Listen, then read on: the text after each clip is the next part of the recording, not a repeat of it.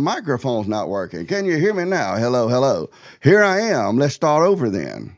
Second stream that I've ever done live. So hang in here with me. I'm old.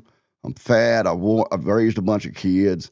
So I'm doing good to dress myself sometimes. At any rate, welcome to the Big Daddy Podcast. I'm Dane Snyder, and I'm happy to be here. We've got a decent debate lined up for you tonight. There's a young man lives in not Alabama, but close. He lives in Kentucky. Young guy, early 20s, smart enough guy. He's just wrong. And I encountered Kevin here. He also calls himself the American gentleman. And believe you me, I'm going to exploit that in the debate. He's in trouble. But at any rate, I encountered him on another debate stream that I saw him on that many of you have seen me on in the past, the No Fugazi podcast with David Cooley over there. And I went up on panel and I went to engage with him. And we were having a really good engagement. And then somebody in the chat paid like $50 to get Kevin kicked off the panel, which I understand, why the guy paid the money to get him kicked. He had actually paid it before I even went up on panel. But ultimately, the kick interrupted our debate. And I wanted to finish the discussion. So here we are to do it on my own stream. And, I will forgive the guy who got him kicked. He's a friend of mine, by the way. I will forgive him one day, just not today. I'm going to hold a grudge for a little while against him. But at any rate, we're here. Kevin's he's a pretty sharp guy. He's just young. He has a lot to learn. And so I'm going to exploit the hell out of that tonight. So try not to feel too sorry for him. This is the way he needs to learn, but we're going to have a good debate. Don't know how long it's going to last. And so let me, if you will, if you're on YouTube, hit the like button, subscribe. I could use more subscribers. That's the doggone truth. I'm trying to get monetized so I can get paid for doing this stuff that I enjoy doing. So if you will, hit the like button, share the stream, and subscribe. And I hope sooner or later to be telling you to send me some cash, some super chats. That's how I can get paid. But I can't do that now. So what you will see on stream will be like a QR code in my Venmo and Cash App information. So feel free to pay the freight. So we're going to go ahead and we're going to bring up our debaters. They're actually backwards. There we go. Let me get them flipped around. The young lady on the bottom, this is Leah. She's going to be moderating. And Leah is someone I met online, so she's a friend of mine. But I can promise you she'll be fair and unbiased. She sure will. She's going to go over the details of the format of the debate in a few minutes. And this guy in the upper right corner, that's some guy named Kevin. And, he's a pretty bright guy.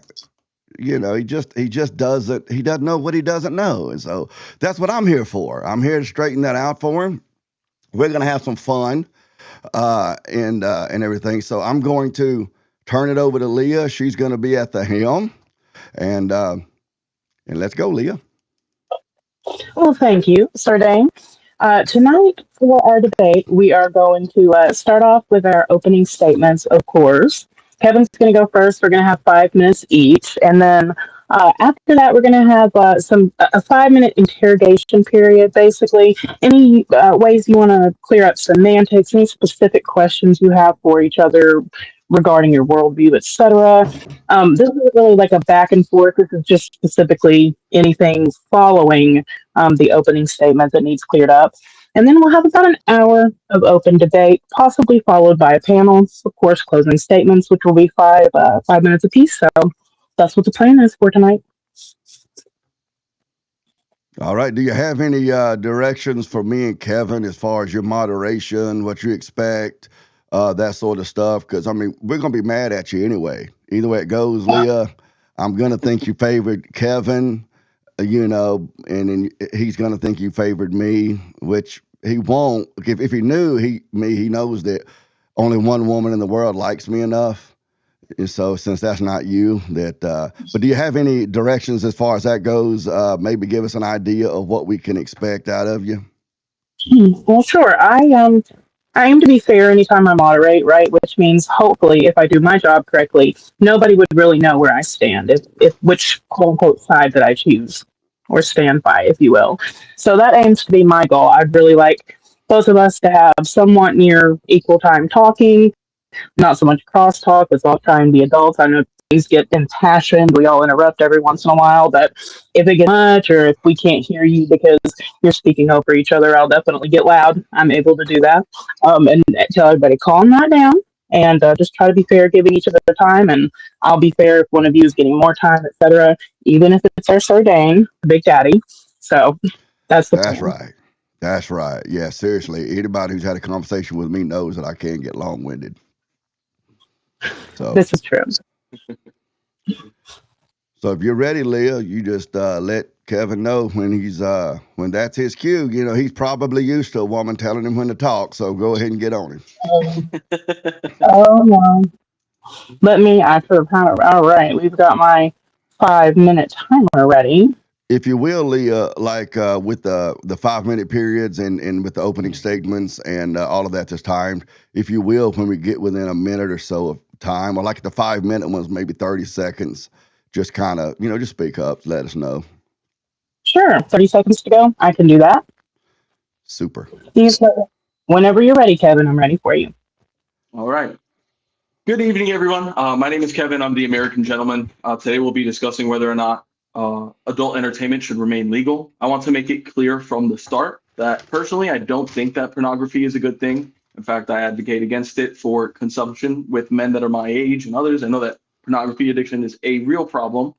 However, I believe that the solution is not to give the government the power to decide which forms of expression are legal. I believe that this is a slippery slope that we simply cannot afford and that it's un-American. Now, some may argue that pornography is immoral and it should be banned, often citing personal and religious beliefs. And while I understand these concerns, I don't believe that we can use government action to address these concerns. The First Amendment does enforce the separation of church and state, and there have been multiple Supreme Court cases to support that, and make it clear that laws cannot be used to impose religiously motivated moral standards. This isn't my main point, but it does provide important context that banning this type of material on moral grounds alone would conflict with constitutional principles. Now, more importantly, pornography is a form of expression that is protected under the First Amendment. The Supreme Court has repeatedly recognized this, that adult material is not automatically considered obscene. In multiple different cases, as I've mentioned, they've allowed different sorts of regulations to protect minors. However, adults retain the right to access that type of material.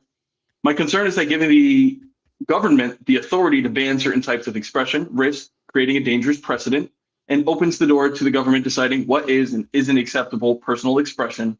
And that is what I think is the real issue here. Now, even putting aside free speech, removing access does not solve the underlying issue. History shows that bans on things that people want, whether it be alcohol during prohibition or illegal drugs, rarely reduces the use. Instead, they drive it underground and create additional harms. With adult material, removing legal access wouldn't stop sexual desire. It would simply push people to unregulated or potentially unsafe sources.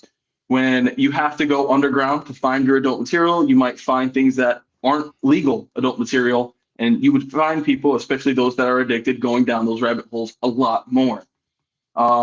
Evidence from public health shows that addressing demand directly through education, therapy, and media literacy is far more effective at reducing harm.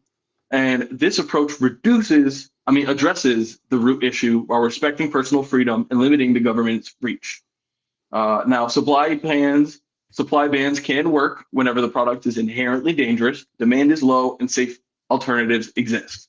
Examples include leaded gasoline, asbestos, and microbeads in cosmetics.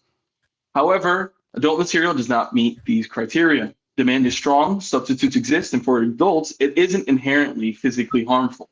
Removing it from legal markets would not eliminate use, it would only increase the risks associated with the underground access, as I've mentioned earlier.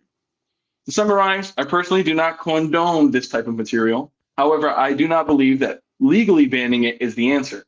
Doing so risks the government having power to decide which forms of expressions are acceptable, giving us a slippery slope that threatens all of our rights. Protecting free expression while addressing harms through education, therapy, and responsible self-regulation is the most effective, ethical, and constitutionally sound path. I yield all of my time for the opening statement. Well, you still had a minute and a half. Very timely. And just a quick reminder to support the channel, y'all. As Dane was talking about before, there's no super chats available yet, but there's Cash App and Venmo. So hit that up. And whenever you're ready, Dane, I'm Let ready. me get that Cash App thing that just popped up there in my screen there, that QR code. Let me get that up real quick. I've been setting up for the stream all day. Of course, my day didn't start till about midnight, to about lunchtime. So let me throw that up real quick. I thought I had that up already, but let me find that. I see it in your corner up there. Yeah. But I also have a ticker that I need to do. Just hang on just 1 second. Let me find it. Trying to remember to have this thing. Here it is. See, I'm telling you, I'm old and slow. Okay, I was a public school graduate. You're doing better than me. You certainly know how to do all this a lot more than me, so you're doing great. No, I'm getting there. Okay, yeah. All right, there we go. Yeah, I'm gonna slow that down just a little bit. Hang on, just 1 minute. Let me because if the person's like me, they can't read that fast. Oh well, this is enough messing around and stalling. We'll just go with it as fast as it is. My apologies for the delay. So, all right, yeah. Go ahead and start my time. All right. Appreciate that, Kevin, because your argument has supported, just really, really encouraged me at just what a fun debate this is going to be tonight, whatever time zone you're in. If you happen to be in India, then it's going to be a fun debate today. But at any rate, folks, Kevin's a nice guy. I've been talking to him since our engagement on No Fugazi a few days ago. He's a nice guy. He is. Smart guy. He's at least put some thought into his positions on the matter. But unfortunately, he arrived at very, very flawed conclusions. Let me tell you what he's going to do. He's going to try to get you to believe that women are not responsible for their own decisions and that they should not suffer the full consequences of their actions. What he's doing there is he's denying the agency of women as full adult human beings who have agency and therefore would be submitted to the consequences of their actions. What he ends up doing, as I've seen him in a couple of debates already, he doesn't believe it does this, I'm sure, because he's a nice guy. Unfortunately, there's not a big market in society for nice guys. But there is a big market in society for men who are leaders and men who are willing to be the butthole in the situation, to do what is right for the people he loves and even people he doesn't know in society. That just seems to be my gift in life, and it has been for 54 years. Okay, but he's going to get you to believe that women are infantilized. He's going to infantilize them because he will not allow them to take full adult accountability for their decisions. Instead of that, he's going to switch that accountability for the woman's behavior over to the man. All right, I just had my phone come on.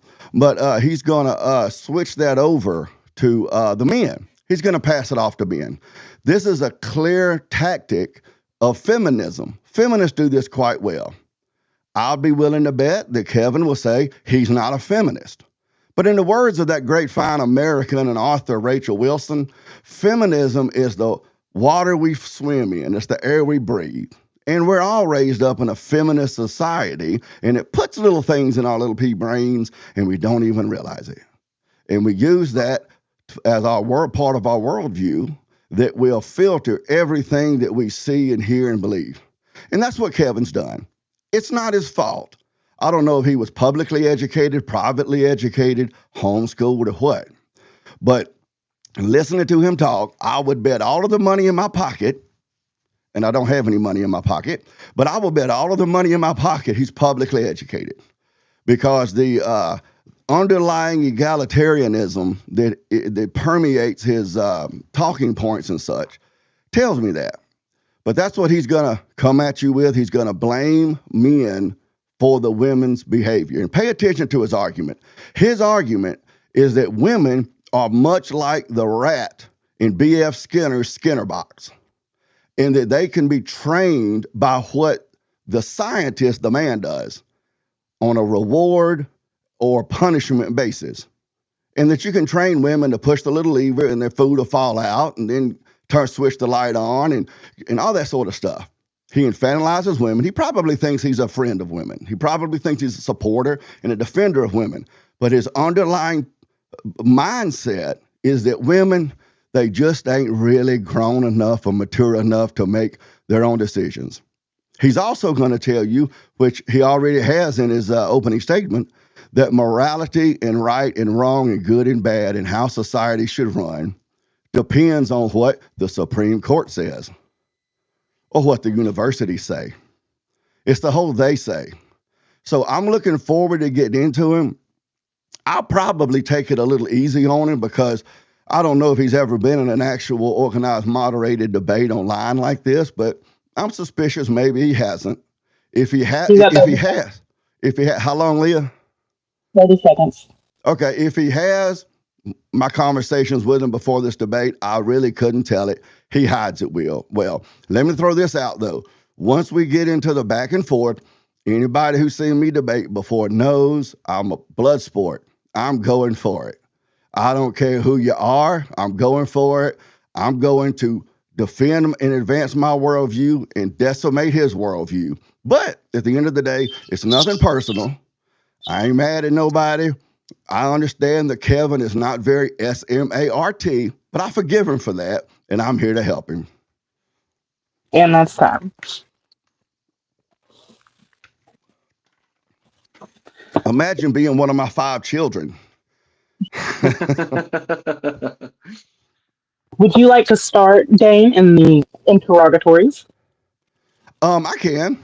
I've got some written down here, but I'm sure I can come up with some off the top of my head as well if I have 5 more minutes. All right. Let me ask you this, Kevin. And in the Q&A period, feel free to ask, when you're asking me questions, if I give you an answer and you need more clarification, you can follow up with that. Okay. And whatnot. So, and I certainly will when I, beating you down and stuff. So, I think I know the answer to this based on your debate with Cooley, but would you call yourself a Christian? Yes, I'm a Catholic. A Catholic, okay. All right, that's super. Would you consider yourself a feminist? I would not. How would you define feminism? Well, the way that I would define feminism would be the belief that men and women should be equal.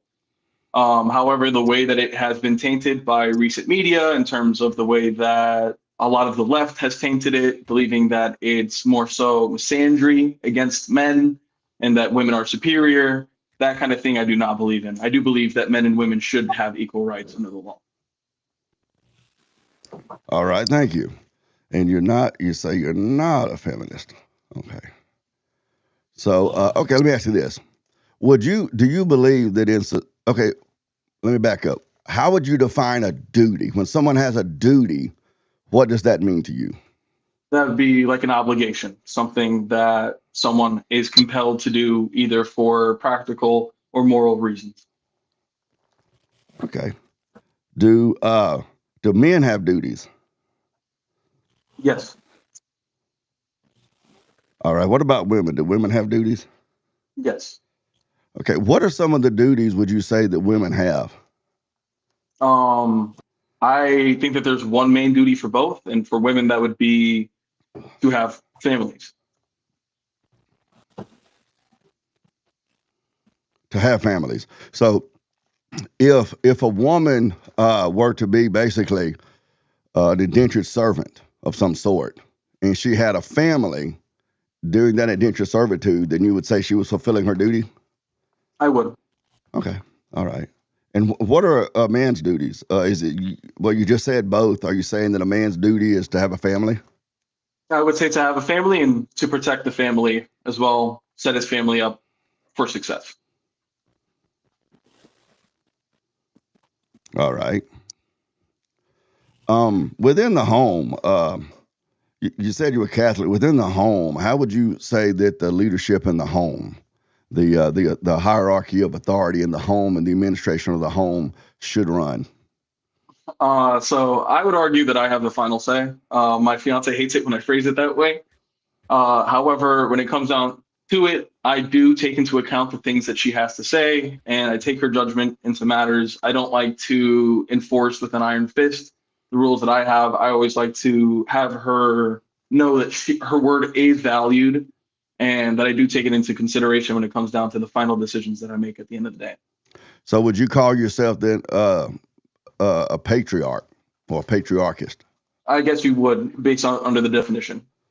Yeah. How do you define the word patriarch or patriarchy? Patriarch for me would, the way that I would define it personally would just be a male leader.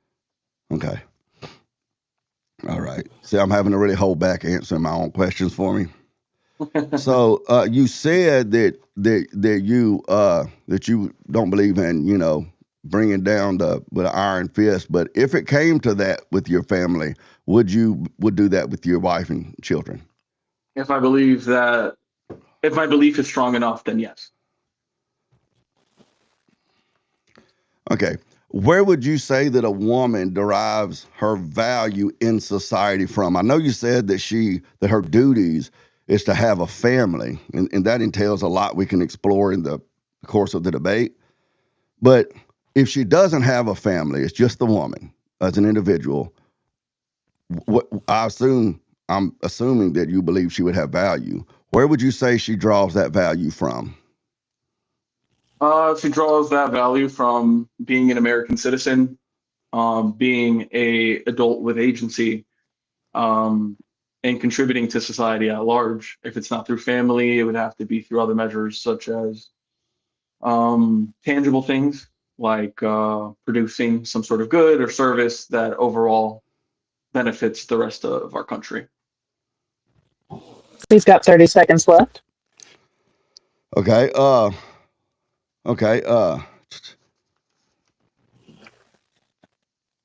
you said that women do have agency. What are your views on divorce? I believe that it should be avoided at all costs, but of course, it's a necessary measure for the worst case scenarios of what could happen in a marriage. What would you say the worst case scenario is? An abusive partner, one that regularly violates the boundaries of the agreement that they had between each other before they got married, that sort of thing. All right, and that was time. Are you prepared, Kevin, for your interrogatories? I am. All right, whenever you're ready. Okay, Dan, what role do you believe that religion plays when it comes to the legislative branch of our government? Or what should it play? What should it play? Well, if you mean just religion in general, that I believe that people, that their religion, if they are truly religious people, that their religion is an ontological part of their person that's not separated from them. My religious life, my work life, my whatever, but rather their religion is something that governs their worldview if they are religious.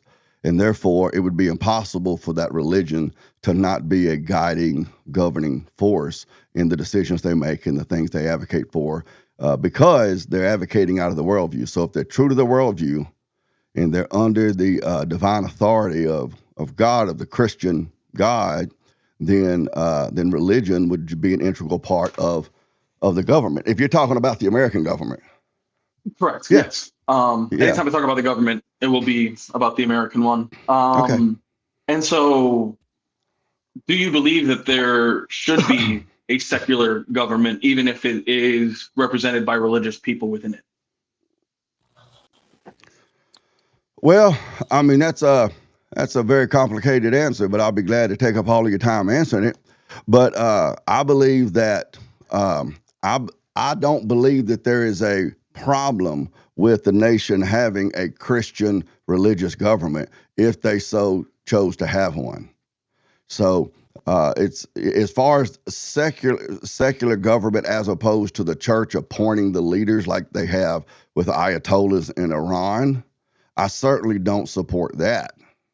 But as far as Christians being an active involved in their legislatures and in their local governments and in the passing of laws that affect how our society runs, and passing laws that would ban certain lifestyles or practices or stuff, then certainly I would support that. So whether you wanted to call that a secular government or not, I mean, the departments can be secular in the sense that, no pope or pastor or anything like that is going through saying, well, you're the president, you're the legislature, and no church is decreeing what the laws are. But when you have a government that's made up of a majority of Christians, for instance, it's difficult to say that that's a purely secular government. Okay, and why would you say that you wouldn't support some of the Muslim governments having the Ayatollah select leadership? Well, because it has to do with my worldview. I adhere to a Christian worldview, so I believe that everything that's good and just and right and pure and holy comes from God. So I believe that if the Christian if the church has actually fulfilled the Great Commission, which is to go and make disciples of men, then I believe that those Christians have been well discipled. And so when they go to their legislatures and they band together, much like they have different caucuses in Congress now with different special interest groups, the Black Caucus and then LBGT groups that cluster together and socialists and that sort of stuff, that if the Christians organized like that and they lobbied for things that were rooted in their actual worldview, well, then the things of Christ and all good things come from God, so the good things would stem from it. However, that doesn't mean that I would support a religious theocracy in general based on just you would support a Christian government in the U.S., so that would obligate you to support a Muslim government in Iran or something. That doesn't follow. That's a non sequitur, because when you go to Islam and some other religions, well, then you go into a whole different worldview. You go into a different set of expectations and ideas of what is good. So I wouldn't support the Ayatollahs, but it has to do with their worldview, not just that they are religious in general. Okay. Within your family structure, would you say that you are a patriarch, or how did the decisions go down? Okay. Oh yeah. 35 years. We've got 30 seconds left. All right. Where would you align yourself politically in terms of where your values lie in terms of government power and citizens' rights? First and foremost, I'm a Christian. That's first and foremost, regardless of who that separates me from or associates me with. Beyond that, I am so conservative, I make Donald Trump look like a progressive. I'm a patriarch. I don't know how much more you want me to go into it, but to say that I'm a conservative, though, or whatever, there's some things that, as we flesh it out, if we flesh it out in the debate, you'll find that there's things that I believe and support that you might think, well, that doesn't qualify as X, but that would go back to the fact that that you just don't know enough to know. But yeah, the Christian worldview.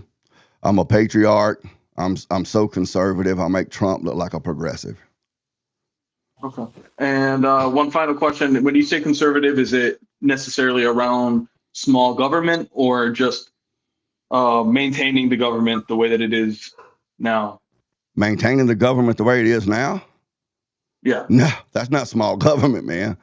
No, I believe the government needs to be only as big as it has to be to do its necessary functions. And for instance, providing health care and housing and food and education and all of these sorts of things that the government ends up, providing for people is not their necessary function. And that's my final question. If you guys are ready to move on to the more open debate, if you have no other questions, we have your ticker going, right? Great. Correct. All right. All right. So, do you want to start with the cross examination, or you want me to start? You can start. Just I want to see how you would handle it. Okay. Well, you said in your opening statement that separation of church and state was basically a proven rock solid sort of thing that would keep the church from, um, having a effect or control. Maybe you can explain to me what you mean by Yeah, separation of no, church and I think state. you got it completely right. I think that there, through the First and the 14th Amendment, it makes it very clear that we're not allowed to use religious morals on their own as the reasons behind the laws that we hold in the Constitution, the rights that we give. Um, Having a effect or control. Maybe you was that. I think that was one of y'all, wasn't it? Apologies, that was me. Okay, that's okay. Sorry. Okay, so when you say the First Amendment, you and I covered this, Kevin, when we were on No for Gazing Mhm. and everything. Can you tell me what the First Amendment says? Exactly. Yes. Okay. So essentially, what the First Amendment says is Congress shall make no law respecting an establishment of religion or prohibiting the free exercise thereof, or abridging the freedom of speech or of the press, or the right of the people peaceably to assemble and to petition the government for a redress of grievances. So you say that the First Amendment prohibits, uh, you know, uh, it establishes rather the separation of church and state, right? Correct. But you just read that it says that Congress will make no law restricting the free practice of religion. That is correct. So if my religion demands that my church or my religious practices and such interacts with the government in a certain way, then wouldn't the separation of church and state then end up violating my First Amendment rights, which protects my free practice of religion? Absolutely not. Because you can still have morals that stem from Christian values and still be secular when it comes to how you write the law. So something, for example, such as you shall not kill, that comes from the 10 Commandments, and that's totally fine. However, if you were to require that people have to be baptized at birth through law, that is a religious tradition, that is something that would be in violation of the First Amendment. But how would that be possible if the First Amendment protects my free practice of religion? If my free practice of religion means that me and all my other religious practitioners want to organize and lobby and get laws passed to require, as you said, or let's if we can direct it back towards the actual prompt instead of baptism, it wants to direct it back to say, okay, all of us Christians come together and we organize, and based on our religious beliefs, we're going to have laws passed at the state and federal and local level where we're going to ban adult entertainment. So Okay, that is something. if we do that as a religious practice, how then is the First Amendment not being violated according to what you call separation of church and state? Because it doesn't necessarily come from a place of it being Christian alone. Where does it come from? There are secular reasons that there could be for banning adult entertainment. However, if it was worded as there shall not be any entertainment that goes against Christian values, that would be something that is in violation. Because even though you guys are freely practicing what you would be, or we would be freely practicing, what that would do is that would prohibit others from freely practicing their exercise of their religion. What religion is it that is religious practice has adult entertainment as part of it? I would argue that a lack of religion is still a religion of its own. So you don't believe there's any such thing as an atheist? I do. I just believe that's also faith of its own kind. Well, the atheist would tell you that atheism is not a religion, it's a lack of a religion. They would, but I disagree with it because at the same token in which the things that they believe it is still based totally off of faith, off of or a lack of faith, and within that, that is going to be itself its own religion. I don't know if that makes sense. I can clarify that further. Well, if you believe that atheism is actually a religion, well, how then could we ever arrive at what you seem to think is the proper practice of the Constitution, which is a secular anything? How can secularism even exist if godlessness, religionlessness, which is what atheism is, if that can't actually happen, then wouldn't secularism then be a religion wouldn't the secularist be the religious cousin of the Christian, Muslim, Buddhist? So then, am I understanding you correctly that what we're really talking about is not necessarily religion as much as we're talking about the philosophical system that undergirds their worldview? Not necessarily, because I believe that within atheism, right, that they like secular and atheism, I would say, are still two different things.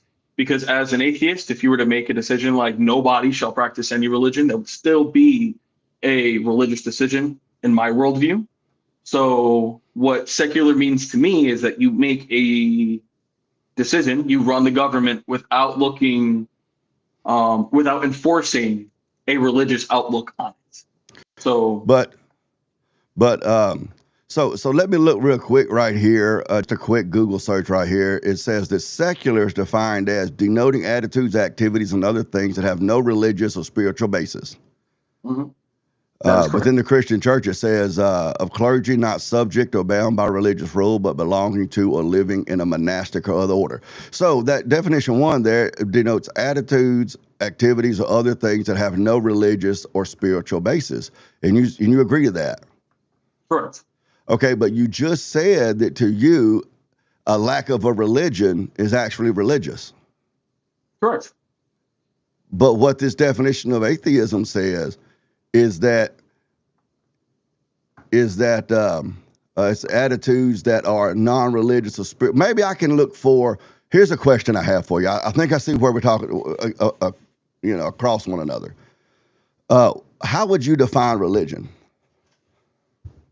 For me, it's a faith in how the universe came to be and how it's today, how it is today, how it's run today. So for you, quantum physics would be a religion. Exactly. So you don't think religions have to have any sort of a supernatural order? Personally, no.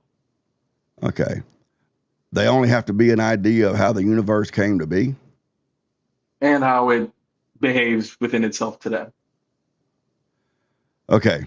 So the quantum physicist would be a religion for you. If they claim that there's absolutely no God, then I would claim yes. I don't think I understand your answer. So Okay. because as a Catholic, I believe in science. I believe that science still exists within the supernatural world that still would have God within it. If that makes sense. Yeah, but what I'm asking you, I'm trying to look for some group, because you said that you define religion as some system of understanding or belief of the origin of the universe and how it runs and that sort of stuff, right? I mean, I'm paraphrasing. Okay. Yeah. So that a quantum physicist, a biologist, these guys, they would qualify then as religious. If they don't already belong to another religious, they would. Yeah, I would say everybody is in some sort of religion, is my viewpoint on it. Correct. Thank you. I'm glad you just said that. And then we could move on from this section, because if everyone's in some sort of religion from your viewpoint, then it stands to reason that everyone makes their decisions about what they support and believe is good, just, right, pure, and all that sort of stuff. The vision that they want to have to see played out in society, they make those decisions and formulate those goals based on their own worldview, which is going to be governed by their beliefs of right and wrong. And it sounds an awful lot like what you're telling me now is You outright said it, actually, is that everyone's religious in one way or another. So how then do Correct. we end up with this secular government that is sterilized of religion? Aren't we Because simply, go ahead, I'm sorry. Yeah, no worries. Because the function of the way that you go about writing and passing laws and the justifications in which you use to do so, that is going to be how you can gauge whether or not something is secular. If somebody is pro-life and they say it's only because God forbids abortion, then that would be something that is not secular. However, if they come up with secular arguments such as it is the murder of another life, the taking of opportunity of a life, these are going to be secular arguments that can back a secular law rather than it being enforced top down from the state. Okay. So, so when you say that the argument against abortion of its taking of a human life and blah, blah, blah, blah, blah, that would be secular and not Christian or not religious? Correct. I mean, even science can say, I mean, it's a human egg and a human sperm, and when they come together, they make a zygote and then an embryo. That is still a human life, regardless of whether or not your argument is that it's sentient or that it has rights at that point. Science-wise, secularly, that is still a human life. It doesn't necessarily belong to a religious perspective. But what do you ground that position in, though, Kevin, other than just preferences? See, that's what I'm trying to figure out. Like, I understand, because like when I ask you what you believe about something or what you define something as, you lead off by saying, well, feminism to me, and those words to me, that's just, you might as well say, well, my preference is, you see what I'm saying? You know, so when I'm asking you about, secular, dynamics in the culture or whatever, and then you say, well, to me. So I understand that we're talking about the your preferences, but outside of your preferences, where do you ground the idea that somehow or another the government has to be secular in that way? Where do you ground that other than that's just what you think? In terms of the evidence in which the Supreme Court has ruled that that you can't use religion in order to make legislation or how you They have enforce not ruled legislation. that. They have not ruled that. They have. And there's several cases that show this. So let's get it. Okay, so with the Everson versus Board of Education in 1947, essentially what that comes down to is that you cannot declare an official state or national religion. It confirms that the First Amendment also applies through the 14th Amendment to the states. Say that again. So that is it confirms this case confirms that the First Amendment applies to the states as well through the 14th Amendment. So how does that support what you just said, that you cannot use religion to establish a law or whatever, that you can't do that? How does that support that claim? I mean, what you did was you quoted the name of a ruling from the Supreme Court, and then you told me how it extends the First Amendment through the 14th Amendment into the states, but you haven't actually told me what the case was about or anything. Okay, I can go ahead and do that. 1 second, I'm just pulling up my notes on it. Super, take your time, man. I got all night.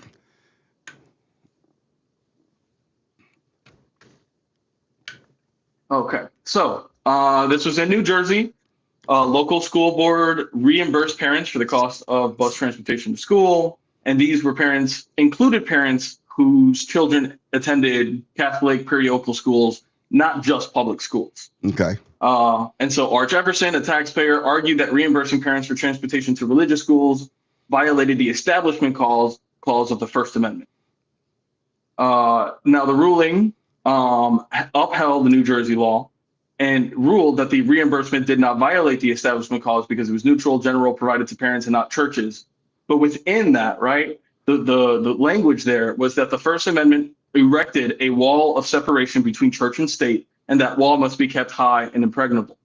So despite the fact that they ruled with New Jersey, they essentially still maintain that there must be a separation between church and state.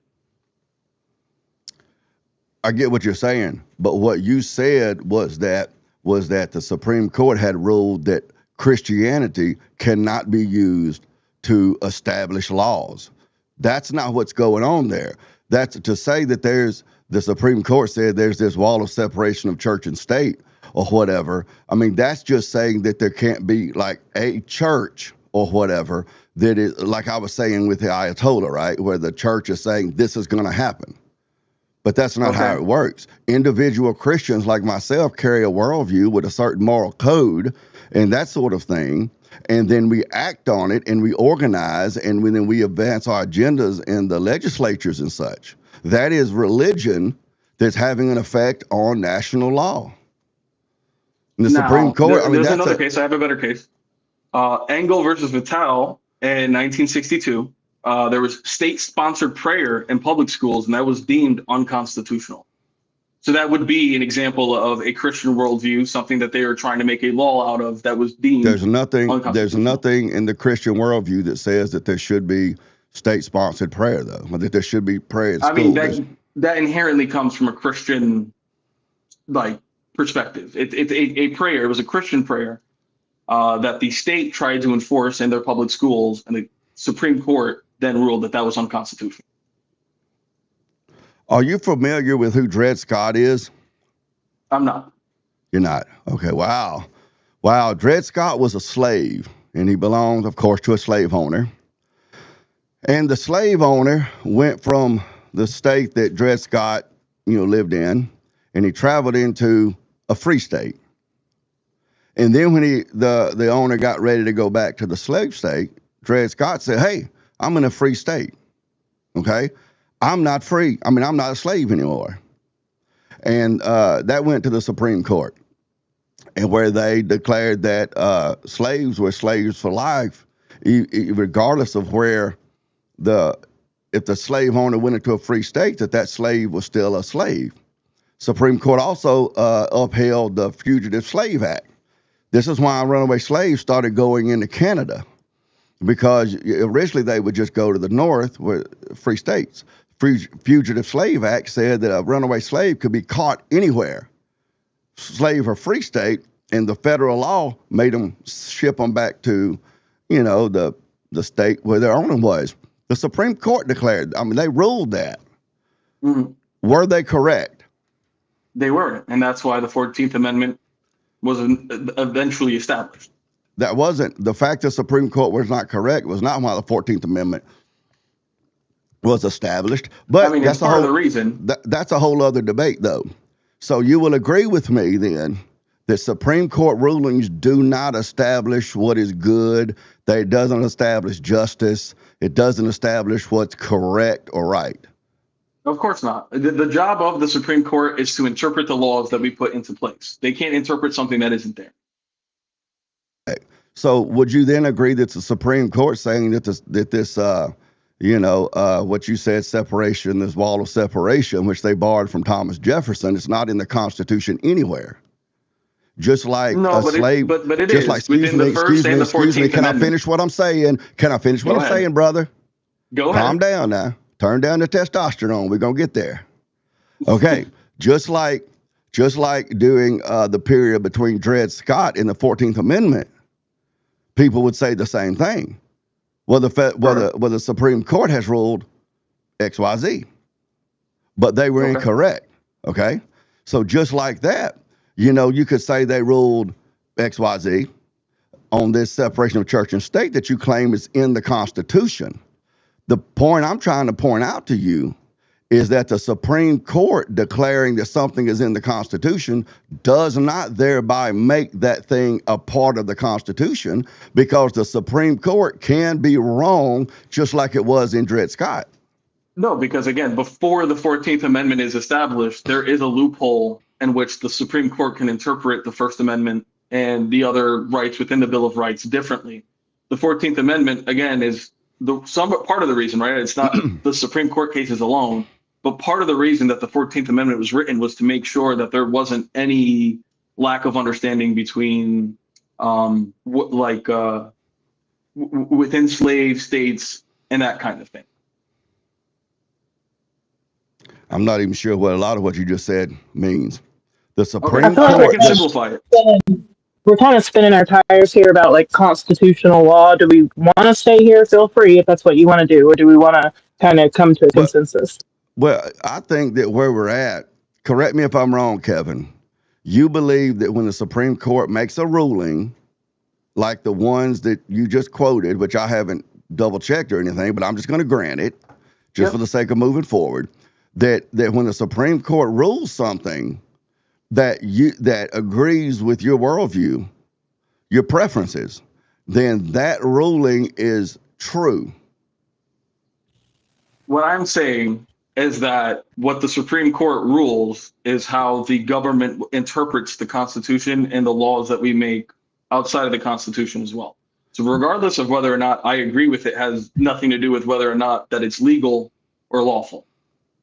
Well, I didn't ask you if it was legal or lawful. See, what I'm working off of is what's right and good. Now, you claim to be a patriarch, and you claim that the job of a man, the duties of a man, let me look here and see if I can read my own handwriting, is to protect the family. You said that you were a patriarch, which means that you lead your family and you do what's best for your family and that sort of stuff, right? So, and I do too. We have that in common. So my duty is to do what's best for my family, not to submit to what the Supreme Court tells me. So that's why I'm asking you. You know, I'm not wanting to get into neither one of us are lawyers, especially constitutional lawyers. But what I'm trying to establish, I'm trying to find out how you ground your beliefs, your worldview. What does that establish on? And what you're telling me is if the Supreme Court says X, Y, Z, that you believe that you will, and you believe that other people should abide by whatever the Supreme Court says is true. No, it's not what I'm saying. I'm just saying that's how the Constitution interprets, that's how the Constitution is being interpreted. If I disagreed with the Supreme Court on something very vastly, I would just move out of America.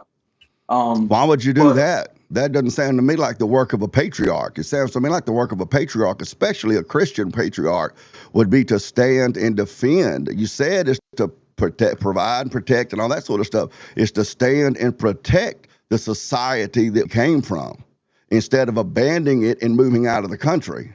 To me, that's not patriarchal performance. No, I mean, definitely. I mean, if you were in a society that told you anybody with a big family, say more than 3 people, is allowed to be, like, there's violence allowed to be used against them. Trying to stay and putting your family through something that could be violent wouldn't really be a very good leadership role from you, especially when you have access to moving to other places where they could just be protected and you can live freely. And that would be my argument. And if you wanted the government to be ran through a Christian lens, you should move to places like the Vatican or other states, like international states in which they enforce religious rule. But trying to change the Constitution, enforce ideals and values that throughout our entire history haven't been there, I feel like that would be... Through our entire history, we covered this on No Fugazi. You know, I watched your performance on No Fugazi that you did 2 or 3 nights before you and I engaged on the podcast. And what I've noticed that you do when you begin to try to flesh out your position is that you say a lot of things that just aren't true. Okay, so like you just said, that's been the case throughout our history. I pretty much cleared that up when you and I were on No Fugazi, because you said that the colonists came here to get to have freedom of religion. They didn't. I explained that to you. You said something about the government having a state church or whatever. I explained to you that wasn't unconstitutional. At that time, and I explained to you that many of the colonies had state churches and they collected taxes from the citizens to pay to the church. But you say these things just off the cuff, like all throughout our whole history. That's just not true. Well, again, it's just more so when I say the history doesn't exist in a vacuum. So it's the collection of events that lead to things. When I brought up that 1947 case with Everson versus Board of Education, they used Thomas Jefferson writings to explain and justify the ruling that they came to. So regardless of whether or not it was one man. Yes, but that's a So very influential figure within the founding of our country. So is Donald Trump. So was Barack Obama. So is Maxine Waters. So is Ocasio-Cortez.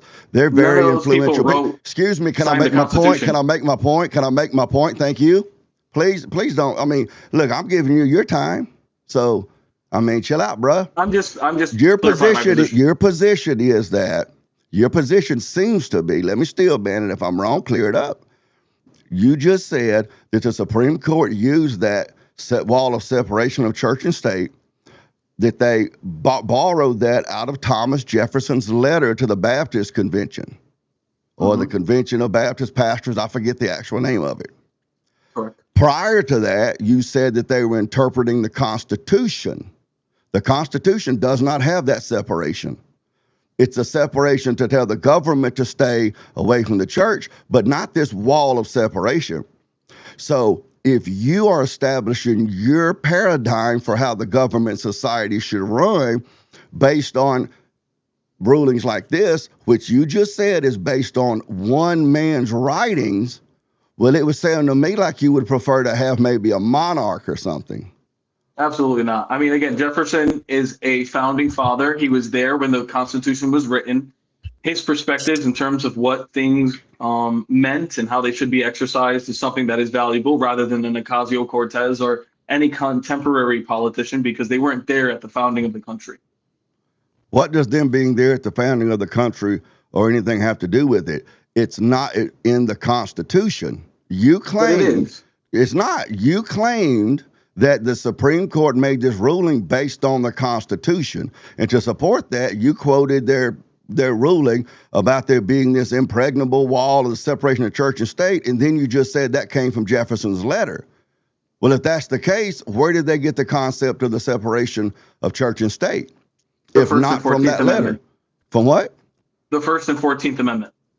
You just read the First Amendment. There's nothing in there that says that there's a separation between church and state. It says that the state cannot establish a law as a respecting an establishment of religion or the free practice.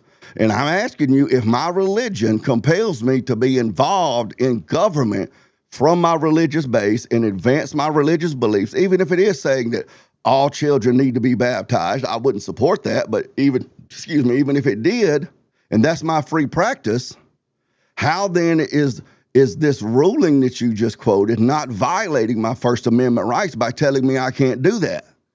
Because if you are the one, if it allows you to violate the free exercise of other citizens, then it's not.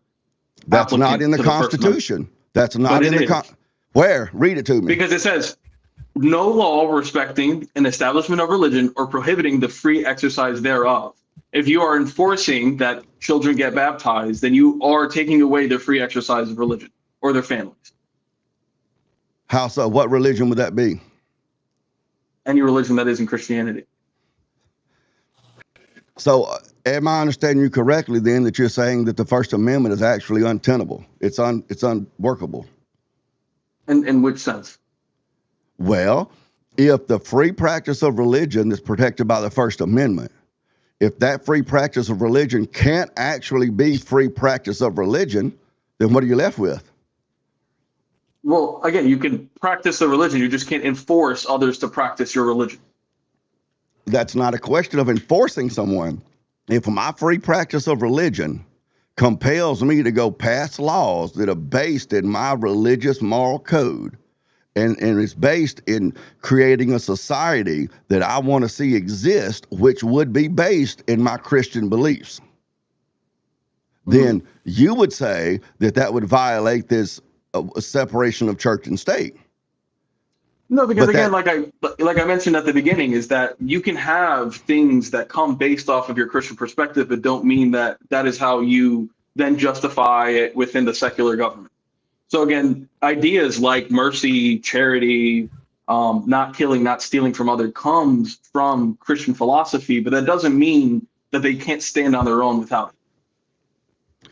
How would you support the need for the moral, make me a morally objective argument, if you will, to support mercy and such without appealing to Christianity from a purely secular worldview? Well, I mean, I'm not secular, so it's going to be a bit of a challenge, but I guess what I would say is that causing unnecessary harm is wrong, just based if we go off the moral principle that we shouldn't do to others what we don't want done to us. Why shouldn't we, though? I mean, because that would be, not doing so would be inconsiderate of others, and that would be inconducive to a society in which we have to share space with each other. What would be wrong with that, though? Of causing unnecessary harm? Sure. Through a secular perspective, again, it just is inconducive to a society which works together. What's wrong with that, though? What is morally advantageous or morally correct about having a society that works together? Again, I mean, I am religious, so I believe that this is all grounded in God, but there are people who are not and do not profess to believe in God who hold these values, and it just comes from the idea we work better as a society and that we shouldn't cause unnecessary harm. So you can't explain to me why we shouldn't cause unnecessary harm from a secular worldview. Again, like I said, it's inconducive to a society that works for each other. Okay, so you can't explain to me what's wrong with that. Because I'm not non-secular. I would argue it from a religious perspective. Of course. And you asked me in our interrogation period, you asked me some question. I forget what it was. And I said, well, first and foremost, I'm a Christian, right? And then I said, and then beyond that, I'm more conservative than Donald Trump, right? And I went down the list. If you had to establish that hierarchy of your priorities and your worldview, what would they be? Oh, well, first and foremost, I'm a Christian as well. And then I would say that I am a social liberal afterwards. So if there's a social liberal policy that does not conflict with my religious worldview, then I would support that policy for the most part. Where would your beliefs that you are holding and defending right now, as far as the secularist and having a secular government and all that sort of stuff, where would that fall within those two things in your worldview? Again, it's hard for me to say because I have not viewed anything through a secular perspective. I have always been religious, but I do have experiences in speaking with people who are secular and do not believe in God, who still hold the same values in terms of not causing unnecessary harm and being considerate of others, to know that it doesn't need to be based in religion per se, even if it's influenced by it. So what is it based in other than their preferences? Well, I would argue with you that, yeah, it's just based on their preferences. So it would sound to me that your beliefs on, this secularism actually takes more of a controlling position in your worldview as far as your behavior and the things that you would support or you would work against than your Christian worldview would. Is that true? I mean, I'm just saying. Okay. I don't think I've ever had a conversation with someone who professes to be a Christian and then at the same time works so hard to justify non-Christian ideas and beliefs in society. So let me ask you this. Would you say that your Christianity is a very private affair that is only about how you believe and how you live and how you practice? Or would you say that your Christianity is a Christianity that compels you to go out and, in religious language, establish the kingdom or establish? Yeah, I would say the latter. It's just that I don't believe that the government, I don't need to have the government enforce that in order to fulfill that mission. And I think it's better off if not. Why do you think that, though? I mean, where is that at? I'm trying to establish in your worldview whether you're a secularist who thinks of yourself as a Christian, a secularist who likes the stuff that Christianity says and that sort of stuff, or whether you're a Christian, as far as your controlling paradigm that has some secularist ideas or whatever. I'm trying to establish what it is in your worldview that's the controlling power. I am a Christian that believes that a secular government is what's best for America.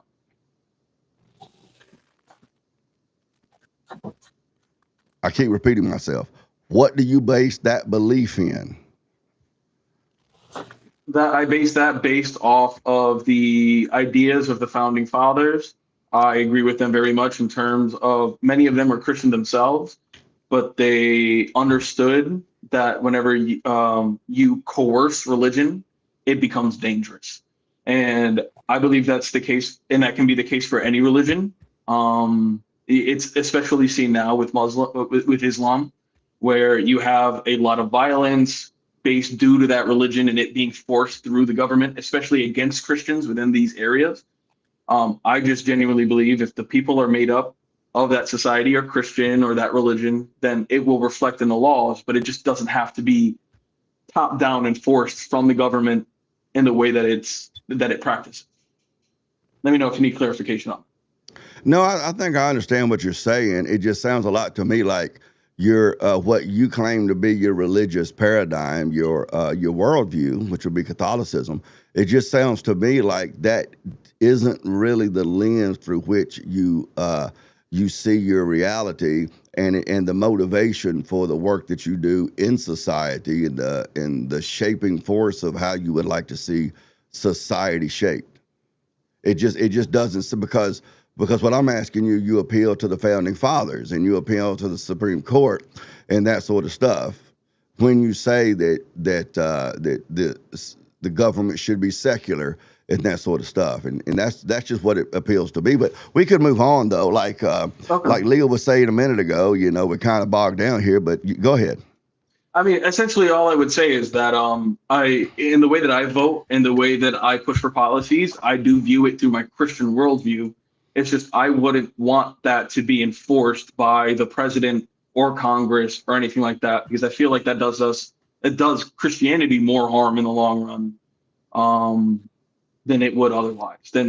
I don't personally believe that God would want us to force religion on others. He would want us to have conversations with them, have them see the light, and bring them as part of it. That's a personal belief, though. That's a personal belief, though. I mean, is that something you can logically support? Or is that just based off of the readings and the things that I hear in church within my Catholic teachings? That's what I base that off of. I just hear a lot in your argumentation here. I hear a lot about what my preference is and my personal beliefs and that sort of stuff. And what I'm trying to get at is a bigger, more overarching position that you can actually defend logically. Because without that, then we just go back and forth with saying, well, I think and I think and I think. And what I'd like to do is get to a point of something that we can actually factually support. For instance, the Supreme Court case that referenced this wall of separation. You cited that as a Supreme Court ruling something on the Constitution, where they're interpreting the Constitution, but then you said that they pulled that from Thomas Jefferson, which that they can't both be true, because if you get rid of what Thomas Jefferson's letter said, there's nothing in the Constitution about a wall of separation, except where it says respecting the free practice thereof. But then you get into your own personal preferences, filtering that out. You see. Well, my personal preferences come from you were asking me about like where I see and why I base my thing in, and I base that based off of a Christian worldview. So it's not that it's necessarily just what I feel. I mean, it's all from lessons and teachings and the experiences I've had as a Catholic and going through my life, what I've seen and what I've learned about our history that gives me my preferences and where they lie at.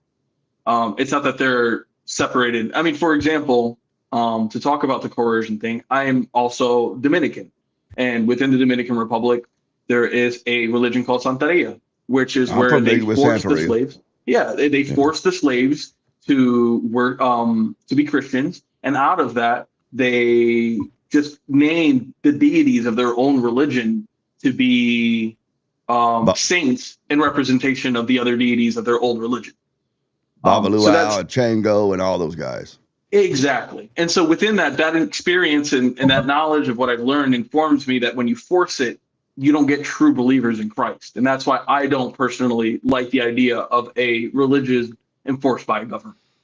Do you think that the Spanish, when they started executing the slaves and natives and that sort of stuff, when they were practicing Yoruba, the African religion, and they started oppressing them, which drove them into hiding their gods into the Catholic sainthood? Do you think that? Are you saying that the Spanish should not have done that? Yeah. That they should have just let the Yoruba just practice their animism to the Yoruban, Godhead, that they should have just allowed them to do that and not forbade that behavior? I think when you forbid it and you put physical consequences on it, you have nothing. I mean, like somebody who is not a believer and someone who pretends to be a believer are two sides of the same coin. When you threaten execution instead of trying to teach and show the word of God, that's how you get somebody who pretends to be a believer but truly is not. So again, that's a cool story, but are you saying that the Spanish should have just brought the Africans over with their Yoruba religion? I don't know how much you studied that religion, but bring that religion over, and they should have just said, guys, because that's what the French did, by the way. See, that's why we have a different experience in the French colonies, because all the French cared about was if you cut the sugar cane, we don't care about your eternal destination. But the Spanish didn't do that. This is why Santeria shows up in the Spanish colonies, like Cuba, Belize, those colonies, because they were Spanish colonies. And the Spanish said, no, we're not going to have any of this animistic, the demons mounting your heads. You can watch old I Love Lucy reruns, and you see Desi Arnaz, who was Cuban, and he's doing his big numbers in his show, and he's calling out Babaluai, which is the chief god of the Santerians. I mean, it's basically hymns to Santeria, but 1950s and 60s Americans didn't know none of that stuff, man, and that sort of stuff. So you saying to me that you believe that the Spanish should have just brought them out and just let them live out their religion however they see fit? Well, it can be, it doesn't have to be the way that the French did it, but I also think that it could be corrected in terms of the way the Spanish did it. I think the Spanish should have continued to try to preach Christ and do care about their eternal salvation and where they go in the afterlife. But I just think the ways that they've done it in terms of coercing and making them fear for their life, rather than, even if it was like mandatory Christian teachings, holding community services and helping those within the church, those are other methods that could influence them without doing it through force, which would have worked better in the long run. So, but you would support mandatory Christian meetings or whatever? In the Spanish colonies over execution, yes. So I didn't ask you over execution. I'm asking you, so you would support mandatory Christian meetings for the Yorubas that came over from? Well, yeah. But that's force. But then you turn around and contradict yourself and you say, but you wouldn't support using force. How do you mandate something if you don't use force? Because, forcing them to be in the class doesn't mean that you are forcing them to be Christian. It's just but forcing them to be present. But you're still using force. You're still using force, though. You said that. Okay, so I'll grant you that. It would, if we just did community services where we just helped out members of the church and those who, that would be an incentive rather than coercion. And that would be something that I would back as well. Something that, again, I was saying it in reference to execution instead of the Spanish killing them. That's why I said. But the underlying foundational point, as I understand it, in your position, is that you're against the use of force to mandate, people to take part in a religion and such. Correct. But then you said you would agree with using force as long as it wasn't too much. I mean, again, yeah. I mean, if you force someone to be part of the religion, I believe that's different than forcing them to be present for education about it. But if being present for education about it is part of the religion, then how are you not forcing them to be part of the religion? You don't see the contradiction in your worldview here? No, because again, because you're not making them get baptized. That would be a decision that they would have to do on their own. But forcing them to just be there and absorb the information that might lead them to getting baptized, that's still different entirely. Yeah, I became a Christian in 1992. Okay. I was very active in church, very, very active in church. As a matter of fact, I ended up earning a BA in theology and religious studies. And then after that, it was somewhere around about 2000, I got baptized. So I guess you would say that during that almost decade between my conversion and my baptism, that I wasn't taking part in religion, in Christianity. No, because again, you had other methods of doing so. I just use baptism as an example. Yeah, well, I'm trying to wrap my mind around your actual positions, because as I come towards your positions and I expose the contradictions, you fine tune it a little bit. You probably are too young to remember this, but when I was a kid, they had knobs on televisions that were hooked to antennas. And they had, like, you could turn this little knob and you could tune out the static and you could adjust it a little bit. And that's what you seem to end up doing with your arguments. As I'm trying to explore your arguments, is you'll fine tune it a little bit. You're just enough to where you can get around my objection. So what I'm trying to get to is what your foundational, where you ground your worldview from. I'm not fine tuning it as much as I am providing nuance, because you'll take something like, should the Spanish have not threatened execution on the Africans that they brought to these colonies? And then I say, no, I would have been preferred that they put mandatory classes, and then saying that because I'm saying mandatory classes, that I'm still advocating the use of force. When again, that's just a slight example. I'm just including nuance to my beliefs, because no beliefs are just one-dimensional, two-dimensional, where one thing fits all. I mean, even in Christianity, right? Like, we have the commandment that we shouldn't kill, but if there was somebody who invaded my home, if I kill that person, that's not me being in contradiction of my faith. That is a nuance that God provided us. But there's really not. Scripture doesn't say you shouldn't kill. It says you shouldn't murder. But that's a whole different debate. You should not kill. No, the 10 Commandments say thou shalt not kill. Have you actually studied what the biblical language, the Hebrew there, in the 10 Commandments there, what it actually says? I mean, unless you can speak Aramaic or ancient Greek, I don't think you have either. Well, that tells me how much you actually studied about what you're talking about. The Old Testament is not in Greek. I'm asking you. I said, or Aramaic. The Old Testament is written mostly in Hebrew with some Aramaic. However, that's not the point of the debate, but the commandment is thou shalt not murder. I mean, that's the... That is just not, that's just not, at least again, when you look at the scriptures today and the way that it was teaching, murder is like a newer term that we created. But kill, that is something that is a much more basic term that existed throughout the expression. Why do you say that? Why do you say that? Because murder is a legal term. Why do you say, you said murder is a word that we created relatively recently, right? I mean, again, relatively recently to 2,000 years ago, yes. Why do you say that? How do you know that? Who told you that? Because murder is a legal term. How old is the word murder? See, you do this a lot. You throw out these things. No, this is a red herring. This is what you do a lot. No, it's not a red herring. I'm exploring your claim. Because I need to understand where murder came from and how long it existed to know that it's a legal term that was created to describe the taking of an innocent life. You made a claim to support your argument that that the 10 Commandments says thou shalt not kill. And it's not what it says. It says thou shalt not murder. So then you made an argument. You just pulled it out of your ass that murder is a relatively recent term. Now, for someone to actually make that claim, you would think that they would already have studied it and found out what when the term murder first shows up in the lexicon.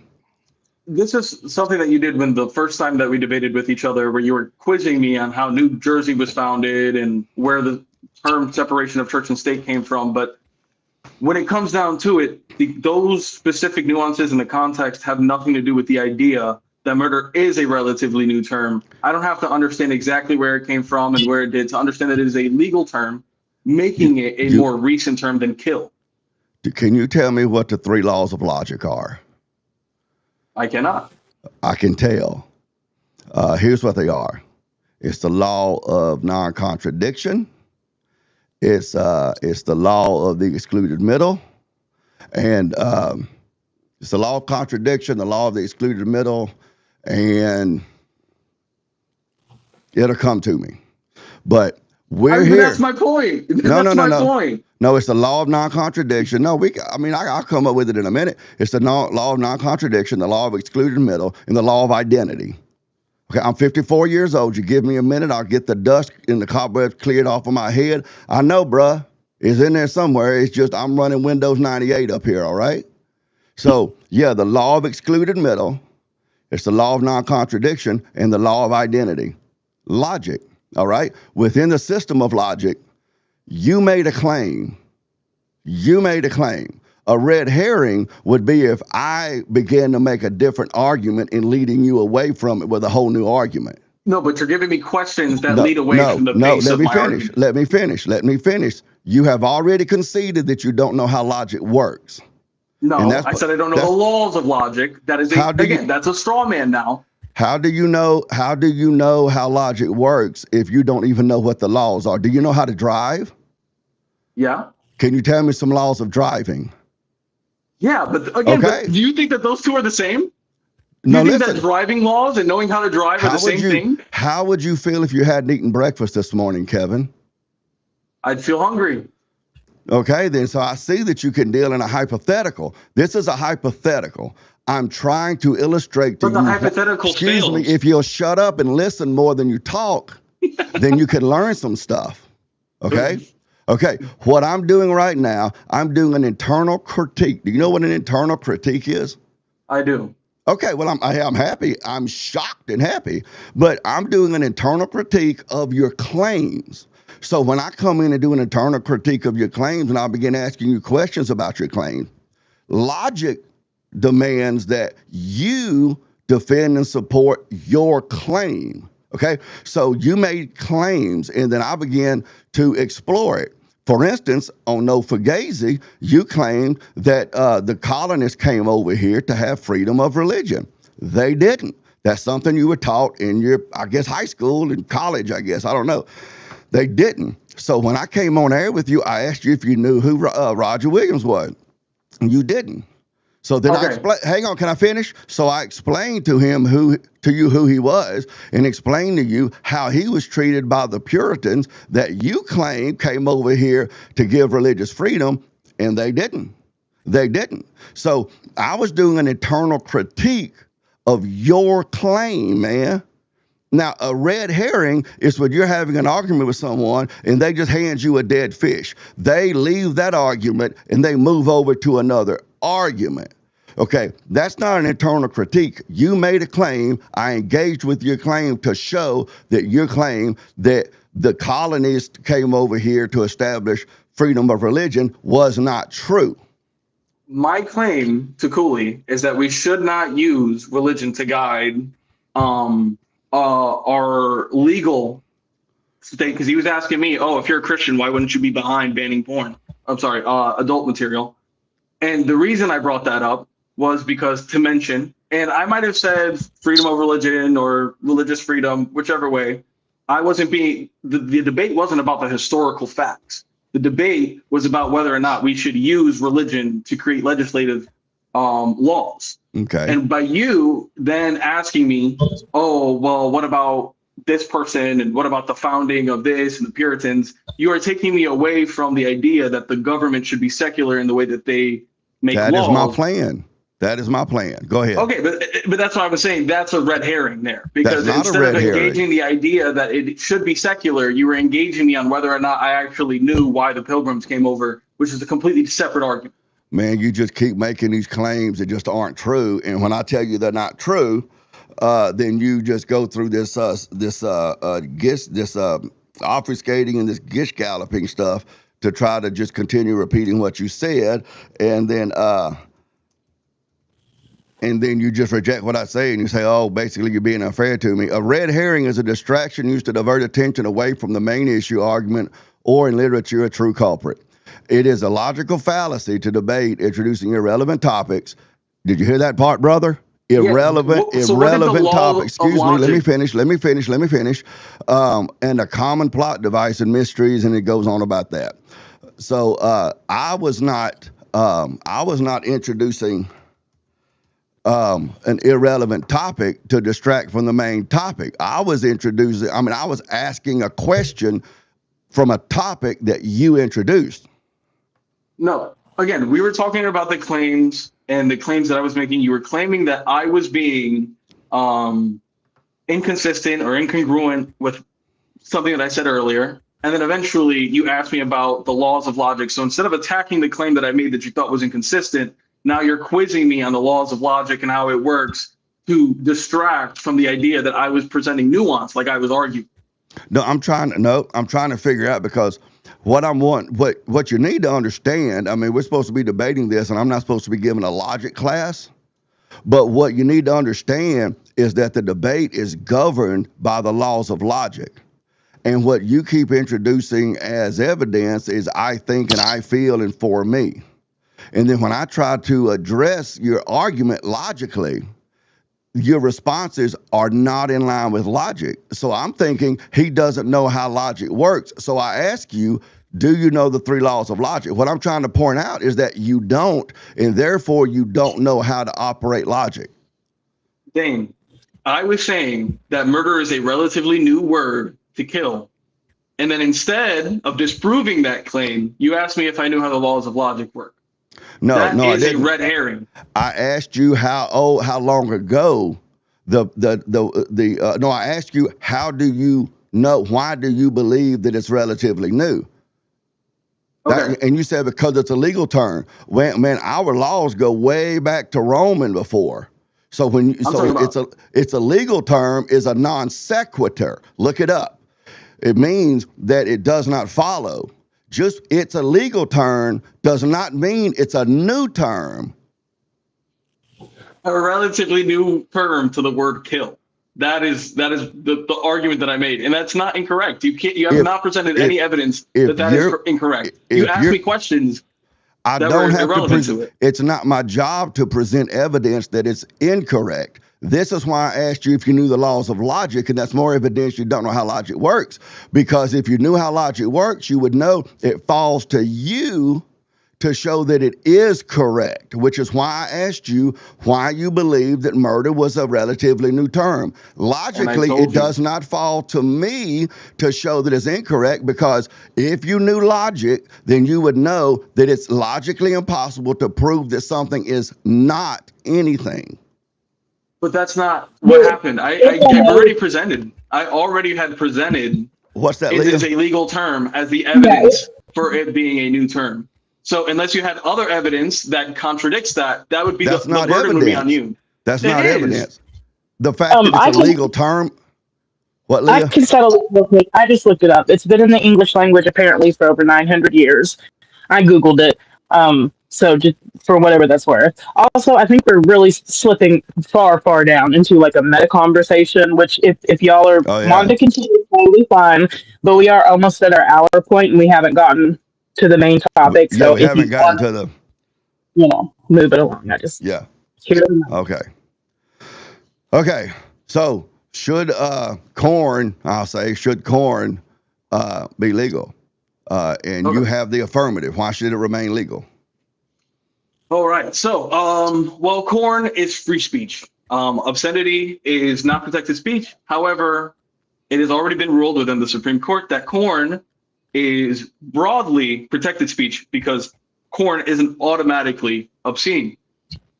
Again, if we're working in America, the American government, we have to use the Constitution when we talk about how we make laws and how we pass them and what is right to be passed and what is negative.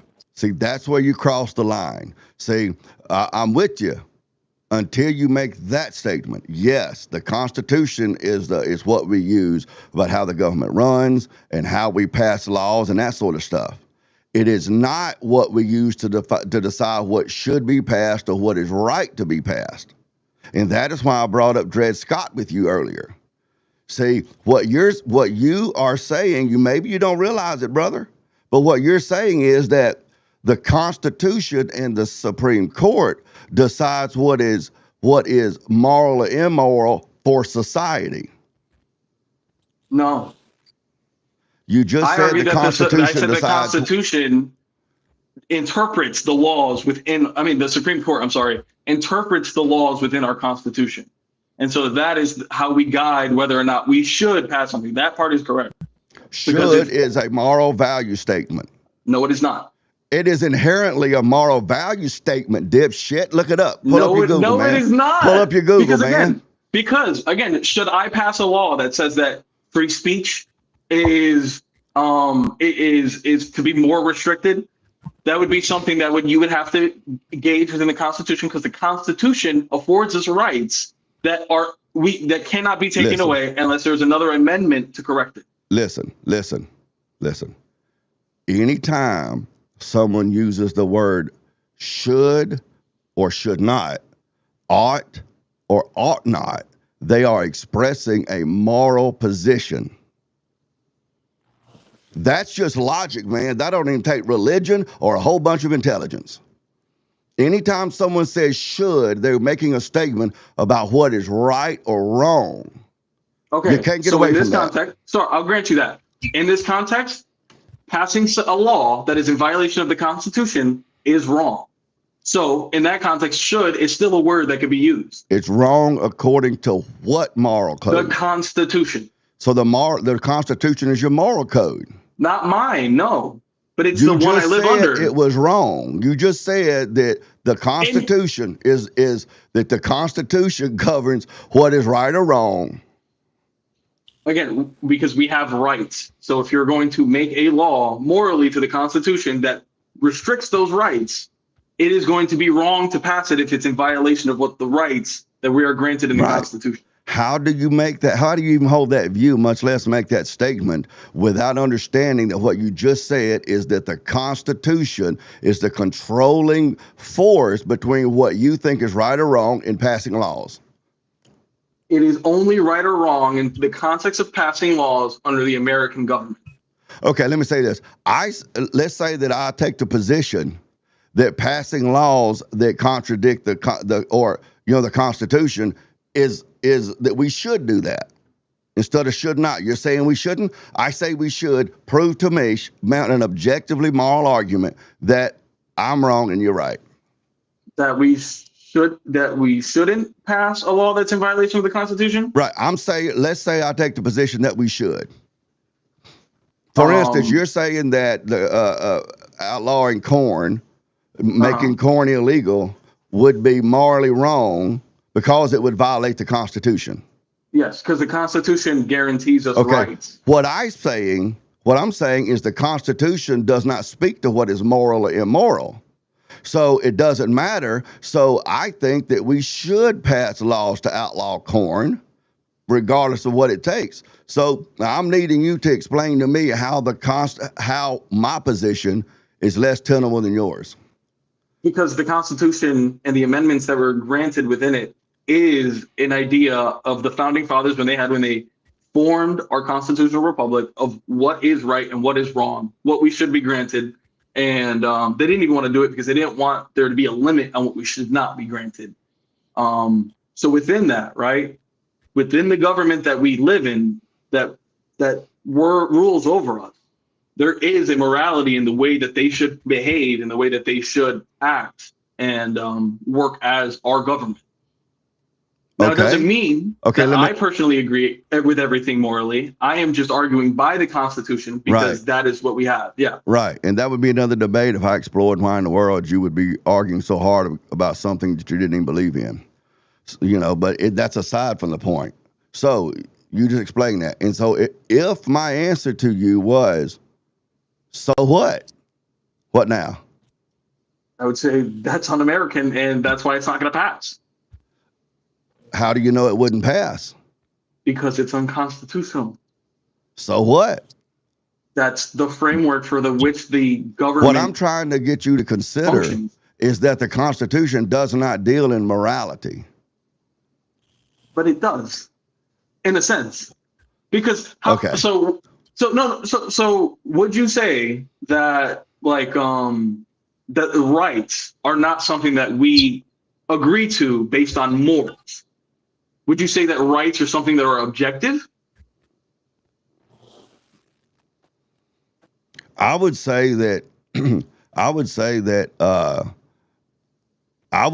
yes, rights are something that's objective. Well, how can that be the case when the UK and the United States have different rights? Because they have different governments. Where do rights come from, Kevin? They come from governments. Okay. Not even true. So, okay, No, let of me course ask it you. does. No, here we go again. You're going to call this a red herring, but you say this dumb shit that you've had spoon fed to you that you haven't really. Of course, you're only 24, so I'm being tough on you. But No worries, be tough. that I you can handle haven't it. even sat down and really considered whether or not it makes sense. So you say that rights come from government. Correct. Okay. So here we go back again. You call this a red herring. It's not. It's an internal critique. Okay. Dred Scott, Harriet Tubman, Sojourner Truth, Fred Douglass. Government said they were slaves. If rights come from slavery, come from government, what is immoral about slavery? Okay, so I feel like the wires got crossed a little bit there because Of course you do, and you always No, do no. this. Please answer my no, question. because No, Dave, please answer because my Dave, question. Are you going to tell Please, me Dave, that? please, let him finish. please Go answer ahead. my question. Let him answer. Go ahead, Kevin. Okay, so what I am saying, so based on what you said, Harriet Tubman, did she have rights or did she not have rights under the government? Please don't that ask time. me a question. Please answer my question. Answer All right, my rephrase question. your question. You said, let me still man your claim, and then you can Okay. go. You said that our rights come from government. So I'm Correct. testing your claim. Oh, it's a red herring, Dane. No, it's not. I'm testing your claim. If rights come from government, when slavery existed in this nation and in the UK, when they existed, what was immoral about it if the government said that the slaves didn't have any rights? It was immoral because they should have had those rights, but that doesn't mean Why? that they had Why those should rights. they have had the right? Why should they have had the rights? Because under the Constitution, the founding fathers wrote, we should all be equal under God. And I forgot exactly how it's phrased, but paraphrasing that that life, liberty, and pursuit of happiness is guaranteed to us by God. You're not answering my question. You said that rights came from government. If that's the case, then I need you to explain to me what was morally wrong then when the government did not grant rights to the Africans, then they could not have been having their rights violated or anything. Those are two different. You're asking me a question that doesn't relate to my claim. It does relate. What I am saying is How that does the it not rights that relate? we are granted come from the government, and then you're asking me about the morality of the rights, which are two different things. Where we get rights from and whether they're moral or not are two separate issues. That's not what I'm asking you. I'll repeat it Can as I- slow as I possibly Can can. I actually help just a little? I think that Okay. it's a misunderstanding because you're kind of talking past each other. You're, I think, Kevin, thinking that what Dane means is that if the rights come from the government, then how could they do an immoral thing? I think, and tell me if I'm wrong, Dane, more what Dane is asking you is if the rights come from the government, did they just forget that part? Is that more what you mean? I mean, basically, I'm trying to establish because you're claiming, for instance, within the prompt that these women and men too, but mostly women who are selling pictures of the butthole online, that they have a right to do that because of their First Amendment rights. And so I'm trying to drill down See, I'm not here to just bicker about my preferences over your preferences, For all you know, I've got 18 different OnlyFans subscriptions. I mean, I can't afford that. But I mean, so I'm trying to drill down into your worldview. So so I asked you, where do you think rights come from? Because I knew what you were going to say based on your argument. Where do rights come from? And you said they come from government. And so I'm testing that claim because I'm telling you that's not true, but that doesn't matter. Well, my preference is and what I think and what I've experienced doesn't matter. So I'm trying to test your claim that rights come from government. And to do that, it would make completely reasonable sense for me to back up and say, well, let me bring up a time when the government was violating someone's rights, but the government said it wasn't, because you have that's why I brought up Dred Scott, brother. Okay. So that's why I'm saying back during slavery, or when women didn't have the vote, or all of these sorts of things, the government had not granted those rights, which is what you say rights come from. So how was that any sort of violation? What was wrong with that? There wasn't a violation of their rights because, like you said, the government hadn't granted it. So you're actually arguing that chattel slavery was not a violation of the human rights of those people? Because human rights weren't established at that time. If we look retroactively, then yeah. But what I'm saying is that rights are only afforded to us if our government agrees to grant them to us.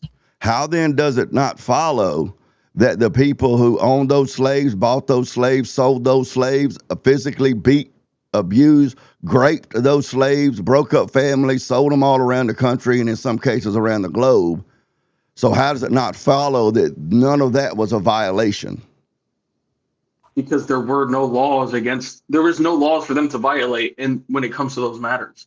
Okay, then what was morally wrong about it? What was morally wrong is that you are restricting the liberty of someone else. Their agency. They don't have a right to liberty. They don't have a right to liberty. They didn't. So they didn't violate anything. So how is it morally wrong? I mean, how can you say this, if you will, man, I know it might cause some feedback in your head, but when you're talking, also listen to yourself. Okay? Okay, brother, you said I asked you, well, then what was morally wrong about it? And you said because it was restricting those people's liberty. And then I said they didn't have a right to liberty because the government hadn't granted it. So if the government hadn't granted it, which is your standard, not mine, if the government hadn't granted their right to liberty, well, then they could not have violated their right to liberty. That's my point. It doesn't, just because they hadn't granted it doesn't, okay, let me restart. I think you're about to agree with me. Go ahead with it, brother. Because they haven't granted those rights, they are not violating their rights. That does not mean that it is moral for the actions that they do to happen. That's a great assertion you have there. It'd be a shame for something to happen to it, but you keep rewording and representing the same assertion, and I'm trying to drill down into that assertion. Okay, you said rights come from government. Correct. So then I'm testing that, and I say, well, what about all of these slaves over here? The government hadn't granted them rights. So then how is that any kind of violation? And you didn't seem to bother you at all to say that was not a violation. It's not a violation. No, I need to stop telling you to interrupt me, because the more you interrupt me, the worse you look. So it's not a violation. So I'm saying, well, okay, if it's not a violation of my rights, of their rights, then what is morally wrong? And then you turn around and appealed to the violation of a right that they didn't have. No, that's not what I'm doing. Yes. Because Dane, again, these are two different questions. Legally, no, their rights were not violated. But now you're asking me morally, what do I feel about it? Those are two different things. And that's why you keep getting stuck on it. Because again, I am describing legally, they did not have their rights violated because they were not granted those rights by the government. But morally, taking someone's agency away, taking away their liberty, morally, to me, that is wrong. But the thing is, you don't get a legal and a moral system just for you. We're talking about on a societal level, when we're talking about public code, the way that our society is going to run. See, that's the argument that a lot of people made during slavery. That's what a lot of people say about Schmishmortion today. That's what a lot of OnlyFans partakers would say. Well, if it's immoral for you, well, don't own any slaves. If it's immoral for you, then don't get a Schmishmortion. If it's immoral for you, then don't take out an OnlyFans account and don't get an OnlyFans channel. And we're all happy. You just don't take part in it. But you don't get your own set of codes. You don't get your own set of laws. Yeah, exactly. We get one for all of us, and that comes from the Constitution. It doesn't come from the Constitution. Who created the Constitution? The Founding Fathers. Where did they come up with all of that from? From different philosophers that they read and Why their did they do experiences it? Why did they do it? to establish the United States government and to guarantee us rights that they did not have previously under different governments. Well, that's your claim that they didn't have it under different governments, but that's because of your flawed worldview. But why did they want to do that to, as you said, not me, as you said, to establish these rights? Why did they do that? Why did they establish rights? I asked you first. I'm asking you. Is that I what know you're that's asking a me? joke. That's a joke, man. That's a joke. Okay. I just want to be clear. No, definitely the rights that they gave us were definitely in response to rights that were taken or were not given during the time. For example, I forgot which amendment it is off the top of my head, but there is an amendment in which military members cannot force their way into your home. That comes as a response from the British government using American citizens' homes to stay at, use whatever resources they wanted. And so when they wrote the Bill of Rights, that these are all things that they had in mind when writing the Constitution and the Bill of Rights. I think you forgot my question. Was your question not why did they write those rights down? You said it comes from the Constitution. I said, well, why did they write the Constitution? Well, because there's a lot of rights to the Constitution that ain't in the Bill of Rights. So, so why did they give us, the Constitution? And then you're telling me all this stuff about why they wrote the Bill of Rights and stuff. Okay, why did they write the Bill of Rights? So, to give us rights, did they just wake up one morning and say, you know what? I don't think this Constitution is long enough. And there's going to be kids in a few years in school that are going to be just disappointed if we don't give them a bunch of amendments to memorize in school. So we need to, you know what, fellas? We need to meet up down there at the club and have some drinks and smoke some cigars and write up the damn Bill of Rights. They didn't do that, right? So why did they decide that that was a good thing to do? This is the issue. You keep asking me questions, and it's hard for me to understand the answer that you're looking for because you're not being very specific. So when you ask me why did they write the Bill of Rights? If I could interject, just a minute, let me interject. Okay. That's part of the problem, okay? You're busy trying to figure out the answer that I want you to give. I shouldn't be doing this for you. You just said that, brother. Damn, you don't get your own language, man. I'm not trying to give you the answer that you're looking for. I'm giving my answer to your question as a response. I don't know what you're seeking from in my answer that I can possibly. You don't know what I'm seeking from. Okay, I shouldn't be taking you to debate school and teaching you how to debate in the middle of a debate. Honestly, you need to go back, brother, because you're not making any sense. You should focus. I'm making sense to anybody got more than 3 brain cells. You're busy. You should not even concern yourself with what I'm trying to seek in your answer. You should answer my questions based on your worldview. Again, that is what I'm saying, Dave. I am answering based off of what I think you're asking me. So you're asking me, no. Hang on just a minute. What, Leah? I think, correct me if I'm wrong, Kevin, he means somehow you have not been specific enough in your question. Correct me if I'm wrong. What I'm trying to say is that what I mean is that he's asking. Yeah, exactly. I think that's perfectly worded, actually. Yes. That he's not being very specific in what he's actually asking for. Correct. Yeah, well, there's not really a big requirement for me to be specific enough so that you get a good I can answer your question. No, I'm exploring your worldview. So I'm trying to find out why did they write the Bill of Rights, or why did they write the Constitution? You said to grant us rights. Well, why do they want to grant us rights? And I explained that they had rights that they felt like they were not given from their previous government. Why did they That's feel not a- that? Why did they feel that? Because that was the experience they had within the previous government. That's why they rebelled. So what? So I mean, why did they feel that they should grant rights to people? Would you agree that it was based on their moral system? Yeah, I mean, I said that earlier. Okay, well, you just earlier you said that it's the Constitution that grants us rights, and that Yes. morality and what religion and the individual people, had that's not it. It's the Constitution. Yeah, the Constitution is the tool in which those people use to give us the rights that we're given. Right. Those people who had a worldview, right, that was Correct. based, it was based, most of them, all but one or two or three of them, in their religious beliefs. So they believed that this document was to enact their moral beliefs on a society, Yeah. correct? Correct. Correct. So That- where again, I want you to remember, Dave, you said that you thought that rights were objective. I was the one that says that they come from morality. Oh, I do believe they're objective. I do believe they're objective. But Okay, I'm being consistent. No, well, yeah, you could be consistently wrong, but Okay. but you claim that government grants rights, and then when government has not granted a right to you, that they weren't violated.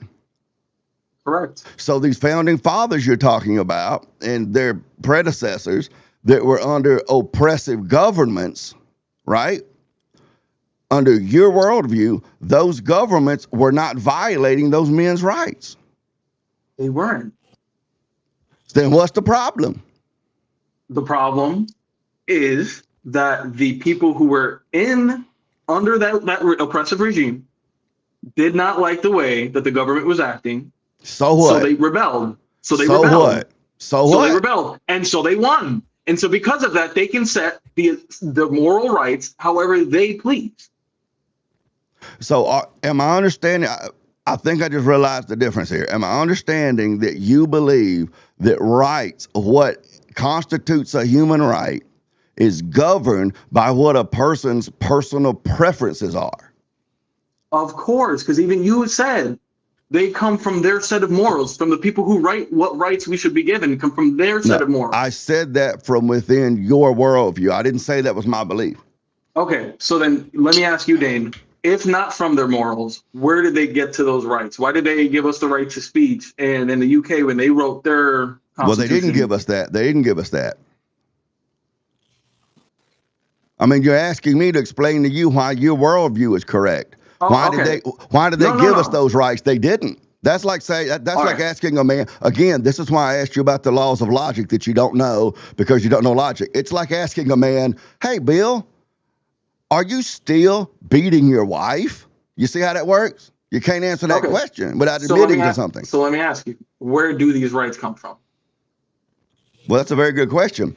Why is it immoral and why is it a violation of my rights to beat you up, Kevin? Or to steal from you?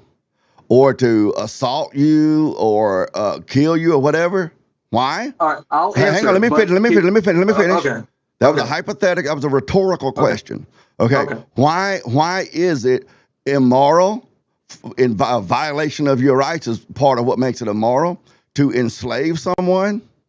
Because that human being carries the imago Dei. They carry the image and likeness of God. So when my image and likeness of God sees your image and likeness of God, if I enslave you, I am enslaving the image and likeness of God. When I oppress you, when I steal from you, all of those violations of your rights, I am violating the image and likeness of God. If you get rid of the image and likeness of God, it is impossible for you to have a consistent and historically transcendent foundation for any rights outside of, well, I just think it ought to be like that. You get away from that, you get away from the image and likeness of God, you have no consistent standard for what a right is or is not. It's just Okay. whatever people's preferences are. So does God give us the right to speak freely?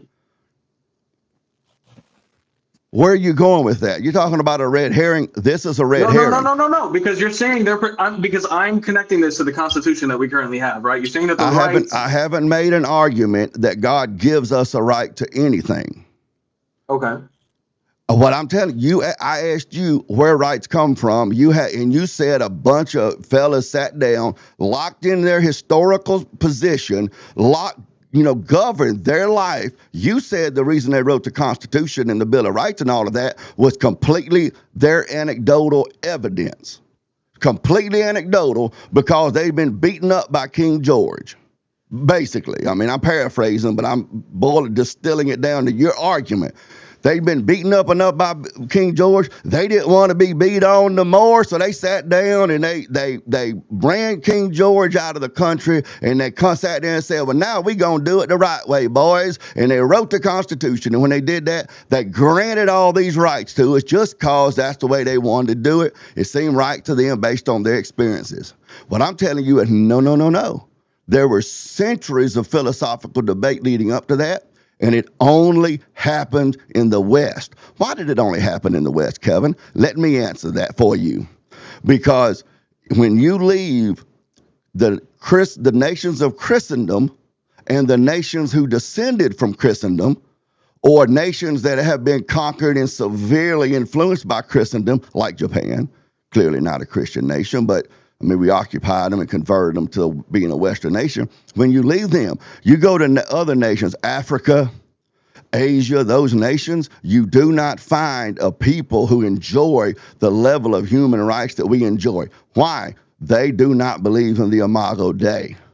They believe that the government establishes rights, and that's how millions of people have been slaughtered on this planet because they agree with you. Well, if the government decides you can't do it, then you can't do it.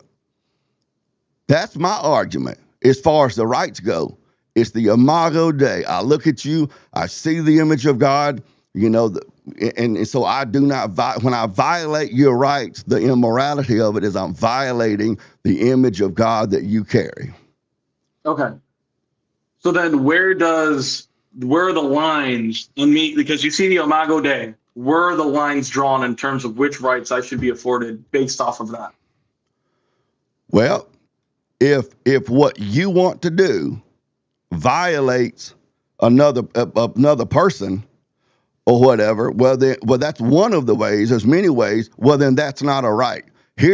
How do you delineate what is a right or is not a right?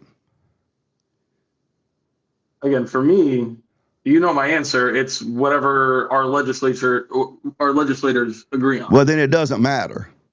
Well, then your question doesn't matter.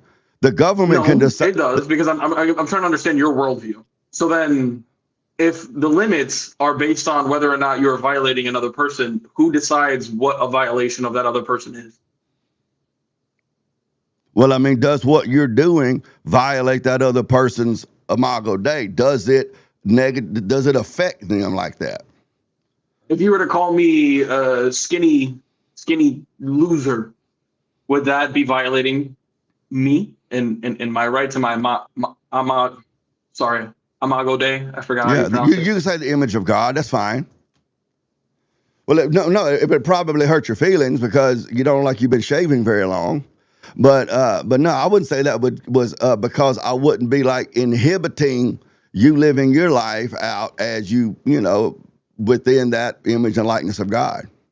But that's not what you initially said. You said if you were violating that image of God, in a sense, that would be a violation of my right. What I mean by that is you and I are equally human, because you and I equally carry the image of God, right?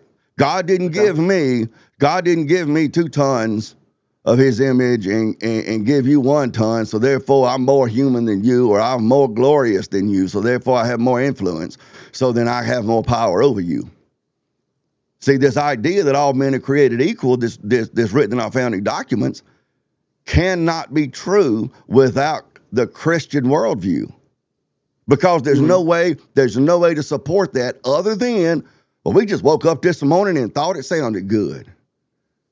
See, well, I would have never argued with you that they're Christian inspired, but again, the rights only come into play and are enforceable once they write it down into our Constitution and guarantee us those rights. Not true. If we threw away the Constitution right now, if the Constitution suddenly went away, or let's say that we were invaded or something and we were conquered or whatever, would you still have a right to life, liberty, and the pursuit of happiness? I would personally think so, Why? but I wouldn't. There is no personal. We're not talking about what you would personally believe. Okay, We're talking so about then, so then I would not. If there is nothing to guarantee and back up the idea of the right that you are trying to say that I have, then that right does not exist. Of course it does. Of course it does. So prior to Christ, right, within the Jewish laws and everything like that, and all throughout the world, say let's not even focus on where the Jewish customs and all of this was. How do you then have that idea that there is these rights for these other civilizations when they have no idea who God is? They don't have to have an idea who God is, but it's because it goes back to the image and likeness of God, but they don't have to have an idea of who God is for them to be created in the image and likeness of God. Okay. I mean, if you believe that, this is why I established in our opening statements and our questions whether or not you were a Christian. Okay, some people claim to be a Christian and they really ain't Christian, I mean, but you say, well, no, I'm Catholic. Well, okay. Well, I mean, okay. So we kind of, I know I'm one of those dirty, filthy Protestants, but we kind of, the major stuff we agree on. So we can have this conversation. If you were an atheist, well, then I would be in a little bit of a different conversation. But, you and I, we both claim to be Christians. So we both believe that human beings were created in the image and likeness of God. So that image and likeness of God is not do you believe that an atheist is created in God's image? I do. Okay, then, well, that's the answer to your question about what about people in other countries that don't believe in God or know anything about God, but their rights still come from the image and likeness of God. So I think this is why we're still talking kind of past each other, is because I'm still approaching this in the way that I'm arguing is like, I'm just talking about the Constitution for what it is. You're talking more in terms of like what God grants us and that kind of idea. Am I correct in saying that? Well, not necessarily in that hierarchy that you're saying, but partly yes.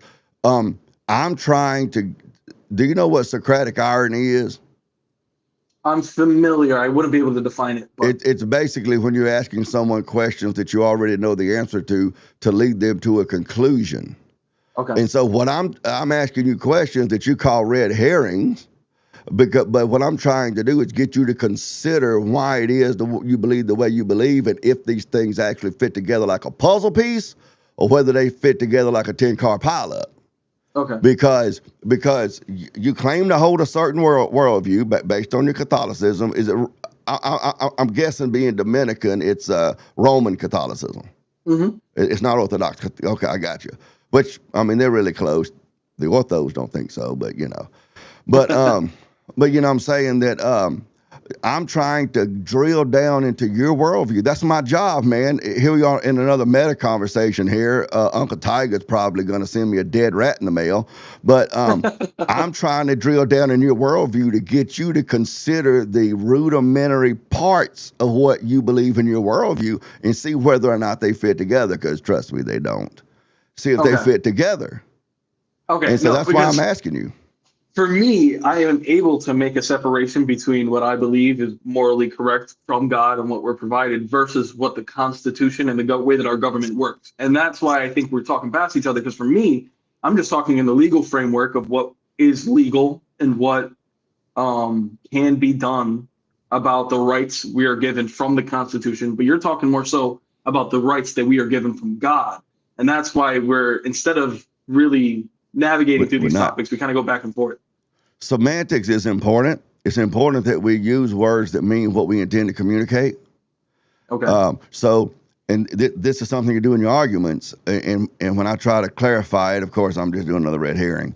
Well, I'm asking questions that aren't related. But you just said, you're trying to understand rights that are given to us from God. I didn't say that God granted any rights to us.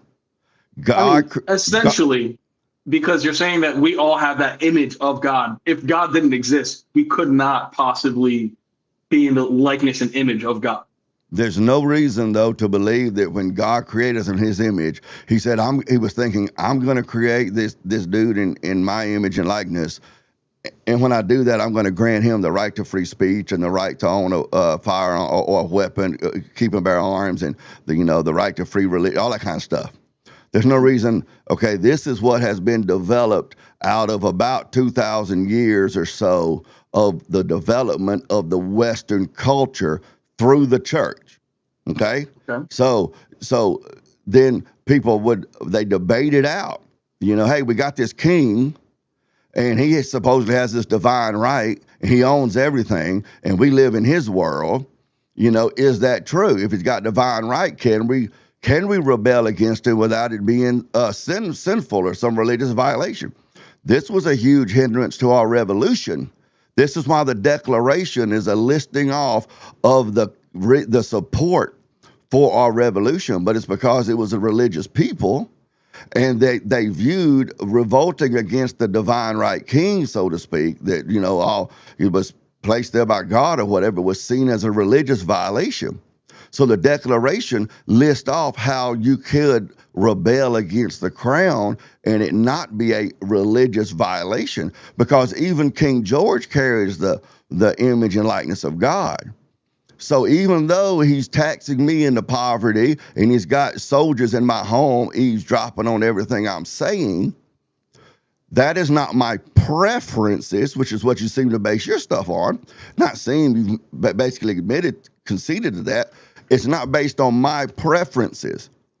See, it's based on, does George actually, or any monarch, actually have a right to treat me like this? So in the philosophy that undergirded our revolution, they came to the conclusion that there is a certain point that you can get to, and it's time to throw off the reins of tyranny and so on and so forth.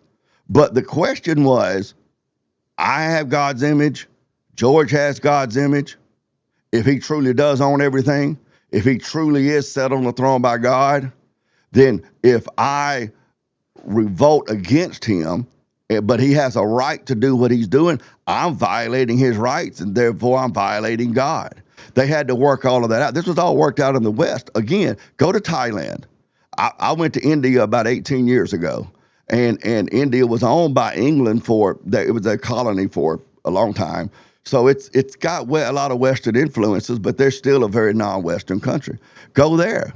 And go to those sort of countries, you don't find an understanding and a defense of human rights like you do in the Western nations, and a few of them, again, like I said, that has been overhauled like Japan by the West. Your rights, brother, do not come from government. And that claim is how we've ended up with so many nations who have slaughtered so many people, because the government just decides that you don't have a right and they take it away from you. But you do have the right. The Constitution does not grant us rights. The Constitution recognizes our rights and puts protections in place for our rights. That's what the government does. Of course, but the way that they express those rights and the rights that they give us, especially as you go on along the line, like once you're getting into that 20 category with the amendments, we're very far separated from the very religious society that founded and created the initial Constitution. I mean, even Alexander Hamilton, from what I remember, he was quite a atheist. They were deists. They were deists. And in that culture, again, study the history, that culture, the term deist meant that they didn't really adhere to any one denomination or that sort of stuff. It didn't mean that they were any sort of an atheist. Okay, I understand. Jefferson was definitely not a religious man. I concede that to you. Okay, so then what about the First Amendment is written, and the first thing that they mention is about the establishment of religion. If these guys all had the Christian philosophies and ideals in mind, why did they leave it open for anybody to practice however they choose? Well, for that, I would have to do some more stuff you call a red herring, but it's not. I'm just giving you historical evidence. But why did they say the free practice of religion and not Christianity? Well, it's because it was one of those understood social norms when you study the writings of the fathers and the Federalist, the Anti-Federalist papers, that sort of stuff. When you read that, to get a fuller understanding of what they wrote in the Constitution actually meant. And to do that, before you throw this up, before you do that, it takes more than one letter from Thomas Jefferson to a bunch of Baptist preachers. Of But course, you but do- do you believe that the Supreme Court doesn't take into the totality? I mean, I brought up one that referenced that Jefferson quote, but the Supreme Court, of course, is using a lot of these writings when they come to conclusions on there. Yeah, sure they do. Okay. I mean, I say the court in general. I mean, the idea that the Supreme Court is some politically unbiased body. Do you believe that? Not really, no. Good. I was hoping not, man. I was hoping not. I keep saying the guy's really a smart guy. You know, he just needs to like continue practicing the art. But you know, I mean, I've debated some dumbasses before. You're not a dumbass. Appreciate You just and it has to do a lot with your generation. I think you're just not quite as smart as you think you are. Oh, well, I mean, again, if we're talking in the terms of what the Constitution provides us, right? We can talk about what we think the rights that God give us are. And me and you probably agree on a lot there. God didn't give us rights. Okay. I mean in the same sense that he puts us in his likeness and image. Without God, we cannot have those rights of being in his likeness and image, if that makes sense. You mean Like- if God didn't exist? Yeah, if God didn't exist, we can't possibly be in his likeness and image. Well, So- I suppose, but how far are we going off into Never Never Land? But I mean, if God didn't exist, if we believe in God, and you and I do, but let's say that Yeah. everyone believed in God, but God, you ended up, well, I don't exist. Well, then under my worldview and the worldview you claim, then we wouldn't exist because, you know, God's the creator. Of course. But true, and what you're touching on is a very profound understanding, because if God doesn't exist, when you move away from Christianity, there's no reason to believe that we have rights. There's Okay. none. Just what you were claiming. Okay. There's no support for them. Okay, cool. All right. Perfect. So I think, yeah, we made a lot of ground there. You're all right, welcome. So then, okay.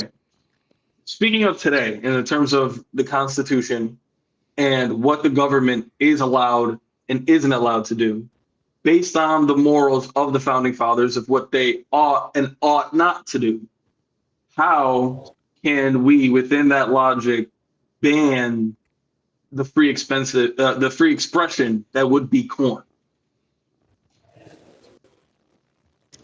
Well, because with that image and likeness of God that those rights come from, it's a contradiction in your argument that rights, you haven't actually conceded this, but you're asking me from my worldview, like I've been asking you from your worldview, because that's what we're in a battle against, is like two different worldviews. Shouldn't be two different worldviews, but it is. So from my worldview, that woman, sometimes men, but that woman, let me back up and ask you a question, and that way you'll understand my answer. I'm not trying to dodge you, okay? Okay. Okay. I believe I've already asked you this question, but just to clarify it, do you believe that it's a man's job to protect his family? Yes. Okay. Do you believe that it's a man's job to protect his neighbor's family? If I look next door, I'm not talking about going over and telling them how to live, but if I look next door and someone's climbing in their window, breaking in their house, do you believe I have a moral obligation to defend that family? Yes. Okay. And so you would agree that could extend to the town and the state and all that kind of stuff. Okay. So if it's my duty, and you and I seem to agree based on our Q&A, that a duty is not something that we enjoy doing. We can enjoy it. Yeah. We can enjoy it. I made 5 kids. I tried for more than that, but I made 5 kids. You know, I was just poking fun and she kept taking me seriously. I made 5 of them. I enjoyed raising my kids for the most part. Okay. But even if I didn't enjoy raising my 5 kids, I had a duty to raise them. Okay. My natural father was a bandito. You know who they are? It's a 1% outlaw motorcycle club like the Hells Angels. Okay. No, I wasn't familiar. Yeah. He's when he passed away a few years ago, he was on wife number 7. He made 4 kids. We thought for years it was only 3 of them. And then a guy messaged me through Facebook, said he thinks he's my brother. And I went and looked at his Facebook, and his picture of his only son looks just like my 28-year-old son. It was creepy. But anyway, he didn't raise nobody. See? Because, I mean, he had other things to do. You know, so he did not fulfill his duty. See? You know, I enjoyed raising my kids, but even if I didn't, like he didn't, I still had a duty. Right? So it's duties are usually marked. Well, I don't want to say usually, but often you don't feel like doing it, but you got to do it. It's your duty as a man. Okay. So if I see that woman over there doing things that are profoundly detrimental to her, especially things that you asked me for my worldview, violate that image and likeness of God that she also has. See? Because would you agree with me that I've been with my wife 37 years, okay? Would you agree with me that sometimes protecting my wife, my children, my next door neighbor, see, sometimes would include protecting her from herself? Absolutely. Okay, so when I see this early 20s-year-old girl who is, you know, just thinks this is fantastic. I mean, I don't know if you probably know this, but the average, like, you know, OnlyFans girl gets like $500 or $700 a month. But she sees these glamorous ones like Nala Ray and stuff, and, you know, she's not thinking clearly because she's young and everything, and she's overcome by the glamour, and she says, well, you know, no one will know, and they've got to be a member and all this kind of stuff, and she makes that decision, and so she's selling pictures of her butthole. Would you agree that she's making decisions right there that are going to hurt her, her future husband, if she can get one, her children? So if it's my duty to protect my wife, my neighborhood, my community, and all of those concentric circles going out, then don't I have a moral obligation, a moral duty to step up to protect that OnlyFans girl or whatever it is? You know, in my business, I'm self-employed. I'm a broker like you, but I don't really want to go into it because this could hurt my business really bad. But it's very public facing. But everything. I had a client that was, when she became a client, she was 19 years old, and she told me that when she was 14, she was up on felony charges for production and distribution of corn, because she took a picture with her cell phone, production, and then texted it, distribution. I mean, she was just a kid, but she was making decisions that were hurting her. Shouldn't she have had someone, of course, she was sneaking around probably, but I'm saying, had I known she was doing that, wouldn't I have a moral duty to step up and say, you're not allowed to do that? Not even being her father. You're not allowed to do that. You're hurting yourself. I'm not talking about telling people they can't smoke cigarettes or drink scotch, especially scotch. But I'm saying, if I'm a patriarch, if I'm a Christian, if I'm a masculine man, then would I not be committing dereliction of my duty when I see these women selling pictures of their butthole on the internet, and me just say, it's not my business because the Constitution and Supreme Court says they can do it? So you would be.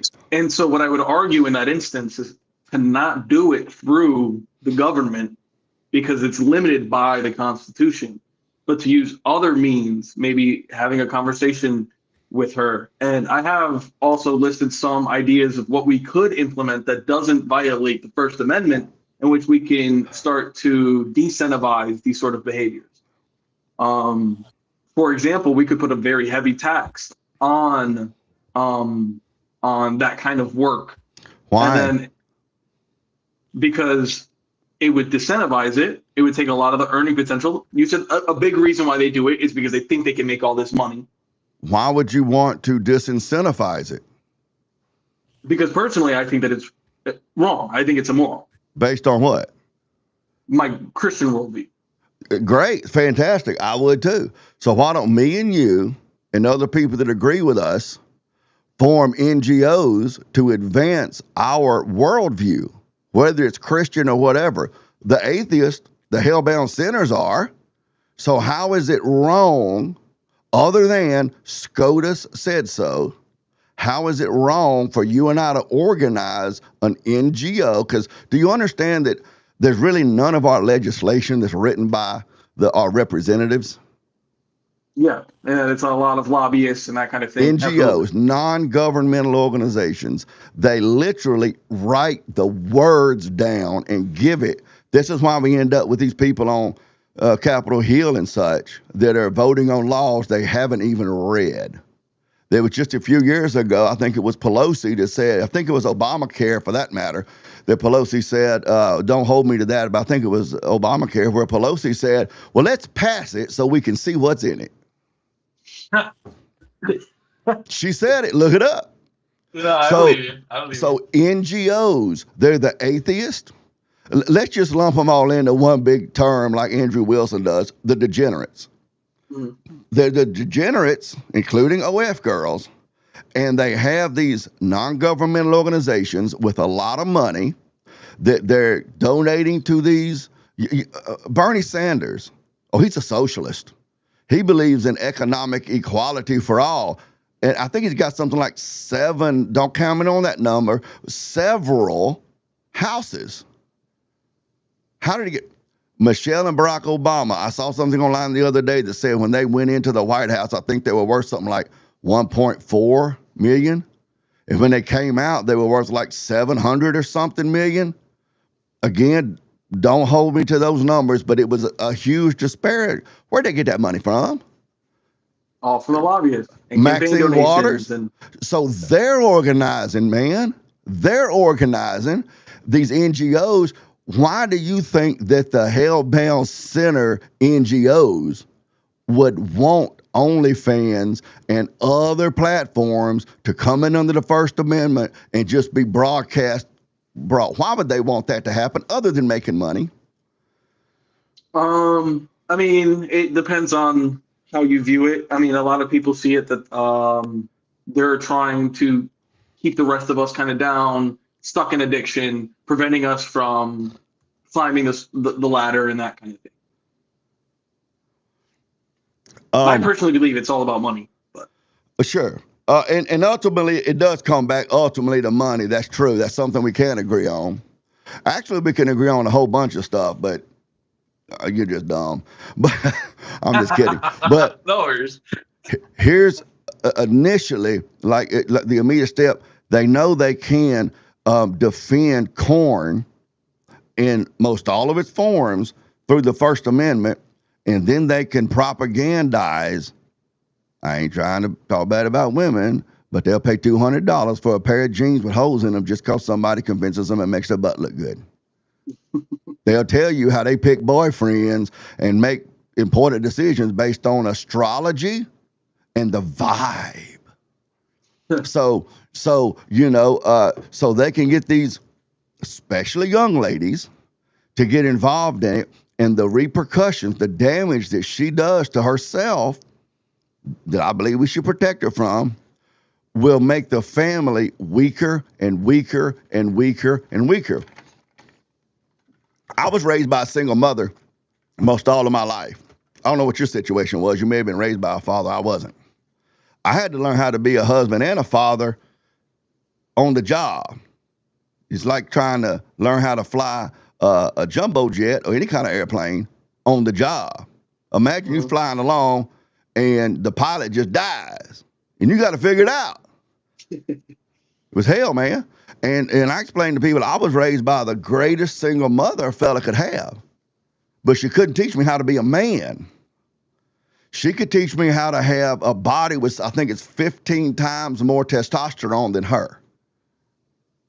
You see, she could teach me how to have that body and interact with society in the way that she knew how to interact in society. Mm-hmm. Give you a quick example. I was talking to somebody about it, I think last night. I think it was actually Uncle Tiger who's in chat. But anyway, so she told me and my brother, you know, it's okay to fight sometime, but don't start it. But if somebody comes up to you and hits you, then it's okay to defend yourself, but you just don't pass the first punch. Until about halfway through the 10th grade, I toted butt whooping after butt whooping. I wanted to be a good guy, man. I didn't want to disappoint mama. I didn't want to be a bad dude. I didn't want to be a bully. That's that buzzword they throw around today for any time you hurt somebody's feelings or argue with them about something important. Oh, you're just bullying them. I didn't want to be a bully. But about halfway through the 10th grade, so I guess I was just under 16, I realized something. My mama had never been in a fist fight in her life. She didn't know how it was. She didn't know that once that first punch is passed, your eyes are watering, your bell's rung, you're hurting. If you fell over, you're trying to get up. The guy who hit you, he done moved. Trust me, I know how this works. So I decided in my mind, something my daddy could have taught me. When they get within arm's reach, rip their head off. Okay? So I had 5 kids. My first kid, he's 35 now. He was in first grade. We had him in a little Christian school. You know, we was good.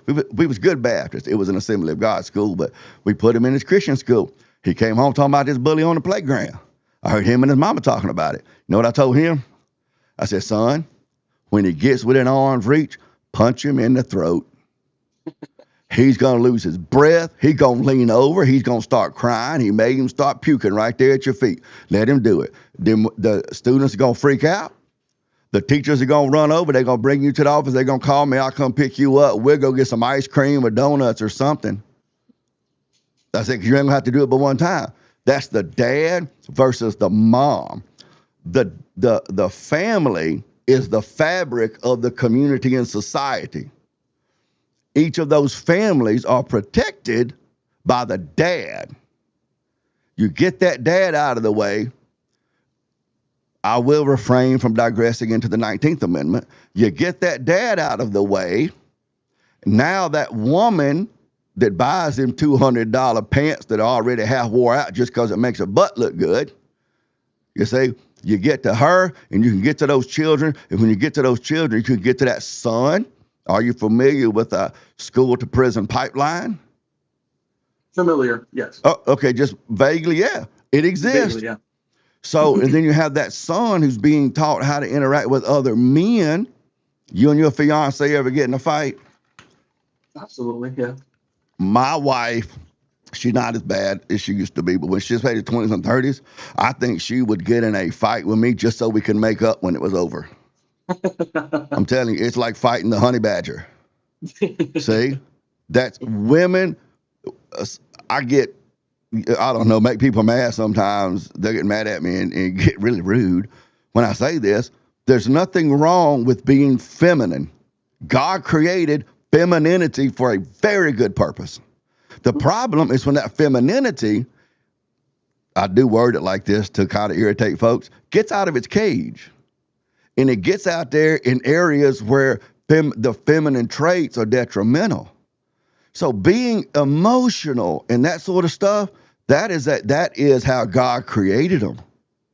You see what I'm saying? But it has its proper place. Mm-hmm.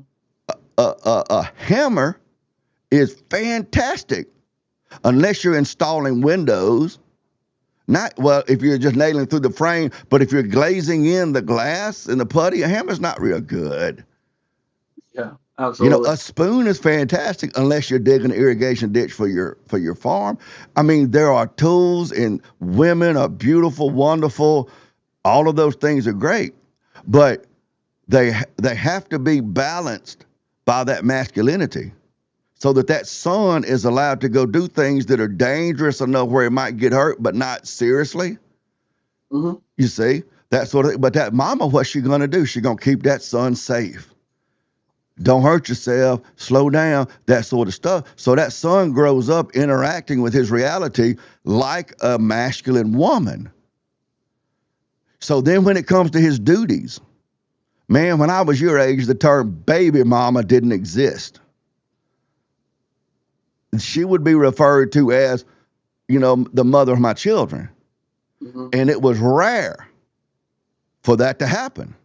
I mean, that sort of stuff. I ain't gonna lie to you, my oldest son was in our wedding pictures. You just couldn't see him, but he was there. I mean, it took me about 1.5 years to run a trap on my wife so she'd have to marry me, because I was raised heathen. She was raised on the front row of the Baptist church.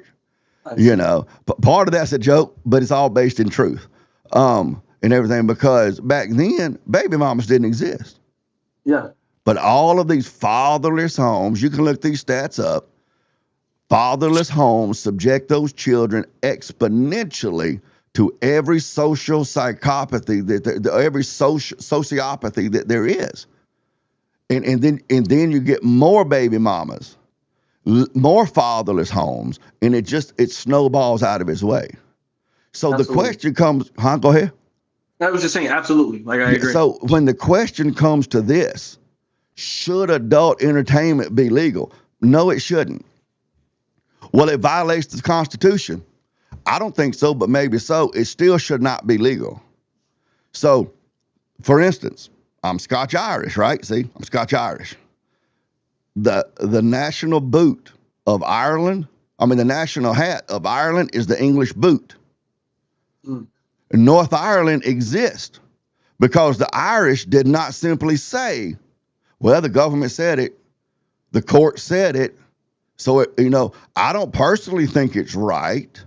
Do you know who Jonathan Swift is? I'm not familiar. Have you ever heard of the books Gulliver Travels? I haven't.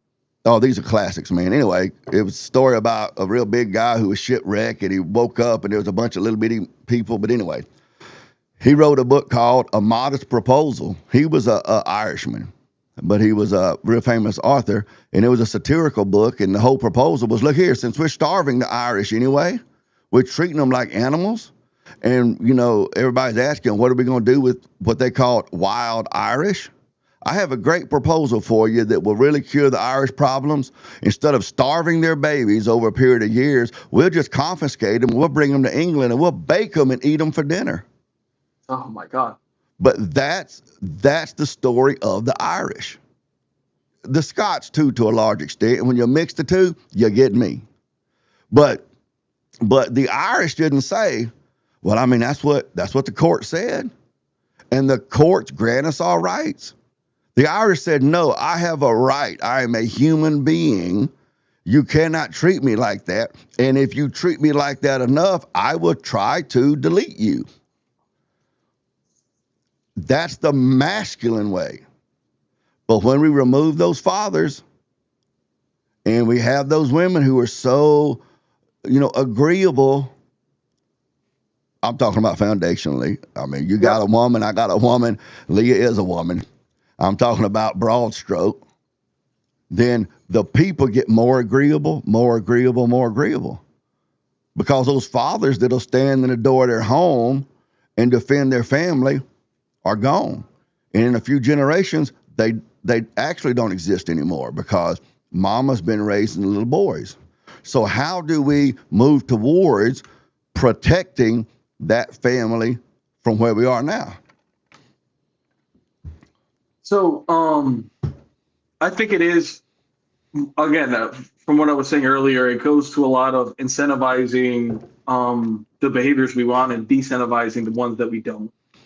Especially when it comes to this topic, even if we leave the Constitution behind, I can see your point on what you're saying. Like, there are ways that we could get around it. Maybe we could have another Supreme Court ruling that decides that all sorts of wouldn't that be submitting what we believe should or shouldn't happen? Where did Leah go? Oh, she may have lost a connection. No, I'm here. I'm so sorry. I wasn't trying to interrupt. I just need to let the young man come in. I'm in my bedroom right now, and let him Oh, go. that's That's why fine. I'm in the meditation. Go right That's ahead. I'm fine. sorry. That's fine. That's fine. I just wanted to make sure. Um, if you stop and think, though, let me ask you this: when you say maybe we could get another Supreme Court ruling, how does that not amount to the things? How does that not amount to your moral code being issued to you by the Supreme Court?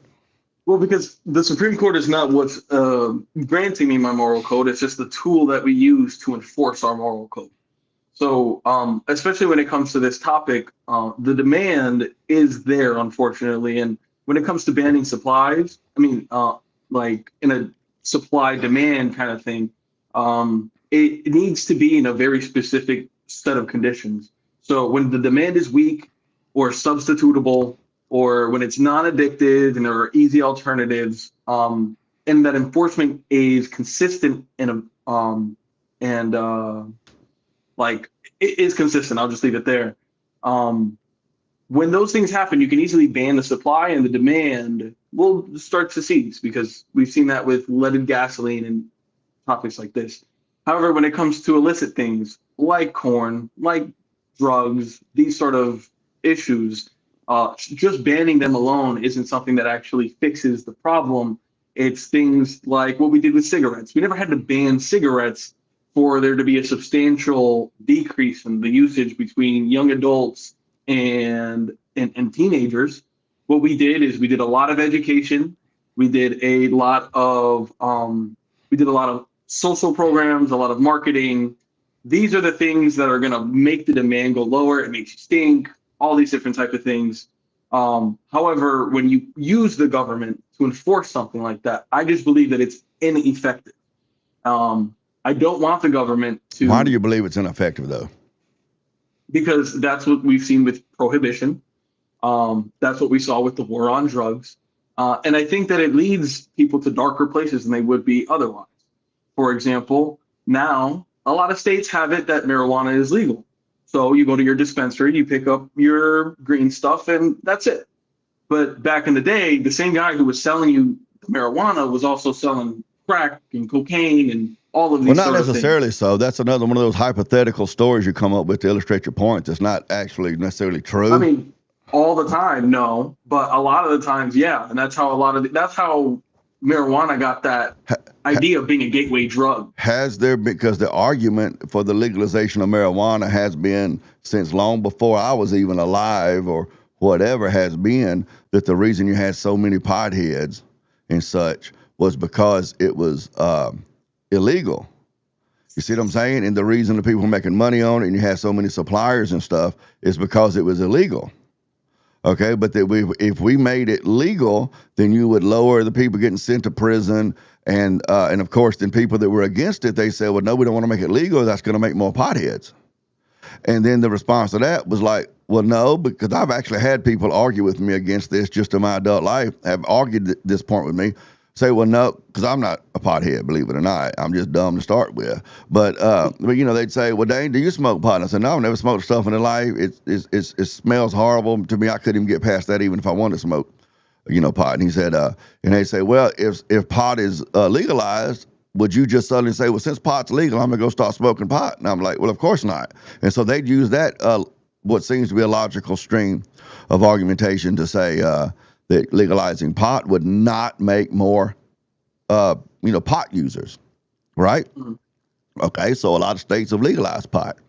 When you go look up the numbers, the number of people using pot has gone up. I think it's something like 5% amongst non-college, people. It's like, so it has, in fact, aside from what even seemed, logically sound, it has, in fact, caused, or at least allowed, people who weren't previously users of marijuana to come in and use marijuana. You're right. I was looking up the numbers for this as well. There has definitely been an increase within non-college. Apparently within specific states like Georgia, college, educated, there wasn't very much of an increase at all. However, what did decrease is the amount of people who abused alcohol and the mortality of opioids. And so within that, and that's from the Center for Health Economics and Policy Studies from San Diego State University. They did the numbers and they saw that these other drugs that had more harder implications had less usage, and those numbers went down. And so that would be my point. And so more so, if we ban it, other types of illicit corn, such as things that are illegal, things like real grape or like child material. That's not true, though. If you go back to when corn was staunchly illegal, have you ever heard of a man named David Allan Coe? I haven't. You should go check out his music. He's an older outlaw country music artist. He's like in his late 80s now. And he's one of the few country music artists that sang about prison, that actually was in prison. And he got sent to prison because he was like a biker type, and he got pulled over, and they searched him, and in his wallet he had a picture of a topless woman. He got sent to prison for that. So you go back to the days when corn was severely illegal, and you didn't have right now the statistic that I read. I don't have the source on top of my head, but I will Google it up for you real quick if you want it. The statistic that I read was that right now between 18 and 35-year-old women, you have more OnlyFans girls than you do school teachers in that age group. Do you see what I'm saying? When corn was illegal, on top of the social shame you're talking about, but when it was illegal, you didn't have that situation. So this hits on 2 points. So the same thing with the marijuana. There was a huge stigma behind marijuana before it got legalized that ended up changing around the time. And afterwards, once it's legalized, then it's like, oh, okay, it's not as bad as I heard when I was 5, or depending on how old you are, when I was 20. And so with that, that's going to make the demand go up because it seems safer. But then also the demand for the corn that we're talking now is at an all-time high. And it's a lot more accessible than it used to be with the artist that you mentioned. Back then, it did have to be a photo that you probably personally took and kept, and it was a physical copy. But nowadays, no, man. I'm sorry, but do you know who Betty Page is? Was she the cartoon, or is that like a real person? That's Betty Boop. Oh, okay. So close, no, I don't though. know. At least you had a dumb answer that was at least reasonable. But no, and don't even try to ask me how I know so much about this industry. No, there's no corn out there with me. I would have to sell my corn on farmersonly.com. But no, Betty Page was a very famous early 20th century corn model. Okay. They would probably call her like a cutting edge, a pioneer. And if I'm not mistaken, I think that was like the 20s. I mean, no, probably 30s or 40s. I can look it up for you. So I'm just dispelling a common misconception that things like this sort of stuff, like people just got degenerate after about 1960, and that's not the case. 1950s. I was thinking when I said like 20s or 30s, I said, no, that's not. That would have been silent movie era. 1950s. Betty Page was she was a very cutting edge corn person. For sure. But the ease of access to it is definitely different now with the internet. Like back then, I'm sure in your days, there was magazines and you had to be a certain age to get it. And that was a barrier. Maybe you had to steal it, something along those lines. But now anybody who has a phone or a computer has access to not only the internet that we use right now, but even a dark web where you can see a lot of black market stuff that nobody should have access to. If we push it to that black market, the demand that we have now, I mean, you can go on X and you're going to see communities all around corn. And that's not something that really existed previously. If we go around and ban that, that's going to have a lot of these hardcore users go to these illicit places, and it's going to build a market for the things that we find undesirable. Like I mentioned, I mean, if we do certain types of marketing the same way that we did for cigarettes, when I was a kid, I would be watching Disney Channel and there would be an anti-cigarette ad. If we do similar things, like if it's on TikTok and the things that kids are at now, talking about the issues of not only being a consumer, but also a producer. And we, as a culture, right, like it has to be men like us, like Cooley. It has to be men that that are influential. If it's I'm trying to think if it's like Will Smith now, when he's not so cool anymore, a lot of people aren't going to listen. But if it's people that the teenagers want to emulate, and we continue to speak out against these things, it's going to have them have that skepticism towards it. We can make it even more shameful, and we can use religion, and we can also not use religion. I mean, even the idea of sitting there and, being alone in the dark. So you're saying that the answer that you think that the answer to the scourge of pornography, and the stuff that travel out from that poison our families and our communities and stuff, that the answer to it is just to leverage shame. Leveraging shame and other things like I mentioned in terms of taxing, like they did the same thing for cigarettes. They taxed cigarettes until they got really expensive. It got to a point, you never smoked a cigarette, you didn't want to pay $15 for a carton anyway. A lot of people do, though. Yeah, and they do, but it's so much lower when you look at the numbers. And unfortunately, vapes are around, and that's a whole nother thing. But before the vapes were available, the numbers were going down. And so if we tax the producers, it could be 20, 30, 40% to the point where it's not even economically feasible. It doesn't ban the content. It will still exist, but we're not necessarily putting a ban that might be giving the government more power than it should have. And also at the same time, we are not shooting ourselves in the foot in terms of leading people to worse markets than they are already on. But now, when you use that word, that verbiage, though, you said leading people to worse markets than they are. How does that end up us leading them to worse markets and not them making the decision to go to them? I guess if I use that verbiage, you're correct. I just mean in the sense of when we take away something that's regulated, they're going to find themselves in the unregulated portions. And I mean, just but at a much lesser level than what they're partaking of in the less regulated, like we have today, level. I mean, it just kind of depends, because again, the demand is so much higher than it ever has been. And I'm not saying that like people didn't have this lustful urge before. It's just now it's like the corn that's available is like on steroids. It's the same way that like the potency of alcohol went up as it went illegal, and as the crimes got more punished. It's going to happen the same way where there's so many people that are already addicted. They're going to do whatever it takes to get the hit that they're looking for. How does that govern what is moral or immoral for us to do as a society when we establish our social codes? Again, I mean, if we just incentivize it in other methods, what I'm asking you said culturally. You said that it would drive the people that are seriously addicted. It would drive them to do more and more stuff, which is really a story that you've really made up in your mind to fit your argument. But no. Well, I gave you examples of marijuana usage and that sort of stuff that's actually gone up, even though it was more available. Yeah, and but the opioids and alcohol is going down. So the worst stuff is becoming less used. How does that mean anything though? How is that worse?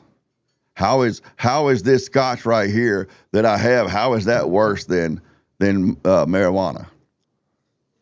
Well, because you can die off of consuming too much. Marijuana addiction is a real thing, but it looks a lot different than alcoholism. So it looks different. So it's a preference that you have. It's not actually an objective fact that it's worse. I mean, at the worst, like a marijuana user probably gets fat. They lose testosterone, that kind of thing. But with there have been significant cases of people who have OD'd on it, especially young people. I mean, when you eat it maybe and you ingest it, but when you smoke it, it's practically impossible. You'd have to be in a room so filled with smoke there wasn't any oxygen. Yeah, that's just not true. But you and I have a tendency of going off down a little meta slope over here. No worries. we'll end up having a debate on whether or not marijuana you can overdose on it. But at any rate, Okay, so what about the opioids? Would you not argue that the opioids are definitely worse than both alcoholism and marijuana? I guess we'd have to argue about what is good or bad. It seems like at that point we'd be arguing about whether we prefer the devil or the witch. But my argument is we should take a stand to do away with both the devil and the witch. Your argument was a minute ago. The claim you made, rather, is not an argument; it's a claim.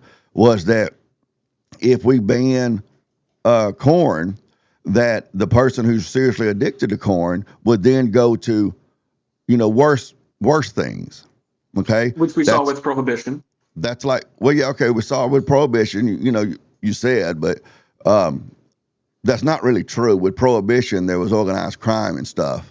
But when they legalized prohibition, there was a whole bunch of people who then took up alcohol just like they did with marijuana because now it's legal. So at any rate, the problem with prohibition was like the organized crime and the fact that prohibition violated, according to your SCOTUS, violated our human rights. Well, also at the same time, the demand. So if you look at the statistics during it, there's a really good paper on it from Cato.org where it shows that when prohibition first starts, there is a big drop, but then it gets pretty much to about pre-prohibition levels before prohibition ends. And the problem is now you've given a bunch of criminals a bunch of money to an unregulated access, and the alcohol was much stronger. More people died from drinking alcohol. And at the end of the day, when you looked at the whole totality of the picture, prohibition was a failure. And that's why they didn't go down that road. I'm not arguing in favor of prohibition. I'm not arguing in favor of prohibition. Your claim, as I understand it, was that prohibition, one of the bad things about prohibition is that prohibition caused people to go to worse things or caused more people to drink, right? I wouldn't say necessarily cause more people to drink. I'd have to relook at the paper for that. But for sure, the alcohol became more potent after prohibition. And there were more people that died from it. But how does that support your claim that it caused them to go to like worse things? Because the alcohol it was more still potent. alcohol. Like the alcohol is technically worse. Like it's less safe. The methods that the organized crime factions were using to make alcohol were a lot more unsafe than the methods that they had pre-prohibition. Okay. Well, at any rate, you're I mean, that's not true, but okay. If you want to search the paper, it's there.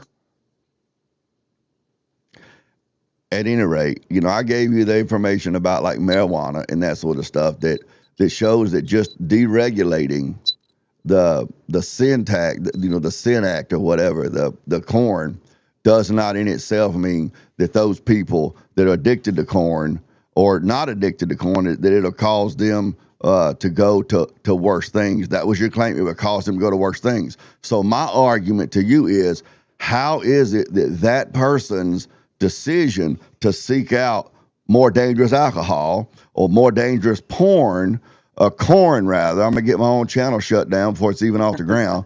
How is it that person's moral decision somehow or another becomes a controlling factor? It becomes my moral duty to make my decisions in society to keep them from doing that. How is that any sort of controlling factor? Well, compared to me standing on my morals and saying this is wrong, we're not doing it? Well, because in the same way that crime got organized during Prohibition, that would also happen. Crime didn't get organized during Prohibition. It got much more organized. Maybe if that's how you prefer me to use it, but that's when the mobs really get big and start making money. No, let me ask you a question. You'll call this going down a red herring or whatever, that I'm presenting a red herring. Do you know where the mafia started at? In America, I have no idea. I would guess New York. See, that's what I'm saying. When you make those statements like that in your argument, it got the mob organized, and then, it got it more organized, it made it more powerful and whatever. Before you make those kind of claims, it would be a good idea for you to do some reading and do some studying or whatever. The mafioso that you're talking about it's referred to as La Cosa Nostra, meaning it's our way or our thing. And it began in Sicily, where lemon farmers hired security to protect their lemons, and then those security guards realized, hey, these guys can't get along without us, so they formed their own crime gang and started extorting everybody. And then that came to the U.S. It actually existed for quite some time before it got to the U.S. The mafia was here. It was in place. It was operating long before a prohibition. They made a lot of money on stuff other than alcohol. That was just a big influx of money for them. But that wasn't where they got organized, and it wasn't what made them like an influential organization. Well, the murder rate within the 1920s went up by 78%, and that's all like around the organized crime, all around turf wars. So that's criminals killing criminals. Yes, but they would bomb places, and then civilians would get caught in the crossfire for it. Well, yeah, occasionally, but for the most part, it was just like the Bloods and the Crips out there in L.A. Now it was criminals killing criminals. It was not. Crips and Bloods, they shoot in the crowds. They do harm civilians. But no kidding. I mean, riding cars down the road harm civilians sometimes. So that's an irrelevant point. When do you think the glory days of the mafia were? Again, it just depends on which mafia you're talking about. But the mafia, but I'm talking about the Italian mafia, the Sicilian Italian mafia in the United States. When was their glory days? When they had the most influence, the most power, the most societal, romantic leanings of it? When was that? Based on the information that I've read, I would put that around the 50s and 60s. Right. Long after Prohibition. But your claim was that Prohibition established that's when the mafia organized itself and was so powerful and everything like that. But the glory days of the mafia was long after the repeal of Prohibition. Well, it was only able to get to that point because of all the money that they were able to make during the 20s. And then they leveraged that to recruit more people, open up legal businesses, launder their money, this kind of thing. That's not true. That's not true. You don't think that an influx of cash into an organization makes it more likely to become more powerful as it goes on? Now you're asking me a question to support your claim. That's not how logic works. Yes or Hang no? on, can I finish? Can I finish? That's not how logic works. Okay, that's why, again, I asked you earlier if you knew the 3 laws of logic, because there are the laws of logic and there's a way to operate logic. So you made a claim that the reason the mob was so powerful in the 50s, 60s, and 70s and into the early 80s and whatever the reason that they were so powerful was because of the money that they made back during Prohibition. See, I asked you, what I said was that's not true, and then you asked me a question. Now, what that shows me is that you were talking out of your ass a claim it is. I see you Googling right now to try to look up something to throw at me. No, I'm showing you the same paper. I can show you. It's the same paper that I was referencing from Cato.org. Right. Again, my point is, the homicide rate went up 78% in the 20s. You claim that the money they made in Prohibition somehow or another enabled, empowered them to be such a strong force in the late 50s, 60s, 70s, early 80s. And that's not true. So does your Cato paper say that the money from the 20s, when was Prohibition repealed? It was 1930, maybe 1931, somewhere around there. 1933, when Prohibition was repealed. So your claim is that 20, 25 years later, that money is what enabled the mafia to be such a big cultural force.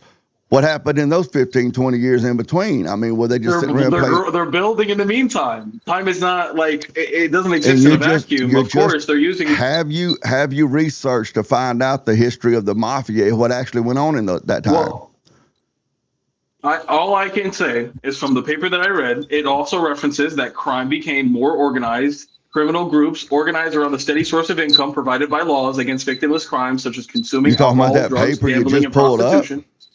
The paper that I read before and the one that I referenced before I started reading it, yes, that's the one that I read. And this is why I'm bringing it up, because it did become more organized, and they did use the revenue from these services to build their organization over time.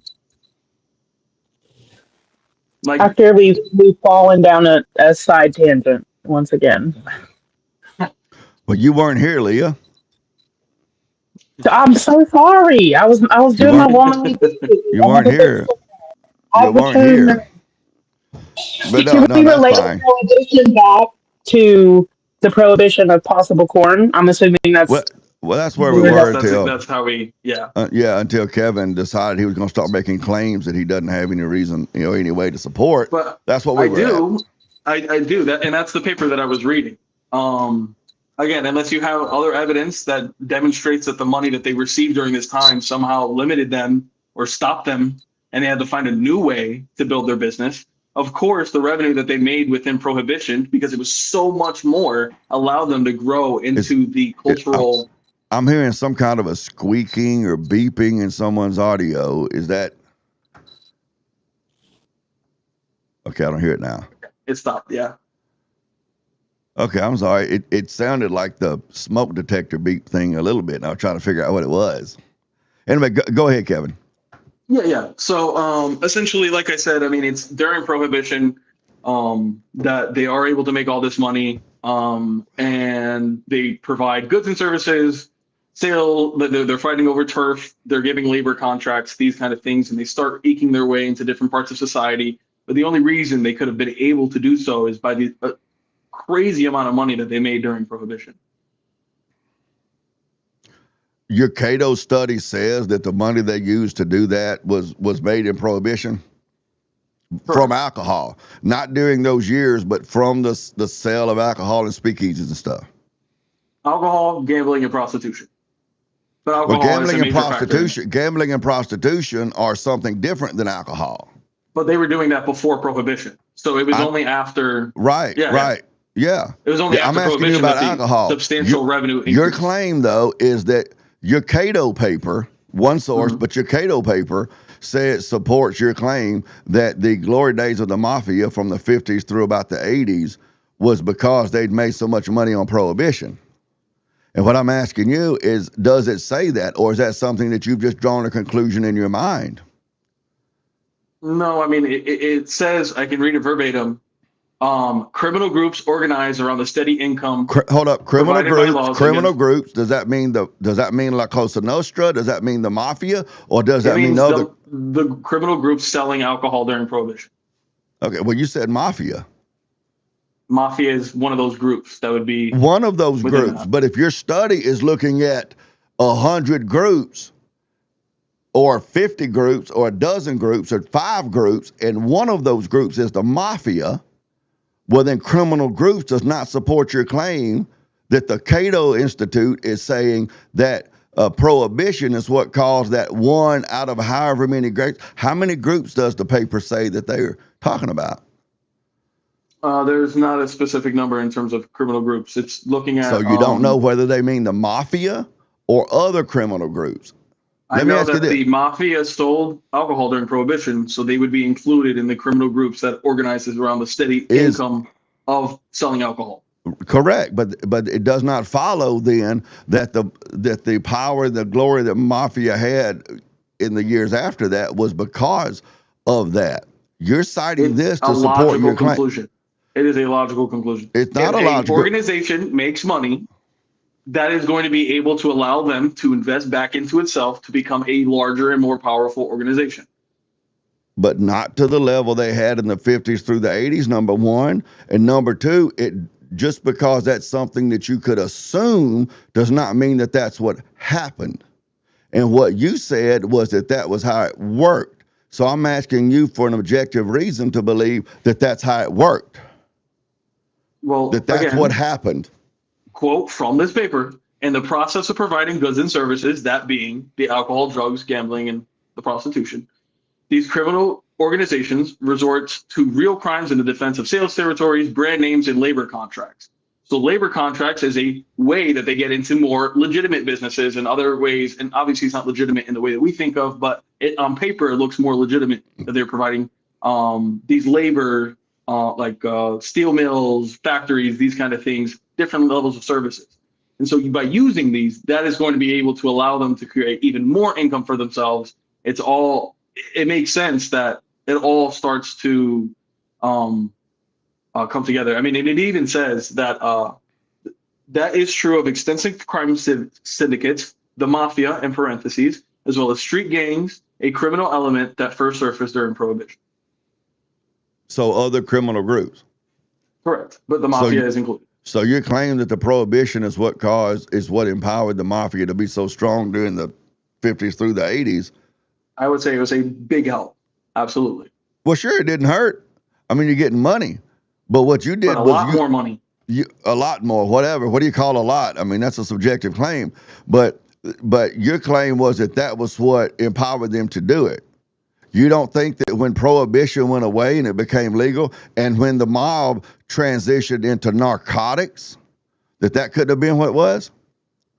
Well, I would say that the money that they made during Prohibition is what allowed them to be able to get into things like narcotics and other sorts What was of going on? illicit activity. That's what you would say, but your paper doesn't support it.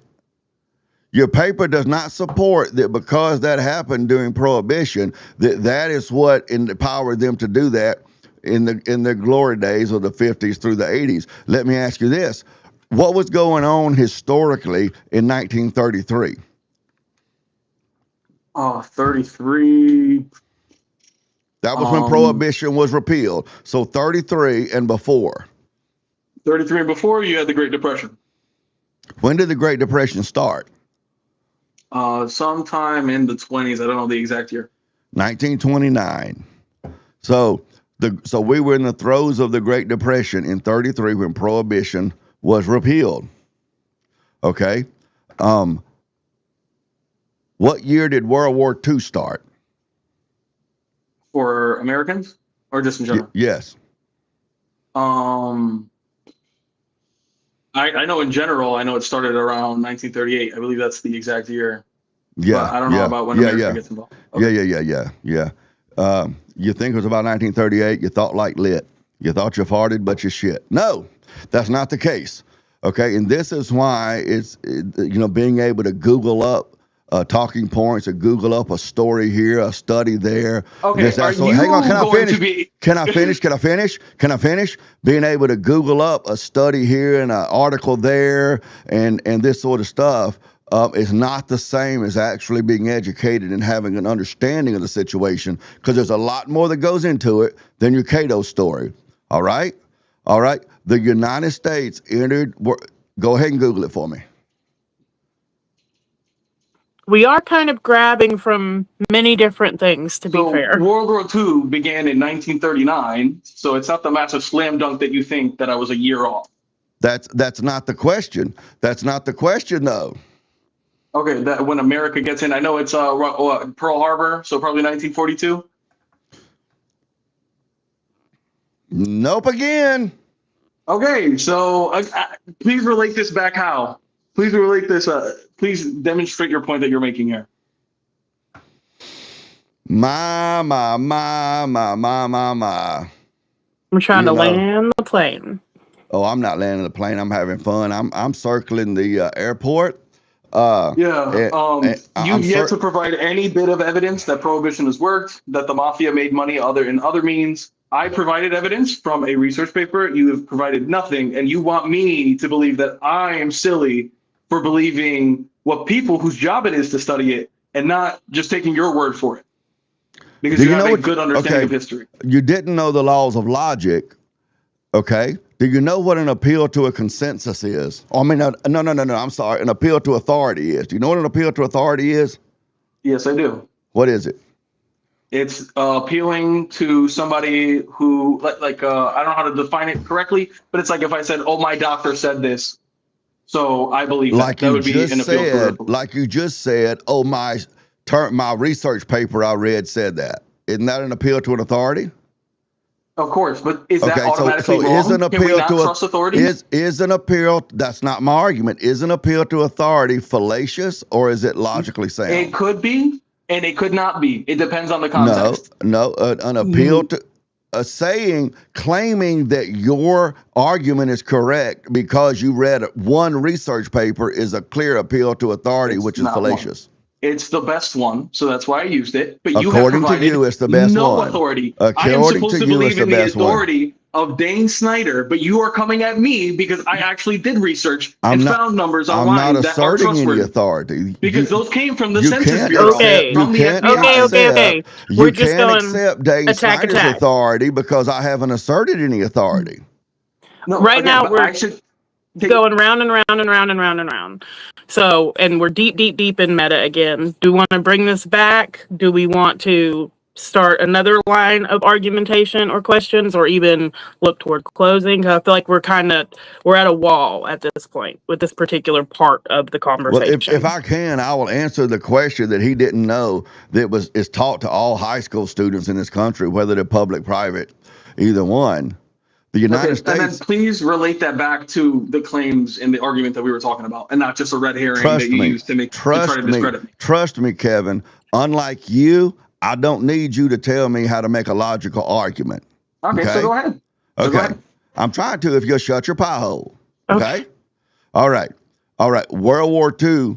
We got into World War II in 1941, December the 8th. What are you doing that for? You didn't know, brother. I said 1942. Oh, and it's December of 41. And You you're were treating me like I'm you so were- dumb. you were guessing. You were guessing. Yeah, because I'm going off the top of my head. I could have Do you Googled know it what like you did. Do you know what the point I'm making is? You're telling me you knew December 8th, 1941 off the top of your head? Is that what you are trying to assert here? It's not my job to answer your questions to give you ways to defend No, your argument. I can see through the debate, the debate You sheets can you're see trying. through what you imagine. That's what Okay. you do. Can I make my Okay. point? Can I make my Go point? ahead. Go ahead. Okay. My point is that you're making claims about history that are incorrect. Which claim did I make that was incorrect? All of them. Okay. You claim that the mafia was so strong in the 50s, 60s, 70s, and 80s because of the money they made during Prohibition. You can't support that historically. But I can, because again, they If you use could, you that already money would to have. get into different services, and I did. You're just refusing to acknowledge it and saying, "Oh, well, you're appealing to authority," and blah blah I'm blah calling blah. out And you your provided. fallacies. Okay. I'm calling out so your what evidence do you have on the contrary? Because I provided mine. It's not my job to provide you evidence for your argument. No, it's my your job point to is that can I disprove answer? mine. If you'll shut your pie hole, I'll answer Okay, your question. so disprove it. I'm trying to make my point. Are but you ready? Actually address my point. Don't just wander off and yap about. Go ahead, irrelevant spurg out, historic man. facts. Go ahead, spurg out. Are you done? Spurg, you're the one spurging. I'm trying to answer your question. You asked me a question. Okay. Okay. All right. We went into World War II in 1941. Okay. I'm not even going to ask you if you're aware of this because I already know the answer. But the answer being you don't know. Okay. But the invasion of Sicily could not have happened without the Sicilian mafia. Okay. Okay. Now, let me finish. I know you want to get into your ovaries. You want to start spurging again, but let me finish. We had World War II. During World War II, there was immense industrial production for the war effort. Mm-hmm. All right. After World War II, all those soldiers came home. That's when the baby boom started. Mm-hmm. Okay. People your age call me a boomer. I'm not a boomer. My mama was. Okay. Mm-hmm. That's when the baby boom started. Yeah. All right. Europe had been bombed into rubble. All right. So I'm not going to ask you if you're familiar with the Marshall Plan because your track record has showed me that you don't have a clue. All right. We had the Marshall Plan where we loaned money to Europe to rebuild itself with American contractors. Europe didn't have an industrial center. Europe didn't have an industrial center. It had been flattened. Okay. Okay. So that the Marshall Plan, the trade, the jobs, the industrial building up of the United States, because of the fact that there was no industry in Europe. The industry was right here, and we were exporting it to Europe, and we were making that money. We were exporting it through the ports, air and sea, and that sort of stuff. Now, also, we had a flourishing of labor unions during that time, almost all of which was controlled by the mafia, the Teamsters, the longshoremen's unions, that sort of stuff. Now, are you trying to actually say that your Cato paper supports your claim that that the mafia made their money during Prohibition, went through the Depression, went through World War II, and then when all of that money was made during the baby boom, that was when the United States became an industrial power on this planet, man? When they had the unions and all of that stuff going on during that time, that it wasn't that money that made them so powerful in a period that started right after World War II and went into the 80s. Yes, because like you mentioned, right, the thing about the union job, the union, all these different types of things that you were mentioning that happened during the 40s and after World War II, this was all preceded by the mafia and other criminal groups making money with alcohol and then getting into providing goods and services for sales territories, brand names, and labor contracts. So because they already got their foot in the door with all the money that they made during that time. Now you're moving the goalpost. No, they are able to then capitalize. And that was the point I made, is the money that they made, they reinvested into themselves, and they were also able to build their organization. Now, you cannot demonstrably prove that that is untrue, because I have just shown you from this historical paper. Again, it's using real sources. It's not just some random Scott Irish guy. It is the U.S. Bureau of the Census that it is citing, using the graph from there, right? Using real numbers from throughout history, not just a story, the actual statistics around there. And it shows that they made tons of money, crime went up, and that they got their foot in the door in different industries. Your claim was not that they made money during Prohibition. Your claim that the glory days of the mafia being decades after Prohibition, that happened because of the money that they made during Prohibition. That was your claim. Now you're moving the goalpost all over the place. I think we're playing soccer or ice hockey now. But your claim, and what I have shown to you, was that the money that flowed into the mafia that empowered them to have the time they had between the 50s and the 80s was not from the Prohibition that they'd made 30, 40 years ago. It was because after World War II, there was no industrial centers in Europe. They were all here, and the mafia controlled things like the labor unions and that sort of stuff. And that is where they made their money that empowered them to have that kind of control. Where do you think that they started to get that influence over labor unions? Do you think that might have to do with the fact they were working with labor contracts in the 20s? Your argument was nothing to do with start with.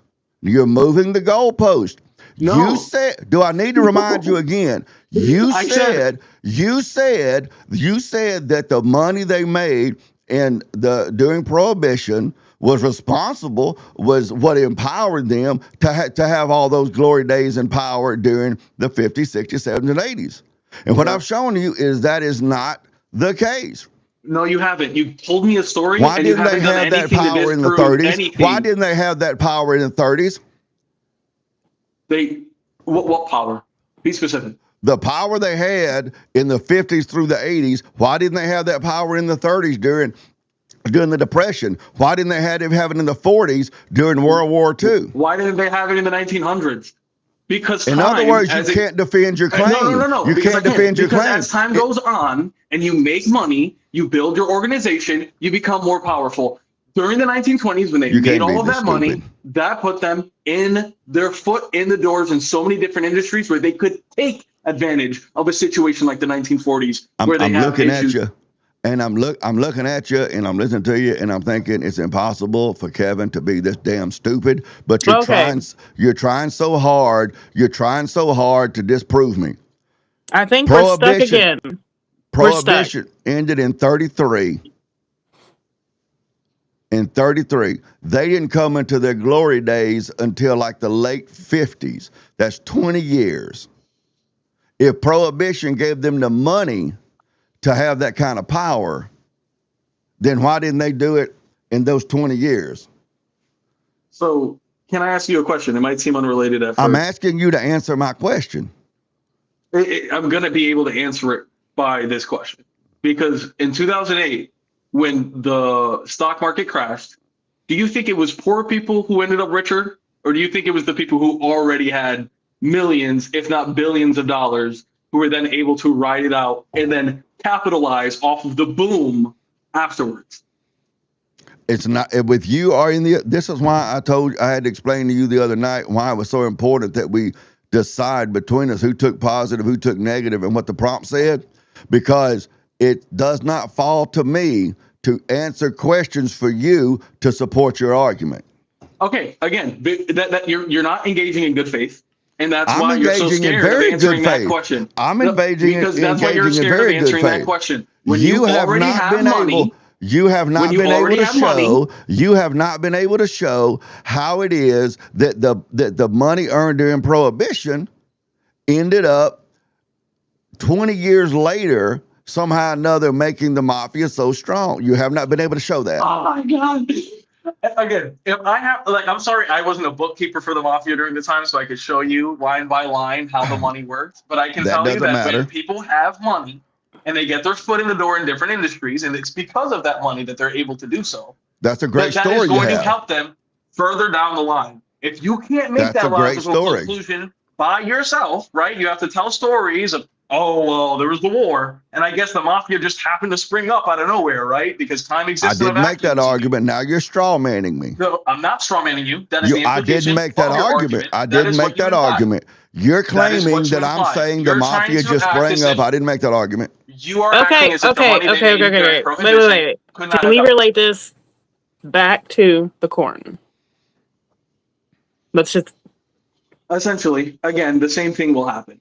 There is going to be an organization that is going to take advantage of the high demand that there is for corn, the high addiction that already exists.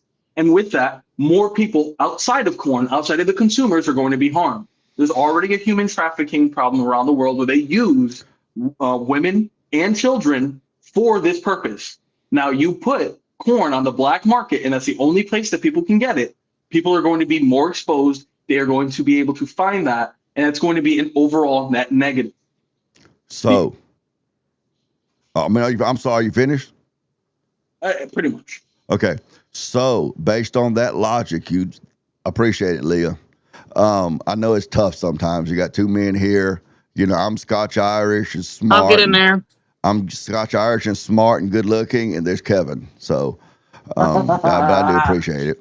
I mean, I know it's hard to be I know it's tough to be a mod sometimes, especially, you know, in situations like this. But so according to your logic, you know, you mentioned human trafficking. The way for us to make human trafficking less of a problem would be for us to get government out of it and legalize it and make it legal so that people could get safe human trafficking, and it would lower the crime rate.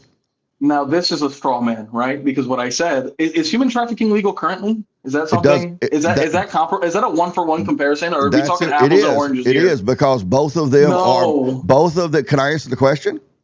Both of these questions, corn or human, when you say human trafficking, I'm assuming that you mean for the purpose of sex. Which is what the bulk of human trafficking is for, correct? Well, that's not true. What do you think the bulk of human trafficking is for? See, here we go again, man. You're making claims. You are the one who claimed that it's not true. I'm fixing to answer. You claimed that it's not true, so you have to provide evidence that it's not. I'm fixing to answer your question. Okay, so go ahead. Okay. The bulk of human trafficking today takes place in Africa and Asia, and it is slavery. What type of slavery do you think that goes There's into? all sorts of slavery. There's Yeah. slavery just like we had before that was labor. Go to Africa where those children are digging the lithium out of the ground for our electronics. Is that sexual slavery? They're most likely not human trafficked. They're just taken from the local population. Most likely, but you don't know. You pulled that out of your ass. No, again, because oh my gosh, you pull everything out of your behind. There's not been a single thing that you've cited. Not one. I have to take everything you take at face value and that you just know it. But you have yet to provide a actual source for anything that you claim. When I go to refute your claim and I give you a logical string of an argument, Okay.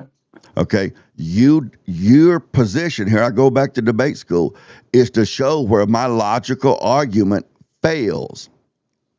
Can you tell me which part of of logic school or debate school, I'm sorry, tells you that the person who has the negative has to provide zero evidence for any of their claims? Because I missed that part. Maybe you can teach me that part. Because you haven't brought any evidence. You just brought like stories and history that you remember, but there's not any statistical evidence to support any of your claims. Is story and history that I remember, is that evidence? I wouldn't say so. No. Well, you would be wrong, like most of your debate. Okay. You have a source for that? Well, sure I do, but I don't have to provide it to you because it's your job to provide to No. prove your point. Incorrect. You are wrong. People who have negative opinions also have to provide evidence for what they believe. I provided evidence. I provided historical evidence. Okay, evidence that I have to take at face value because it's from what you read way back when, and I Right. have to take that. I can't even verify Which your part of information it? and the sources that Which- it comes from because you What don't is have it? What evidence is it that I've given you that isn't true? I don't know. Again, I can't verify it You because you don't have know. zero sources. No sources. Okay. I explained to you about the Marshall Plan. I explained to you where the United States became an economic power. I explained to you how the And what mafia. does that Excuse me, prove can I that the finish? money Can I from finish? Can I prohibition- finish? Can I finish? Can I finish? I explained to you Work out. how the United States became an international power. I explained all that to you in this particular exchange. How is that not true? Because it did not support your claim that the money from prohibition did not help the mafia when it came to that time. So if I told you that I had a Cato Institute study that supported that, then you would agree with it. It could be from any sort of Whatever. institution. Whatever. If I told Yeah. you that I had a Cato study that supported it, then you would agree with it. That the money from the mafia. Sure. My yeah. argument that the economic boom of the U.S. empowered the criminal organizations, the underworld in this country. It also that the economic boom empowered the U.S. and that by default, the criminal organizations that made money in the ports and stuff, it also empowered them. That argument that I'm making to you to explain to you, that's where the money came for the power of the mob between the 50s and the 80s and the glory days. If I told you that I had some study from the Cato Institute or something that said it, then you would accept it. I would, but I didn't disagree with that. What you disagreed Then what's with, the problem? what you disagreed with is that I said that they used the money that they made from prohibition to keep growing, get their foot into different sectors, and that's what allowed them to take That advantage wasn't your of claim that. either. That wasn't your claim either. Yes, And it was. Excuse me, Yes, this it is going to was. make some fantastic clips. When I take Go ahead. what you just said, and that wasn't what I said, and then when I go back and I get you going, and man, I'm going to do it so great. It's going to say, Again, from the beginning, when I started reading from the paper, it's going I to say, mentioned this. I'm going ahead and telling you what my little reel of my short's going to say, my clip. It's going to have you saying, I said, I didn't say this. And then I'm going to clip you and I'm going to get you saying the money from prohibition is what allowed them to have their glory days in that time. Okay, but you you can even say that, right? Maybe that I said it real nice and plain. You still can't disprove that. Because again, even if all that stuff happened, making money in the 20s still helps. You can't say that it My doesn't. argument you can say isn't that it yourself, didn't It help. doesn't hurt. Your It doesn't argument, hurt, right? your argument, you're moving the goalpost. Your argument is that the money the mob made during Prohibition is what enabled them to be such a criminal force during their golden era. And that is what I'm saying is not true. And that is what I've disproven when I explained to you about the Depression, World War II, and then the economic boom that came after World War II that enriched the USA, also enriched the mafia. Because So they if you want already to, I had don't their have to foot in give the you, door. I don't have to give you some study supporting that. That's just historical fact for anyone who studied it. So it would be for you to refute that argument. Okay, and I have already done that by saying You have just not. because You no, have no, not. I have, Dane, because again, just by those things happening does not mean that they didn't use the money to get to that point. They You cannot disprove that they because it used- is illogical. They used the money to get to that point is not your claim, though. That was my original claim. See, and that's going to be another clip. Go ahead, clip it. Your I claim. think your memory's failing you. Your claim was that the glory years of the mafia came about because of the money they made during Prohibition. That's not the case. You genuinely cannot disprove that. There's not anything you can say to disprove it. Just talking about things that happened I afterwards gave does you an nothing to disprove. argument. Saying that I can't disprove it doesn't mean that I haven't. I gave you an argument. I haven't. offered to you an alternative answer for how the glory years of the mob was financed during those eras. Because if you get down to it, the reality is you don't know and I don't know either way. You have your evidence, I have my evidence. So we present our evidence and we hammer that out.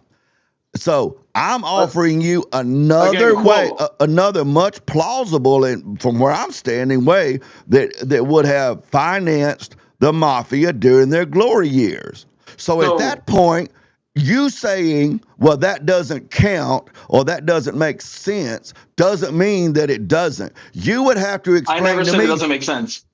I never So said you that. agree with I me agree that it with makes you. sense. No, yes, I agree with you that of course those things that took place helped the mafia. But the fact, what you are failing to realize is that of course during Prohibition, when they're making that money, it allows them to put their foot in several different doors. And whether or not I phrased it like that the first time, money helps. Oh, I think I did. I think I did. No, don't owe me because I think I know I did. I know I did. But Dane, regardless, my original point was their money helped them. And how the money helped them isn't for you never Look, disprove. ma'am. Look, ma'am. No, Look, ma'am. Dane, Excuse me, this is ma'am. Let me get in here. embarrassing. Let me get Dane, in the this middle is of your really spurging. embarrassing. Look, ma'am. Look, ma'am. You should be embarrassed. It should be very You embarrassing. should be embarrassed. Look, because you ma'am. proved my point. Look, ma'am. Look, ma'am. You're in a debate. It's a verbal debate. I don't have a crystal ball around here to know what Mrs. Kevin really meant. Man, I spent decades arguing with my wife about what she really meant. you should try that a little bit more often, because it seems like all that I can you need to go on, practice. madam, hang on. All I can go on are the words that come out of your mouth. I can, And look, so I your can tell how words, flustered you are. You're your bright as a tomato. words, your You're a words beet red that be tomato coming right out now, of Dane. your And mouth, it's because I your embarrassed words you. is all And I you know, can respond it's to. okay. Keep spurging. Because again, my claim was the money helped them, and you can't disprove it by saying other things also help them. That makes That no wasn't sense. what you said. Try going back to logic school. That wasn't maybe what you read said. the laws of logic, right? That's not how Man, that look. works. Man, Okay, look. we didn't land the plane. We crashed it. It's in the field. What happened? Okay, That's it happened. because as I'm trying to fly the plane, Leah, this dude is like, he's down there unbolting the sticks and he's saying, well, that ain't the stick you were really supposed to use. And that's not the pedal you were really supposed to use. You know, I didn't really mean that we were flying in a plane. I meant we were driving a car. That's what I really meant. And I'm like, well, Kevin, you said plane. Well, I didn't really mean plane. Now that would make a cute clip. That was That funny. would. It is cute to see him scramble. I'm not gonna lie. You know, the scrambling. Oh, you promise. Big Daddy ain't scrambling, but he is about to pee on himself. But I'm going to hang in here. You scrambling like I was- some eggs, Big In Daddy. I was all about to reality, say. Scrambling like some eggs. in all reality, all I can respond to for you, Kevin, and you've done this many times tonight, all I can respond to is the argument you articulate out of your pie hole. That's what I respond to. So when I respond to it, and then you turn around and say, well, that's not what I really meant if I said it like that, but I didn't mean it like that. That's not what I That is said. a moving of the goalpost. No. I said I might have not added that additional part, but still, the money and how they use the money, that's how I said it, right? The money that they gained helped them to get to that point. And if you're trying to claim that the money wasn't they what you made during the said. 1920s, That wasn't what you said. that is what I said. And you're spurting out about it because, again, I called you out that you have no sources. I'm not on anything. spurging. You I'm have not no spurging about sources anything, on but anything. And now you've been scrambling to try to discredit me look, because you came Look. unprepared. So Look. next time, instead of reading a whole bunch of like founding how father am I texts, going to have? try to read How some am I going to statistical have evidence. a source? Excuse me. Look. You're just going on forever. How, you said I don't have a source. How am I going to have a source about something that you said? I mean, How like, about how for am the I stuff going to that have? you said? No, you don't understand what I'm saying. What was it you just said that you had done? And you know, how am I going to have a source to show something that you believe? You told me that when you ban things, right, that it does not that works. That banning things do work, right? That wasn't what I So, said.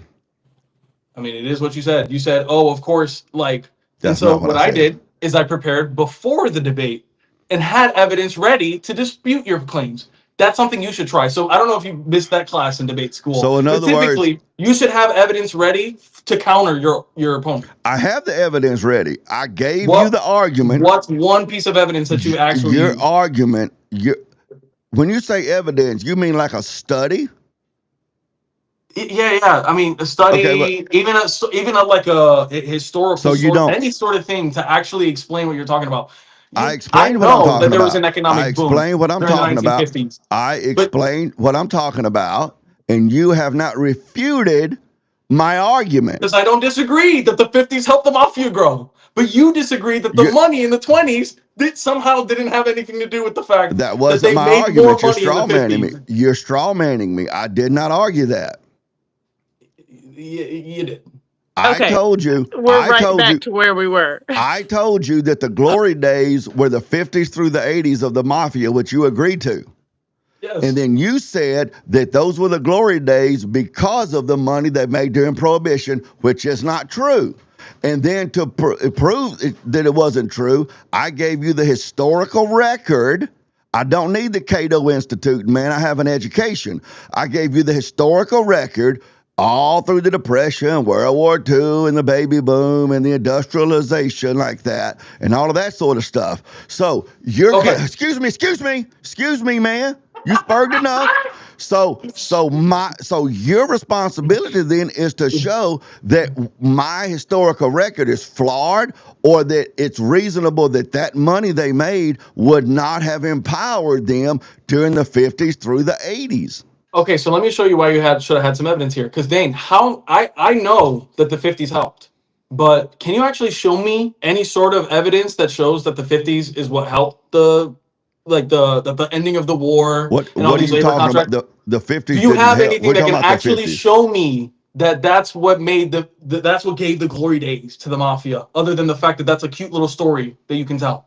Do you actually have anything that proves that? You're calling the historical record a cute little story? Yes, because you are not able Okay. to connect it to actual statistical evidence of how that influenced the growth of the mafia. There So are again, three. There are three I took kinds you of back to debate school. there when are you want three to counter kinds an of argument, lies. There you are should three have kinds evidence. I'm giving you evidence. That's not evidence. Just It's because you history, reject but the you're not evidence, connecting it to an actual thing just that I can observe. because you reject the evidence does not mean it's not evidence. I'm not rejecting the evidence. It's just not sufficient. You said it's not evidence. That's a rejection of my evidence. No, a rejection of the evidence would be that it's not true.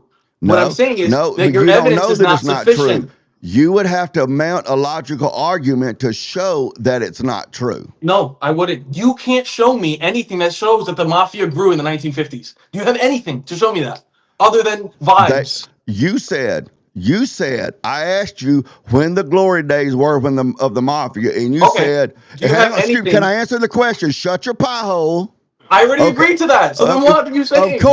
Of course. So now you're wanting me to show you evidence of something you already agreed to. I want you to show me the evidence that the mafia grew substantially in that time. Can you do that? Because again, You've I gave it already to you, agreed right? to it. You But agreed you that don't that have was any it. evidence. How do you You have define? zero evidence for it. I don't have to. What do you want, a Cato study?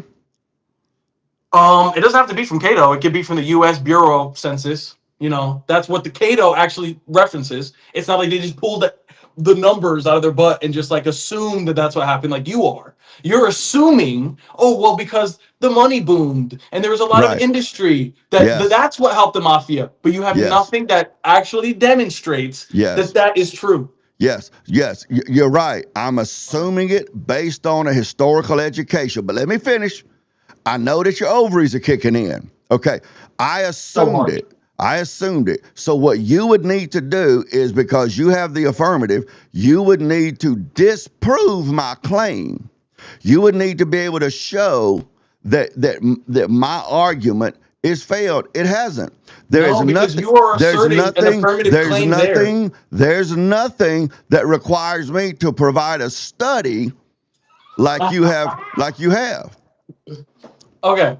You think that just because you have the negative position to start the debate, that there's no affirmative claims that you can make that would need you to provide evidence? Is that what you're claiming? My job is to refute your argument. Okay. Okay, we've gone through so much debate school.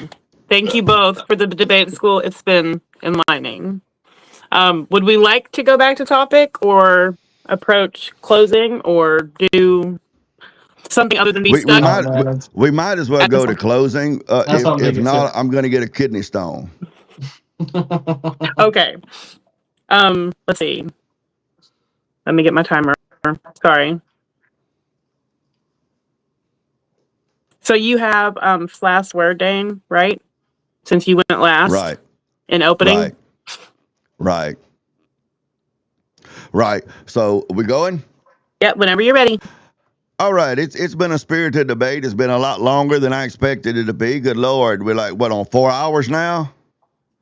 And we wouldn't be on 4 hours now other than the fact that my good character and whatnot just hangs me in here because I am trying to help Kevin see things outside of his own mind, of his own preferences. And I would like to point out that Kevin, I mean, to his benefit, if there's anything to say that would benefit him, Kevin he seemed to come around. He may still hold on, because you know how that happens. May still hold on, but it seemed to come around to agreeing that a man's job is to protect the community, and that duty that he has does not matter. It doesn't matter whether he wants to or even agrees to do it. He has a duty to protect first his own family, and then his community, and then on out after that. He also agreed that, and I won the debate when this happened. I've just enjoyed dragging him around a little bit.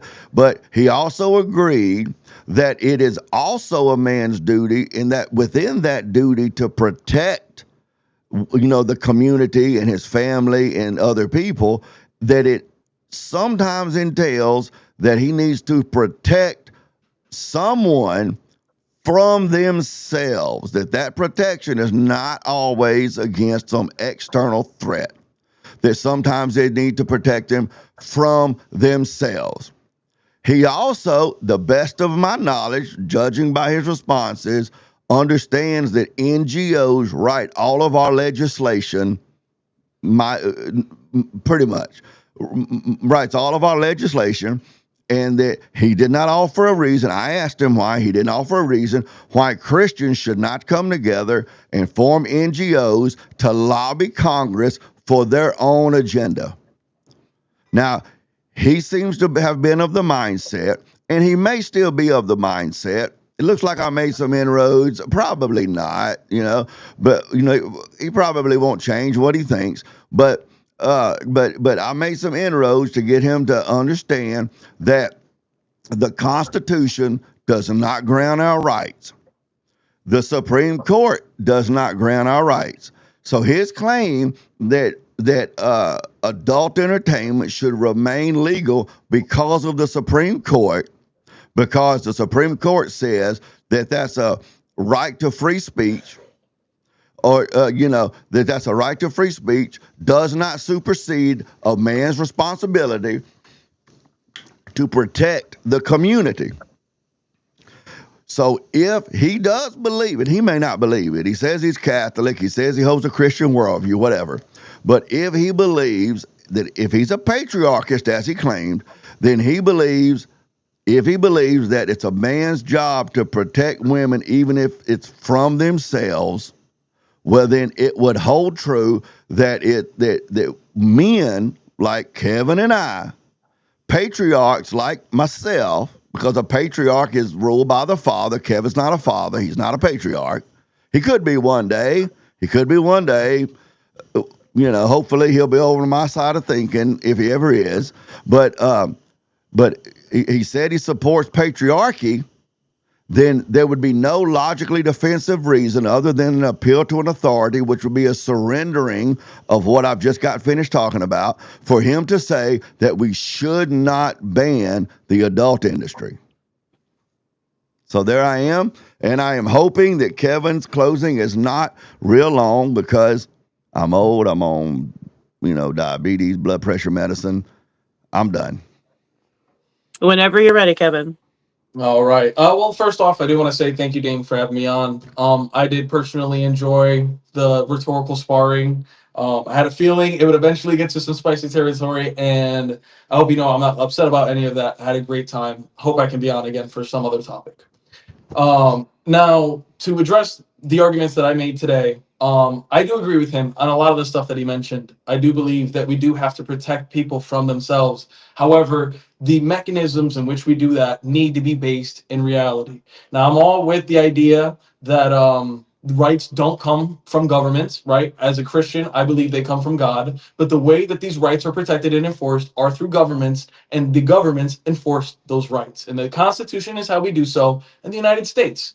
So if we do want to make change, we have to have methods that are effective and that actually work, and not things that are going to give the government more power than they should have, and that ground themselves in statistical reality. I do not believe that by using numbers and using authorities, people who dedicate their life's work to giving us accurate information, that by trusting these people, that we are relinquishing our power. I think that's the only way that we can actually use our power in a way that is effective. As I was able to demonstrate throughout the debate, cigarettes, the use between teenagers and young adults went down without a single ban. And there were plenty of effective methods that I brought in from that topic that could also work with lowering the demand of corn and changing our culture for the better. Now, NGOs do hold power. Like he said, I agree with that. If we are to band together, it is important that we advocate for working solutions. And it's not just enough to be against something. If you want to make change, you have to know about how you are going to attack it. Now, besides that, right? I think he is very well educated. I think he's very well read. I think he's somebody that we can take a lot of authority from, right? I was able to understand some of the stories that he brought and not question it, because I believe that he is acting in good faith. However, if he's trying to say that I can't use other authorities on information to prove my point, that is going to be severely lacking for the arguments that he presents. Other than that, had a great time, Leah. I really appreciate you being here and doing this for us. It's been a long debate. And like I said, I hope to be doing this again. Thanks to everybody for watching, and I hope you have a great rest of your night. Oh my goodness. My. I apologize, man, for the disrespect of breaking camp in the middle of your stream. So if my stream continues to grow, young man, and I become nearly as famous as some of these other guys, I don't really care about fame, but if my stream continues to grow and I get more polished and I get enough money to hire, producers and stuff, but y'all can make bad fun of me about that night Dane was in one of his first live stream debates, and he had to get up and run to leak his lizard. Good Lord, man. Gosh, I'm like, you kept talking and talking, and I'm thinking, Kevin's fixing to make me make a mess right here in my office. And I'm going back and forth, and I'm like, man, I'd be pissed off if the dude broke camp while I was doing my closing statement there. No worries. Understandable. Seriously, man. That was very disrespectful of me, man, but, you know, I had to do No what I worries. had to do. I But me understand. running back there to take care of my renal duties was not a surrender or an admission of anything. Absolutely. No worries. We all got bodies we have to adhere to. Man, Lord Jesus. Anyway, Nature man. calls. Man, nature has been calling for me for about 2 hours because Kevin wouldn't just shut up. But I do appreciate you coming, Kevin, and everything. And we'll do this again soon, I'm sure. At any rate, so we're moving into what, a Q&A, if anybody has any questions.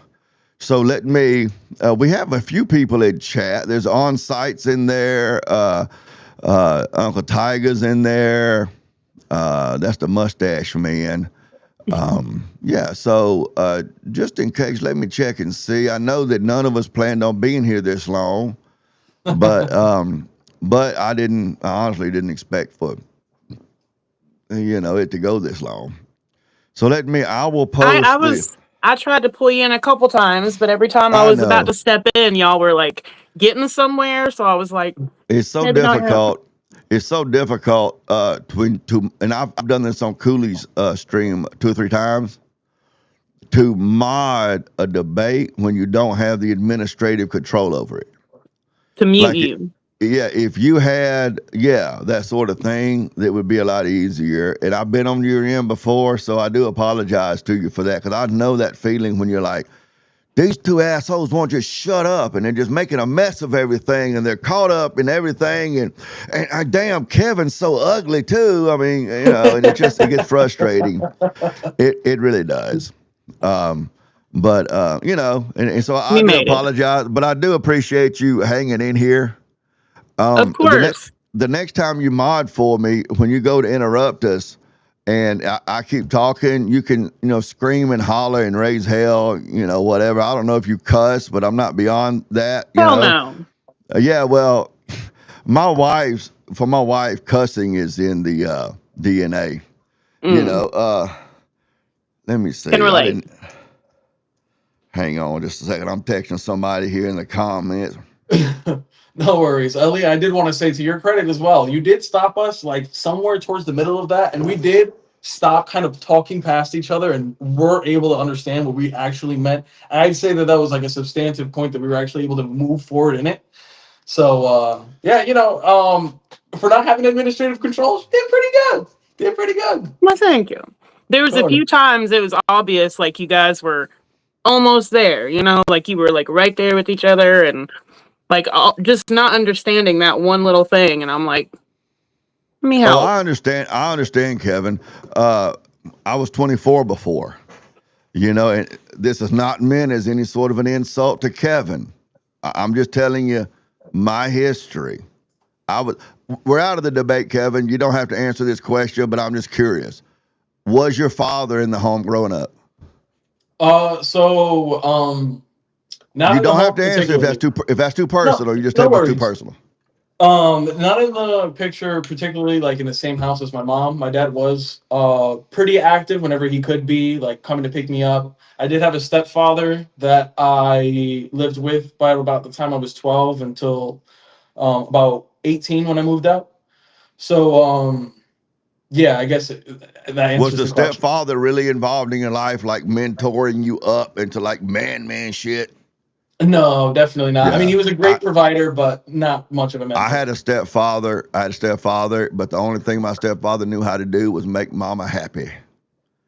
and thank God for that. But my stepdad didn't even know that. So no, my stepdad, but he couldn't teach me how to relate to women. He couldn't teach me how to relate to other men. He couldn't teach me how to understand the differences in the ways that men and women think. And so I just had to I met my wife when I was 18, she was 17. And by the time we were 19, we were married. By the time we were 20, we had our first baby, and my wife's batshit crazy. Now, thank God, I am very attractive to batshit crazy women. You know, when I was like back in the 90s, when that TV show Xena Warrior Princess came on, man, the thought of, are you familiar with that TV show, Kevin? Very little. Like I just know of it, but yeah, not very Oh, much else. Lucy Lawless, and she had that thing that looked like the beauty ring off of a hubcap, and she could throw that thing at people and kill them. Man, I was like, man, that's so attractive. I know that's probably something I need therapy for, but thank God my wife's 4'11", so all of her insanity and homicidal tendencies, where'd he go? Where'd he go? Seemed like he fell. Yeah, he might be back. Hopefully he'll be back soon. But yeah, it was a spirited debate there at the end. I enjoyed it. But this Yeah, it was very interesting. This is only my second live stream debate. And whatever. So I've got to get a little bit better with my tech. Both of us. On site 937 over here was talking about looking at the chat. When I first started this, my first stream, which was like I did a little short stream, which was like a reaction stream, and then I did and then like this stream. But on the last stream, it was just a reaction stream. But when I got off of the stream, his phone must have gone dead. When I got off the stream, I went and looked at chat, and there were some people in chat that was kind of, talking, going back and forth talking, and they were saying things to me and saying things to each other. But it's really until you've sat here, with your soundboard and all that kind of stuff, and you're trying to coordinate everything else. Like right now, we're streaming to 3 platforms. We're streaming to Rumble, YouTube, and Facebook. We're streaming to 3 different platforms, and you're trying to monitor all of that different stuff, and it's a lot. Yeah, I just didn't realize how much is going on when you do that. Kevin's saying here that I'll pop it up on the screen. He's saying that his phone died. He must have an Android. I guess he don't have any kind of a charger on there. Well, it drains your battery pretty quick. Mine's been on the whole time, and it's still drained mine halfway. Streaming is hard on your phone. I have an Android. Bless your heart. I know. Uncle Tiger will love you. I can't with the Apple.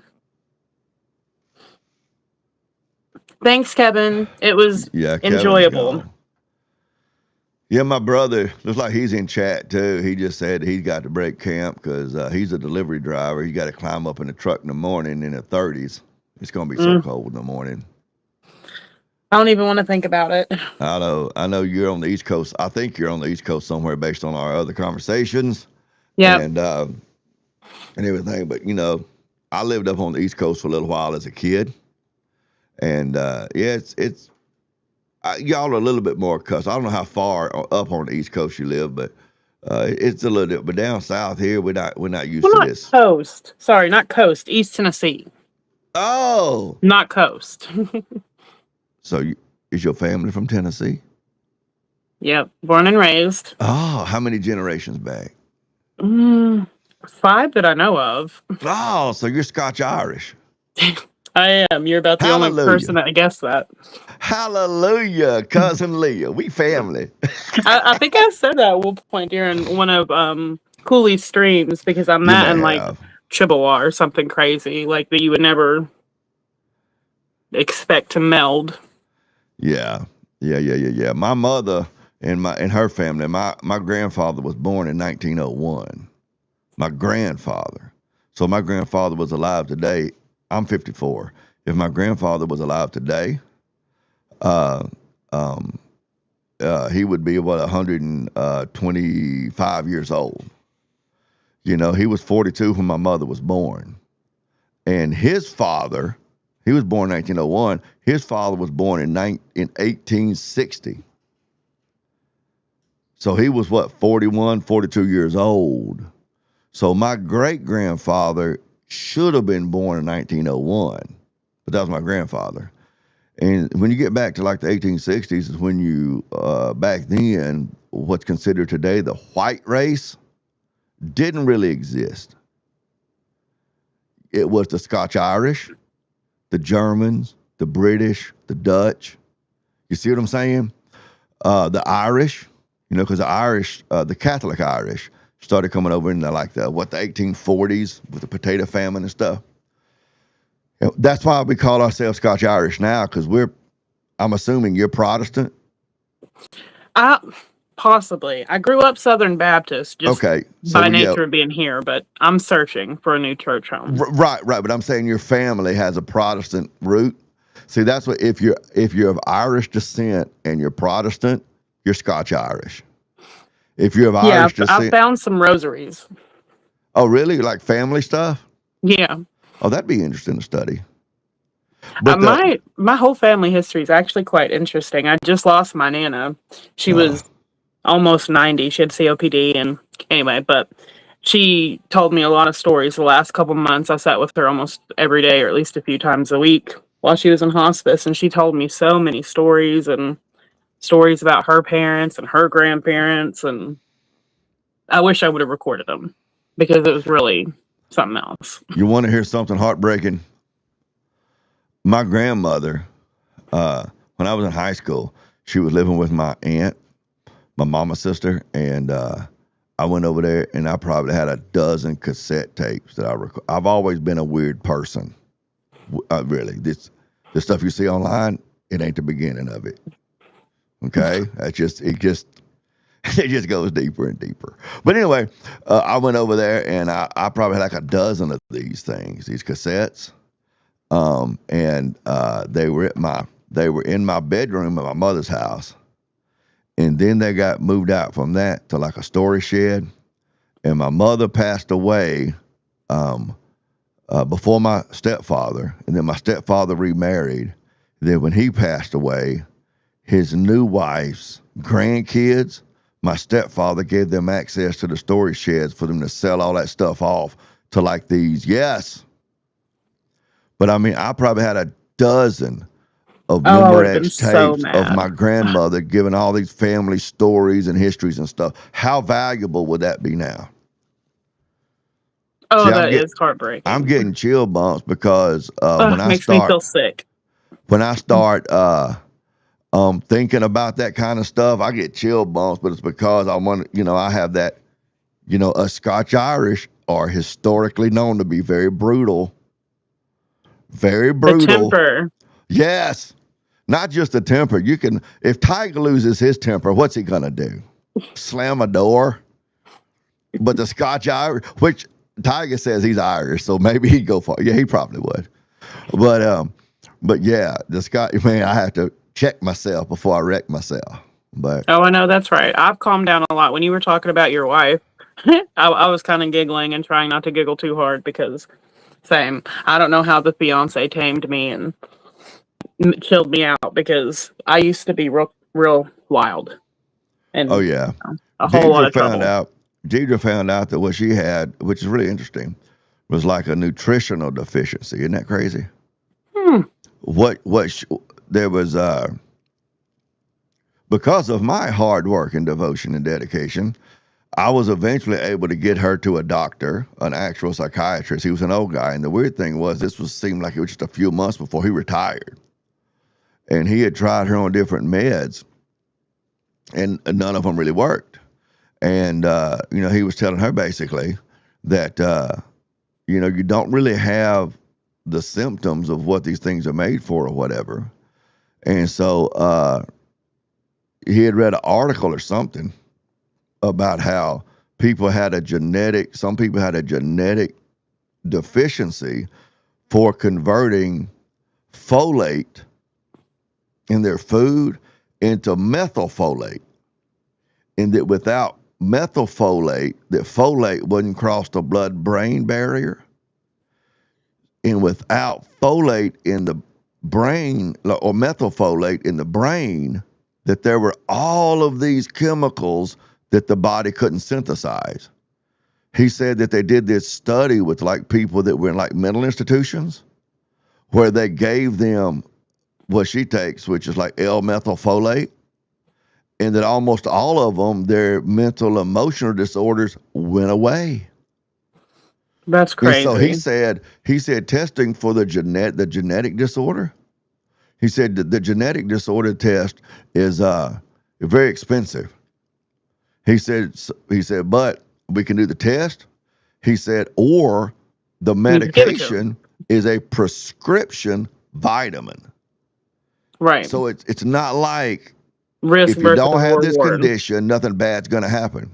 Right. He wrote the prescription, and man, you wouldn't believe. Now That's crazy. when she gets really, really angry, she knows why she's angry.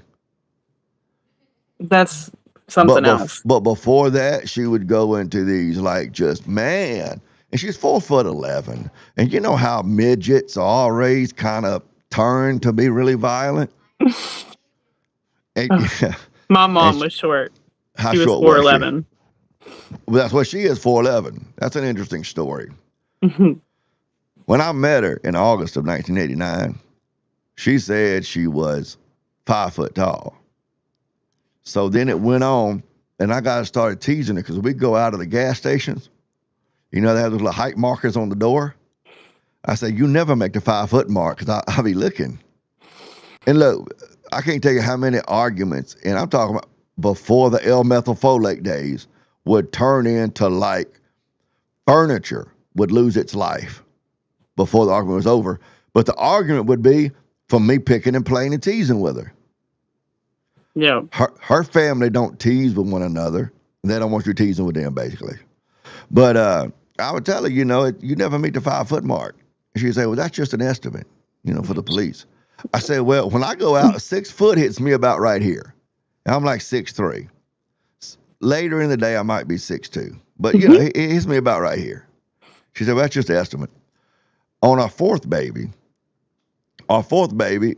she came home from the doctor. She said, well, the doctor said I'm 4'11".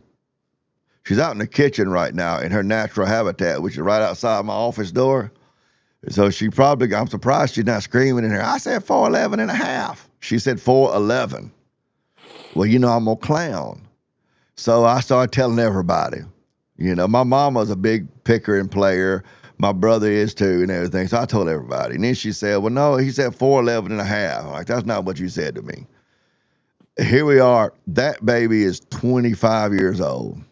And we still argue over that same question.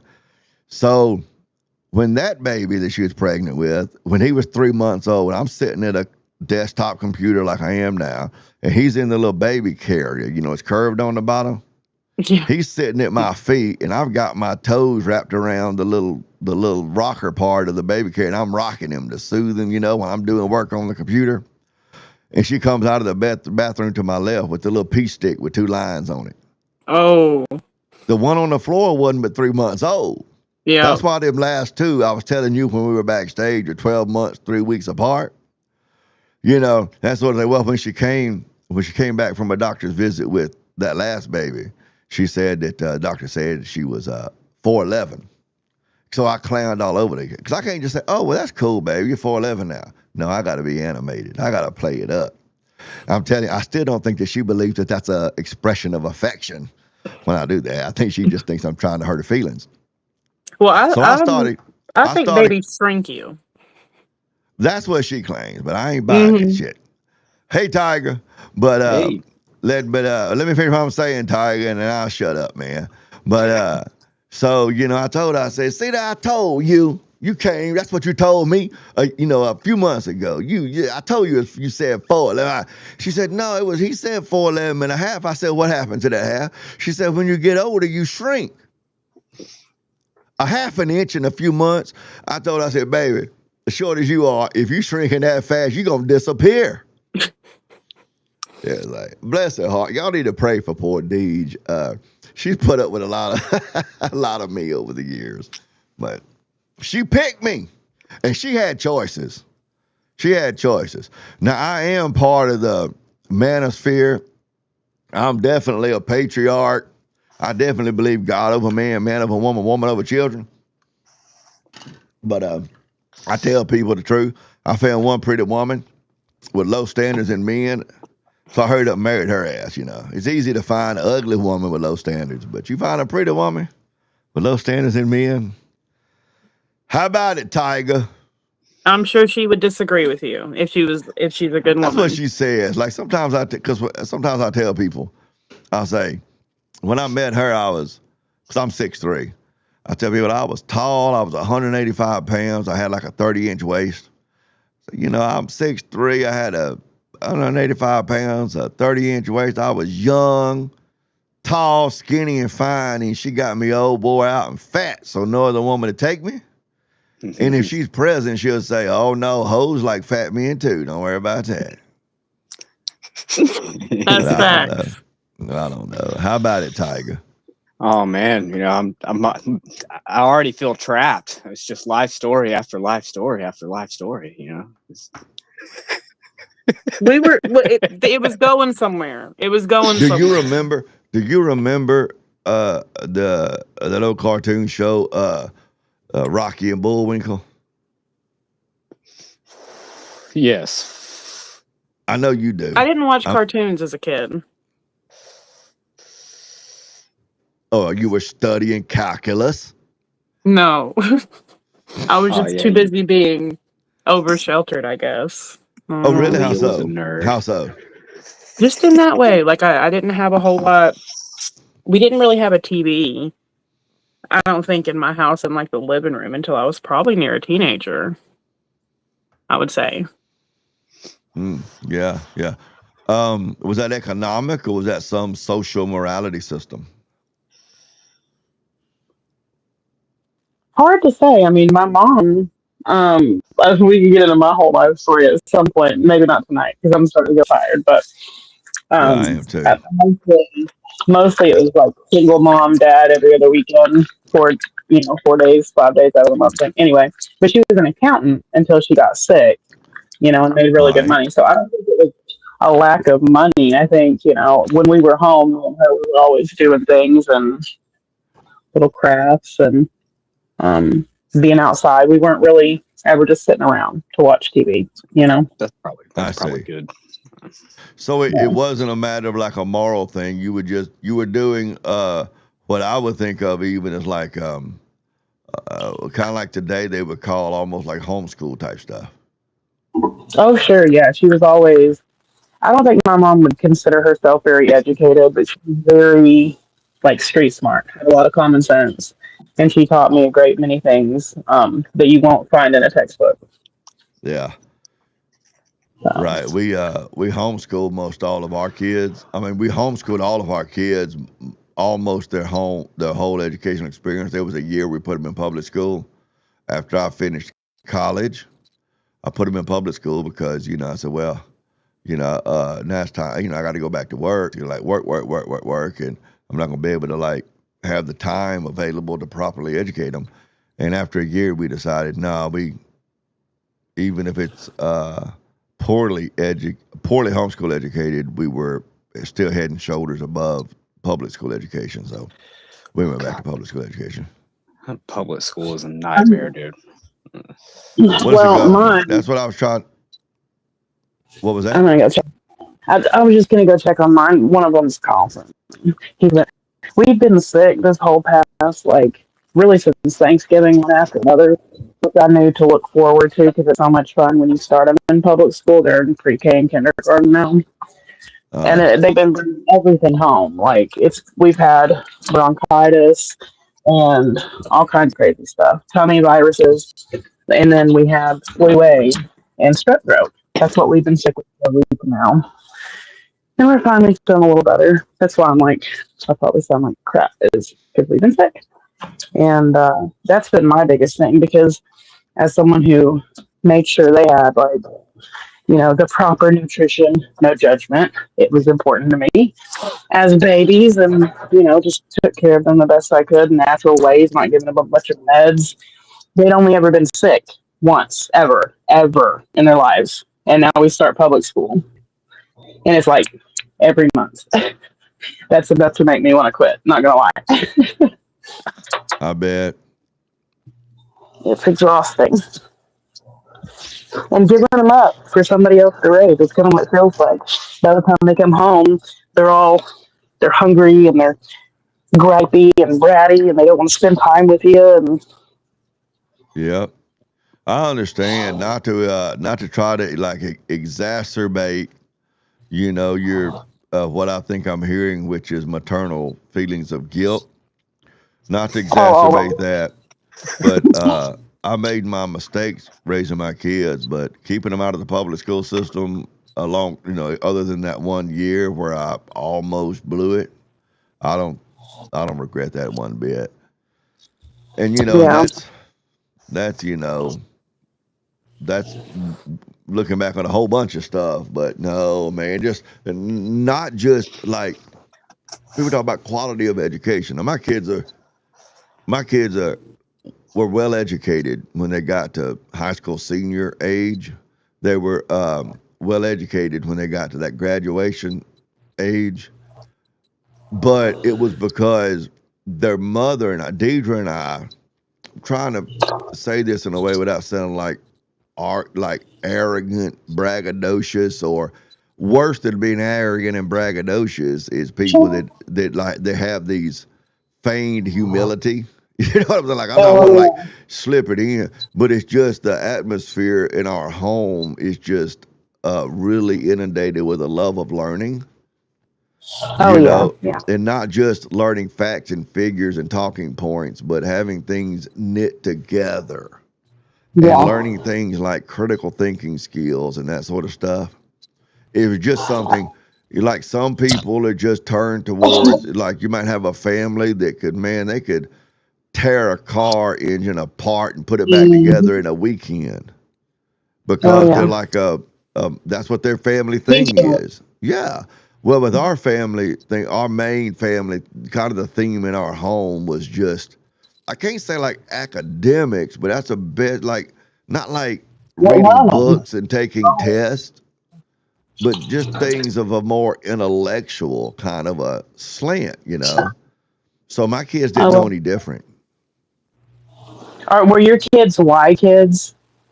They say What? that that's the sign if they're Y kids. Like if they ask you if you're explaining something to them and they ask you why more than two or three times in a row because they actually want to understand, like to the if you tell them to do something or you explain that the sky is blue, they want to actually get to the like philosophical why, not just the tell me why motivational why. Well, My to an kids will extent, ask you why 20 times. I thought you yeah, said white kids at first, and I was chuckling. yeah. Well, I thought she said, I thought she said why, like the letter Y, and I'm Mhm. thinking, what the hell is that? But I mean, to an extent they were, but not so much, or whatever. Not really like in the way that you're saying. But my kids were they were just in our home. So like I know this sounds bizarre. I get it. When I was in high school, sometimes uh my fellow students would, because I was such an odd sort of person, they would say, "Oh, Dane's gay." True story. They say Dane's gay. I was not prissy or effeminate or You any just of like that to kind learn. of stuff. But it's just that I was such. I looking back, I think it was just because I was such an odd sort of personality. They didn't have any other word they could come up with, you Yeah, know. kids are So yeah, and that's carried through my adulthood. And so, like in our home, like we would be sitting around the dinner table, because we ate dinner together. We're one of those families. We'd be eating dinner and we'd be talking about philosophical things and logical things and political things and historical things, or whatever literature this one or that and one or the other one was reading, and then we delve into like character sketches and like the themes of the literature, or stuff like that. That was, none of us are into athletics, college football, professional football, basketball, baseball. We didn't care anything about that. We just weren't turned that way.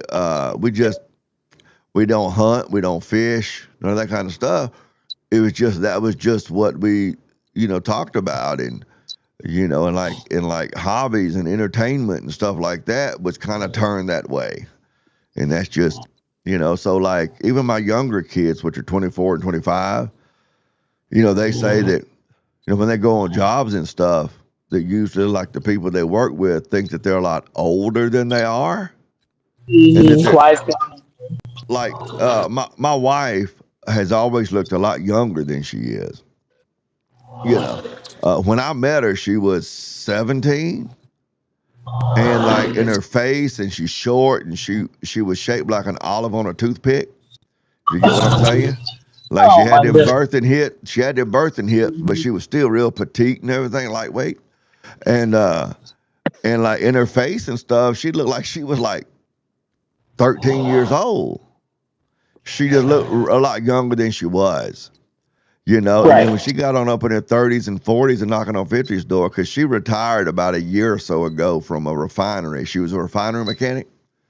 And if something came up about her having like 5 kids, if the person she was talking to didn't know her, they think she was lying or exaggerating or something. And they'd be like, really? 5 kids? What are you talking about? When did you start having kids? When you were like 10?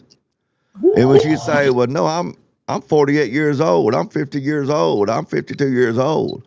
They'd be, shocked like that, Flabbergasted.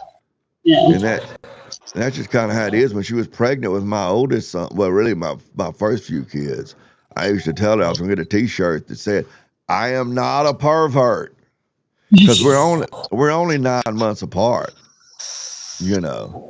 It's just she looks so young. She developed a chronic disease a few years ago. Addison's disease is the same disease that President Kennedy had. She doesn't make cortisol. Wow. And with that sort of stuff, she's starting to show. I can't say she's showing a little bit of her age, because she's not. She's starting to show a little bit of like a 40-something-year-old baby's age. You know what I mean? But I don't. What were we talking about when I started talking about her? I forget. Kids, homeschooling, and then we went to how I don't know how we really got from homeschooling onto that, to be honest. I don't either, but whatever. It gave me a chance to. I know I'm part of the like manosphere community, and I hold all of those views. Well, I say all of those views. People like Tate say things that I think are right sometimes, but I'm not one of his people. But I'm just saying in Well, yeah, you're general. still allowed to brag on your wife. If that's where you're going with this, you're definitely allowed to brag on your wife. Yeah. That's what I'm saying. I mean, I'm definitely part of Yeah. that community, but I'm pretty sweet on her. Of course, Yeah. right now, I don't think you can think for your partner. I don't think that's possible. I think, or if you can, you're supposed to. It's either one or the other. I don't know. I've known people that were married or whatever, and especially men. And I'll give you an example. Maybe, I don't know. I don't care if they see this video or not. It was a girl I went to high school with, and we were in our 20s, and they came over to visit. I used to ride motorcycles a lot, and I sold my motorcycle that I had one year so I could pay my 2 oldest kids tuition to a private Christian school at the time. And it was sitting out in the front yard with a for sale sign on it, and they came over to visit, and the husband said, asked me, said, "Oh, you're selling your bike, Dane?" Because I love my bike. He knew I had to have a big, important reason to sell it. And I said, "Yeah, man, I got to sell it to pay Shannon and Kaylin's tuition back at school coming up." And then I said, "Why, man? Are you interested in it?" He And the looked at wife on her. that. He Yeah. looked at her. She looked over at him, raised her eyebrows, and she told him real quick. She told him real quick, the day you buy one of those is the day you get a divorce. Ooh. Oh wow. Wow. That's what she told him. Wow. Well, That's wild. again, you see, a Scotch Irish, I ain't gonna let that go. I will stir up mess. Man, I try to stir up mess between my brother and his wife whenever they come over. I try to stir up mess between the two of them. And my brother be telling his wife, "Don't let him do that to you. He just wanted to get you cranked up." And I'm like Charlotte, I wouldn't let him do that to me, because my brother's like me. My mama always says she didn't have any going home sense. You know, she go visit somebody and she'd be there till way after it was socially acceptable. My brother's been at my house before, and we'd be sitting around a dining room table because we rednecks. We don't sit on the couch. We sit around a dining room table or what my mama called the kitchen table. And sometimes I'll look over at Deidre if she hasn't already gone to bed. I'll look over at Deidre and I'll say, baby, let's go to bed so these folks can go home. You know, something like that. But that's Southern thing. Well, that's him. But yeah, sometimes they'll be over here and his wife will be getting sleepy and stuff, and he'll be like, well, give me a few more minutes, I'll go home. And I'll look over and I'll say, Charlotte, I wouldn't put up with that kind of disrespect. He knows you're tired. You've been at work all day. I would put up with that. You know, stir it up. So when he looked at her and she said, the day you get one of those, the day you get a divorce, man, I started clowning. I was like, come on, man. I said, don't let that woman tell you what you, man, if that was me, I'd buy that motorcycle for spite. Ain't no way I'd let her talk, you know, tell me what I couldn't get and couldn't get. Buy the motorcycle and be the one to file for divorce first, right? Like, yeah. Okay. and then he had a little head kind of dropped down, kind of shaking his head. He said, no, I mean, she's a grown woman. She's entitled to her opinion. Well, I'm too good at this to let that go, right? So I was like, yeah, Ben, well, I bet you this name. I hope they don't see this video. I said, yeah, Ben. I said, yeah, Ben. I said, she's entitled to her opinion, but she's not entitled to sit here, especially in front of other folks, and threaten you with divorce if you didn't do what she told. So, man, I wouldn't put up with it. Because also, I'm trying to sell my bike, right? So you call this a sales pitch? I was like, man, if I was you, I'd teach her. I'd go here about it. No, she's a grown woman. She's entitled to her opinion. So no, somebody like that, yes, it is possible to simp for your spouse, that kind of thing. But otherwise, no, I definitely don't. If I was a simp or a white knight or any of those kind of people, you know, I'll call her in here. She keeps walking past my office door, and she'll probably tell you that there's no telling where she'd be. Partly because of that methylfolate thing I was telling you about, Leah. Yeah. Is that, you know, just that kind of stuff. Even because when I first married her, I didn't know how to be a husband or a father. Had to learn that as I went. But even back then, I didn't have a problem, you know, standing up. I had to kind of lean over a little bit because she ain't but 4'11", you know. And I call it using my big voice and letting her know that ain't gonna happen, Captain, you know. But yeah, why would you do that? Why would you do that to your husband in front of other men? Like, okay, maybe you can like mess with me when it's just us, you know, but like don't like emasculate me in front of other men, right? It's like why would you do that? It's so embarrassing. Like, yeah, I would never. Go ahead, Leah. No, I was just I would never. Like me, Ryan's maybe it's a Scotch Irish thing, as a matter of fact, because he's that too, and he's always fucking with me constantly, like to the point where I'll be like, knock it off. He's so much sometimes, but we just kind of have this like, I don't know, a silent agreement because we've never really talked about it, where like we can rid each other, like around other people even, and like kind of fuck with each other a little bit, but like there's a line, and I feel like that doesn't even need to be said. Like I would never ever imply like I would leave you if you blah blah. That's fucking wild to me. Like to actually even think that in your head, let alone say it out loud. Like why would you even put that out? Knowing the wife like I did, because we've known each other since early high school. You know, I think to an extent she was just talking mess. I don't think she would have really divorced her husband if he bought a motorcycle. I think she was just being very hyperbolic. Yeah, maybe she was just playing, but still. But even the hyperbole is still disrespect. And Deidre and I have had our conflicts over the years. I would say 99.99% have been like dumb shit. Usually on her part, by the way. But dumb shit. Look at her trying to look at me. She just come in my office. You see her over there?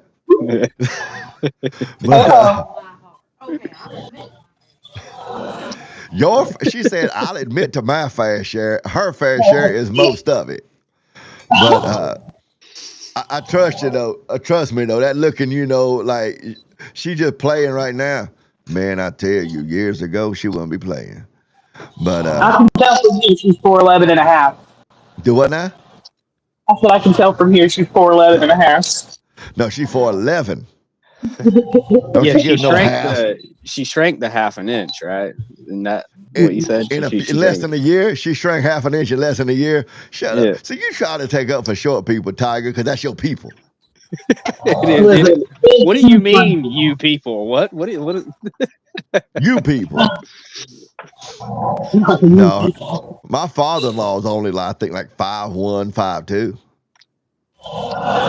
Me and Deirdre are gonna get matching step stools. Just for solidarity. No. No, matching. If he said that you and him were going, you ought to log into the link. You come in and talk to us. It's just the four of us, I think. Here, I'll text it over to you. But don't nobody know you, and the ones that only know me, they think I'm the crazy one in the marriage. You look fine. But okay, Tiger said that you and him are going to get matching step stools. No. I just put that mattress. You told me that. Yeah, she just the jar will be fine. She said that there's a bedroom, one of our bedrooms back there. She put a bed together today, man. And the mattress, like the top, I don't know how many mattresses she got in that thing, but it's way high. Like it's really high for me. And she was in there putting sheets on. I'm like, I thought she was just storing an extra mattress on that bed, and I saw her in there putting sheets on it. And I was like, you're making the bed? She's like, well, yeah. I said, how in the world? Because the only room we haven't done renovations on is our master bedroom. And our plan is to move into that room and do our master bedroom and move back. So I was like, how in the world are you going to get on that thing? And she said, I'm going to order some of those dog steps for like little bitty dogs or crippled dogs, have to get them into bed. And I just laughed. I said, girl, really? She said, yeah, really. I'm like, girl, you are not going to order no dog steps. Yes, I am. If she orders them damn dog steps, y'all watch my YouTube and my Facebook page. I'm going to clown. I'm going to clown bad. Oh, that's great. It'll bring up a little thing for you to like sign in, give a name and stuff. Dane's always talking about like Apple and iPhone supremacy and making fun of short people, and we need to band together. Me and Deirdre, we got to get the matching step stools. We'll be invincible. Dane will be in real trouble then. Got to stop. I have an answer. Apparently, it's for me. I like me. Let me see. I sent her a link, and for some reason it didn't work for her. She probably messed it up. Let me see. I gotta tell you though, one thing that was cracking me up when I was when I was making the bed, and I also took a quick tinkle just between us and whatnot. I was listening to you talk to him about David Allen Coe. And even Tiger was like, do not listen to David Allen Coe. I'm like, what the fuck out of this video? Yeah, I was just trying to get across to him that, back in that day when, corn was strictly illegal, people literally got prison sentences. So there was less people using it. It just cracked me up that was an example. You told him to check it out, like, and I mean, I'm sure he probably won't, but like, if he were to like just go and like find, because the first thing that'll pop up if he like searches David Allen Coe, it'll be the couple with like the racial slurs in it, and he'll just be appalled. You know what I mean? I just thought it was funny. Like, it'll be hard to find. No, it won't be hard to find, but it'll be really easy to find.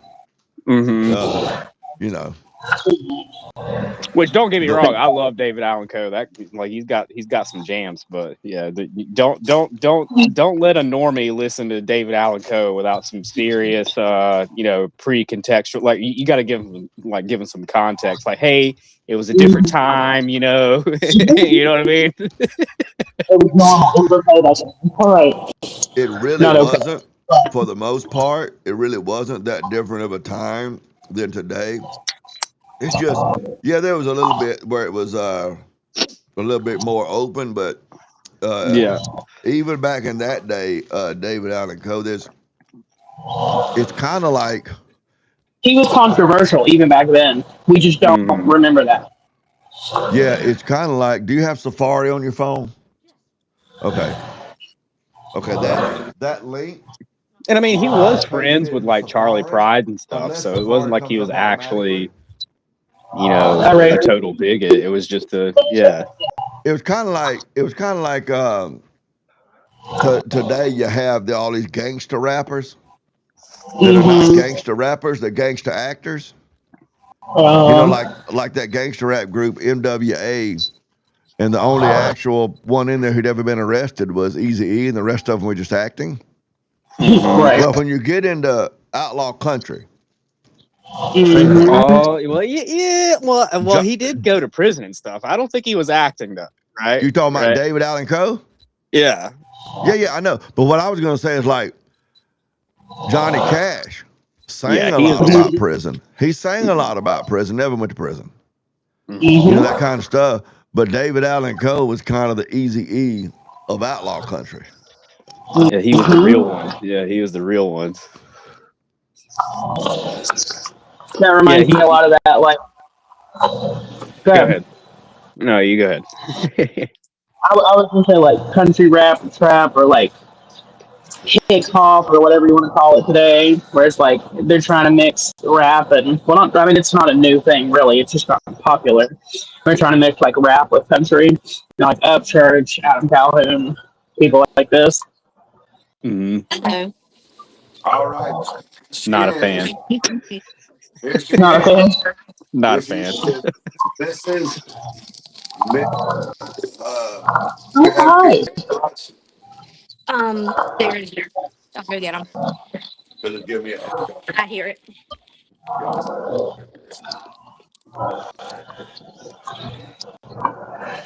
I'm getting ready for bed myself. Hang on. Yeah, I should be in the bed, but I'm on snow removal duty and indefinitely at this point. It just will not stop. So It's missed us for the most part. We got some ice Friday night. I expected it to be this big thing and for them to have school canceled tomorrow and everything, but They're on my desk. yeah, where are you at? Hand them to me. East Tennessee. Sorry? East Tennessee. Oh, okay. Yep, I'm over here.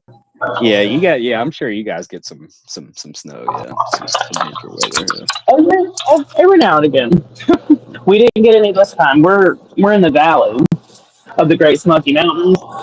And so there's a huge swath. You can literally like watch it during severe weather season. There's a swath that goes like up through North Carolina, Kentucky, that area, and up towards, you know, like the northeast. And it always, all the really, really crazy stuff always misses this little bitty swath of the valley. It goes like channeled up through both sides of the mountains because we're surrounded by mountains here in the valley. Anyway, so it misses us a lot of it. Oh, must be nice. How tall are you, Leah? 5'8.5". Oh, so you're pretty tall for a woman. Yeah, I mean, I guess. Yeah. Yeah, 5'8", that's pretty tall for a woman. So poor little Tiger and Dita. We got all the midgets over there on the left-hand side of the screen. Yeah, the Ryan would say, guild.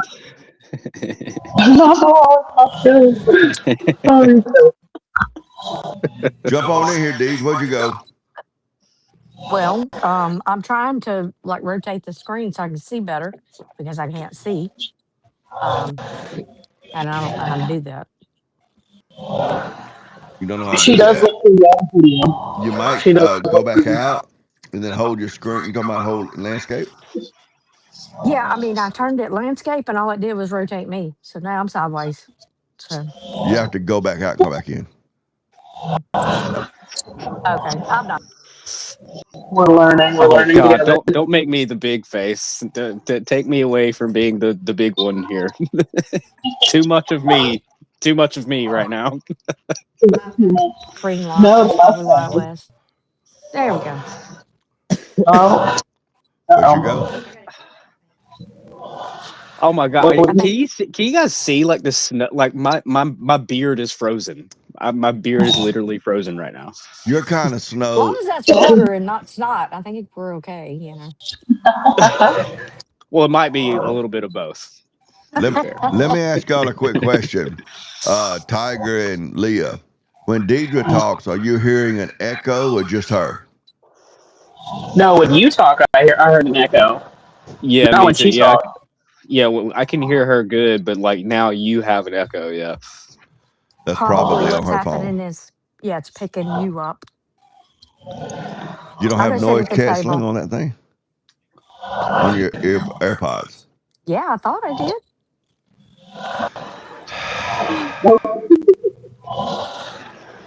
Look, we're working it out. We're figuring it out together.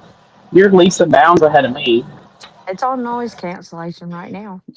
Yeah, like Dane acts like, I don't really know what I'm doing and blah blah blah. And it's like, dude, I'm illiterate. Like you're a pro compared to me. Freaking There are different levels of stupid. do what? There are different levels of stupid. Fair. I had never even heard of this thing. I just heard of StreamYard until he sent me the link the other night. I'm like, what is this shit? I don't even know what this is. Yeah. Restream was one of the original ones.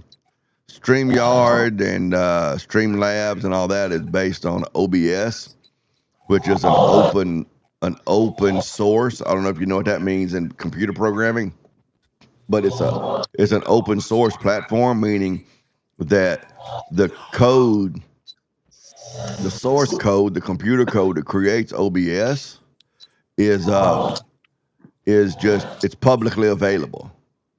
So they release a certain code like a platform, and then other coders who code like a bass fisherman that might spend tens of thousands of dollars for all his equipment because he enjoys fishing when he could just go to the seafood market and buy fish. Well, these Oh, yeah. I think you froze, Dane. And businesses expanding it. So you could download OBS and you can stream, and then different things that you want OBS to do, you can go look up these plugins, and a lot of them are free, and some of them you might have to pay a little bit for. You see what I'm saying? And then you plug it all together. Well, Streamlabs and StreamYards are kind of like that, except they develop those different features as a company, and then they charge you a subscription to do it. Right. I've noticed that. Mm-hmm. I actually downloaded OBS, but I have a friend who's an editor, and he's teaching me how to edit. Like I have the DaVinci software, and I'm actually learning how to like piece things together, like actually edit, not like with a TikTok program. And we're learning, he's teaching me how to stream it through OBS, so that I can eventually one day like stream with OBS. That's originally the goal. And it's been very interesting because I'm very computer illiterate. I used to think growing up, having a computer in my kitchen, being amongst one of the first generations to ever have that dial-up. I'm sure we all remember that. Oh, yeah. But I'm not. Not at all. Yeah. Yeah, well, like, but what I want to do is like, when I explain this to Tiger, I'm in Restream right now. Restream is really good for somebody that all they want to do is stream to multiple platforms at one time. Right. That's why it's called Restream. So you can stream from here to several platforms, or you can stream from something like OBS to Restream, and then Restream will restream you to the multiple platforms. Okay. So, but if that's all you really want to do is that, then Restream is great. But like I explained to Tiger, and like this young lady here in that mustard yellow shirt will tell you, I'm a little bit of a control freak. So there are all sorts of things that I want because this whole screen that you're looking at right here, the background and Tiger and Deidre and everything, it's called a scene, okay? There's all sorts of things that I want to do with my scenes that will look better that I can't do in Restream. I could do it in OBS. In OBS, you have control over everything. And if there's not something available in OBS, well, you can either go find somebody to code it, go find a plugin that's already coded, or you can learn the code and code it yourself if you want to put the time in. So you can do whatever you want. But with Restream and StreamYards and Streamlabs, it's designed for people who don't want to get in all that and they don't really care. Like I told Tiger, Cooley on No Fugazi, he streams through Restream, and as simple as all his stuff looks, from my perspective, graphically, he's got over 4 million followers on all platforms, so it's a success. So my control freak desires don't really have anything to do with being successful if you look at Cooley stream. But Leah, do you ever go to Andrew Wilson's stream? Oh yeah, I'm a member over there. So you know how he'll be in one little block over here, and his TikTok screen will be over here, and there'll be the background, or he's in OBS streaming to Restream. He's got all Speakeasy is probably in OBS too. Do you ever go to Speakeasy? I don't think so. I don't know if I know who. But anyway, all of that, you can't do that in Restream. I don't think you can do it in StreamYards or Streamlab either. But so that's what I want to do, is be able to do the kind of stuff like you see on Andrew's stream. And it's not necessary to be successful, but that's the way I want to do it. But I gotta send you, when they go live, I'll send you a link. I'm good friends with these potters. Well, it's a potter and a graphic designer, basically. They're a couple, and they do streams every Tuesday and Thursday. And Nick, her husband, he's the one he's like a producer of the show, and he controls that, right? And they've got 2 different cameras going. They do a horizontal and a vertical screen, and they stream to 4 or 5 different platforms. He does it through OBS. And they've got like a green screen, and he puts scenes up, and then we play games every episode, like we do crosswords, or not crosswords, but like word games and stuff. And so he puts that up on the screen. I mean, he's always moving stuff around, and it always amazes me that he can do that like on YouTube. Like I've never seen anybody get quite that advanced, I guess you could say. Yeah. And he's really good at it. I had mine the other day. I had mine set up to when I did that stream the other day. It was I think Friday I was supposed to do this debate, and I had OBS working where I was streaming straight from OBS through Video Ninja, and so I could have done it, but then it got to where my OBS was starting to kind of like, it was getting choppy. And we ended up postponing the debate, as you know, but we were so close to the debate that it's like I told my wife and my brother. I said, I can figure this out, but what I need to do is just roll back over to Restream and do this debate and come back to this, Yeah. Project for another time. It's definitely interesting, all the stuff you can do. Like I said, I'm just now really starting to learn about it and trying to get more into it. I mean, there's all sorts of stuff I want to do, reactions and things, and I'd love to have panel shows like this, do some debates, etc. But I don't want to have to rely on other platforms, and I don't want to have to, kind of like you were talking about, just have the most basic thing. I want to make it like fun and interactive and control freak. That same. Well, Deidre would call it a control freak, but I just think it's like just an artistic sort of a flair you want to do. Yeah, Well, I mean, it may not be control freak. It may be, borderline autism. I mean, I don't. Is, Me? is that better? Yeah, you want artistic control, right? You want to, you know, Right. Autistic control or artistic? Autism. both. So, Deej, do you have your AirPods in? Yes. Okay, I was trying to get your volume up a little bit, but that's fine. Well, I can turn it. I mean, I can speak louder, but I didn't want to. I mean, I don't know how loud it needs to be. Yeah, that's fine. If you want to speak a little bit louder, I can hear you through the office door, but that doesn't matter. They can't hear And I you. can bring you something besides pickles. I got chips and dip and all kind of No stuff. good. She went to the store Oysters. because we have this Ice Mageddon coming supposedly, and they thought they were gonna have a little bit of snow, but that's a move north of us. So she went to the store today and bought us some comfort food. Oh, that's yeah. I wanted Yeah, to see, get there for no reason no, as well. for some reason, I can only see your camera, like your video is on top of hers. Like I can't see her video at all except behind you. But she Oh, I doesn't Do you know have why any turned my it's video. like that? She didn't have any video up, do you? Oh, okay. Well, that's just the background then. Okay, that's why I couldn't see her. I thought that was her Yeah, look at this. That's my video background, behind baby. I've you. been being artistically creative. So Oh, I let see. me I see. I let see. me see what I can do with Tyga. Don't Hang make on a me minute. I big get rid one. of Tyga. You're not going Oh, I anywhere. see. You see that? And I I don't know see. even why Okay. this is still up. That shouldn't even. Yeah, I don't thought there even. was something wrong on my video display. Yeah, no. And then Lord have I mercy. might. Make me small again. Yeah, That's wouldn't we what I all keep like saying. that? Yeah. But anyway, but you see that? Jeez. Look, I'll tell you what I can do. I can jump over here to this thing. Well, no.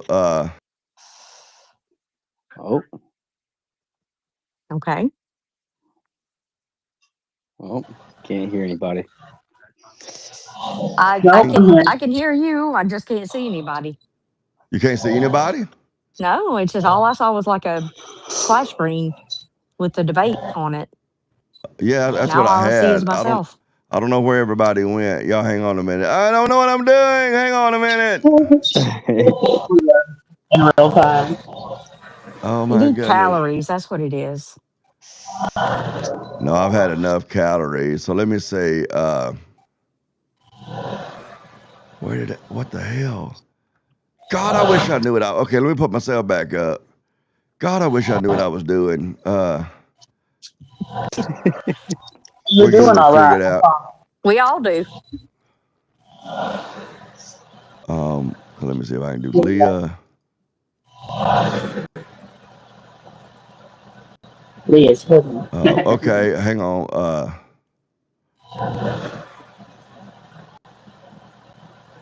I'm trying to. Okay, Leah wasn't up because Leah doesn't have a camera. Okay, let me uncheck that. I There we just go. figured people stared at you long enough. Okay, there you are, Tyga.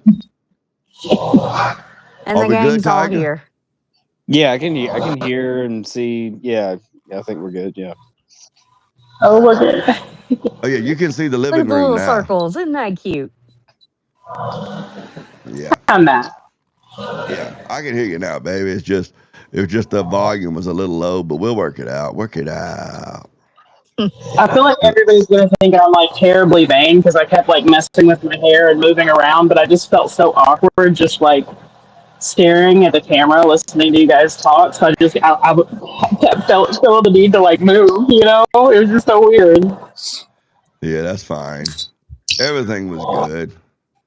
I'm like, Yeah, next time I'm at one point I was gonna say something in the chat like Leah, your hair looks fine. Stop playing with it. Pay attention. But I didn't want to pester you. I was listening to every word, but every time I caught a glimpse of myself, I'm like, why do I look like a statue? What's wrong with me? Yeah, Too funny. I'm picking on you. Yeah, it was like I just couldn't. I was struggling to find the language to get the guy to get past his. He's been so indoctrinated and tied on to if the Constitution says it and the Supreme Court says it, well, then that's what is true. The question of questioning the government or whatever, it just doesn't seem to register with him. You know, I It's think. funny you say that. Go ahead. What was that? I was just, it's funny you say that because actually, when you were it was maybe like 20, 30 minutes into the debate, and I was taking notes. One of the first 3 or 4 notes that I took, because I was originally going to ask questions, but then I didn't want to just keep, throwing into the out. Anyway, but one of the first couple questions I wrote down was literally religion question mark, like Catholic question mark, and then I was like, is the Constitution his Bible question mark? Because the more you guys were talking about that whole thing, I'm like, is this his religion? Especially since he then said that faith was just, or religion was just faith in something, and it seemed like he put a lot of faith in the Constitution. I'm like, what is happening? Right. Well, I felt like I was arguing with him from like, you can drink water and you can drink gasoline. And then when it becomes, well, you can't drink gasoline, are you crazy? Why in the world, what objective reason do you have to believe that you can drink gasoline? And his answer would be, because it's water. Because it's liquid. It's liquid.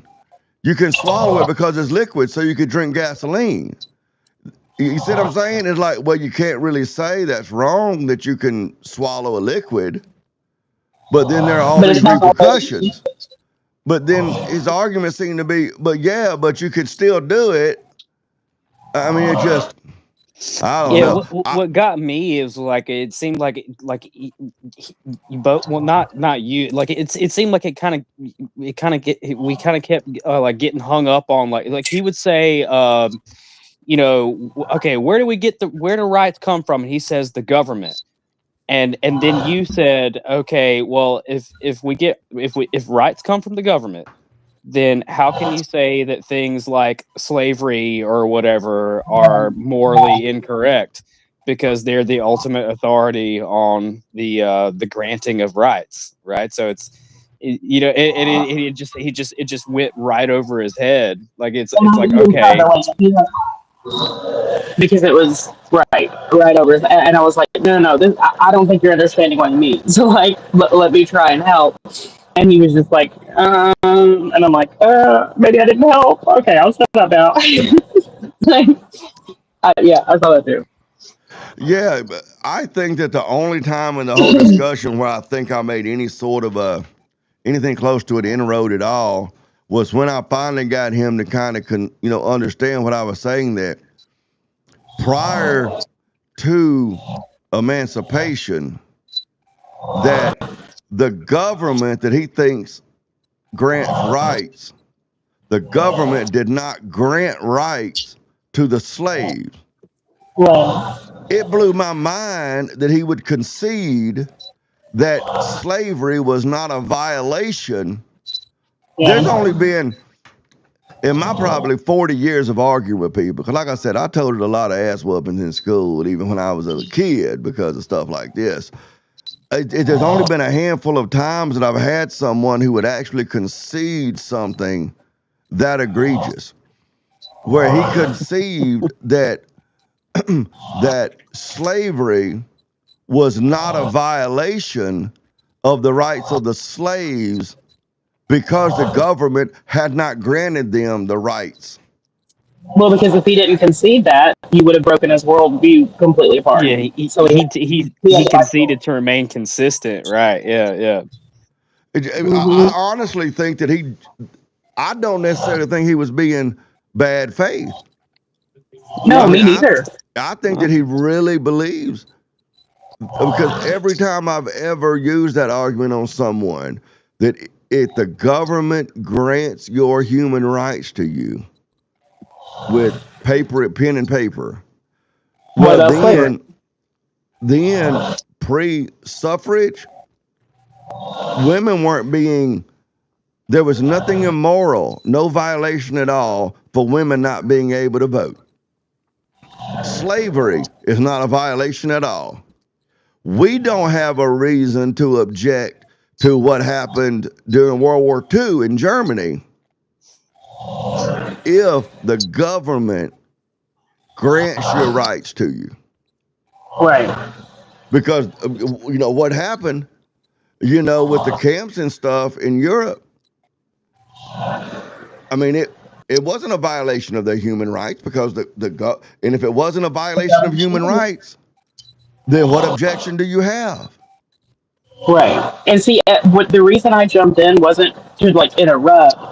I thought, and perhaps it's me being, fleeced or just having too much faith or whatever, but I was under the impression that he was not understanding that that's what you meant. I thought he was thinking you meant something else, and he made it inherently clear, like, no, I understand what he's saying, and I'm agreeing, and I'm like, okay, all right. And you're like, wow. You're right. Yeah, I was like, yeah, that's how I was. I was like, I can't believe that he's actually like admitting to that. Yeah. I don't know. There was right.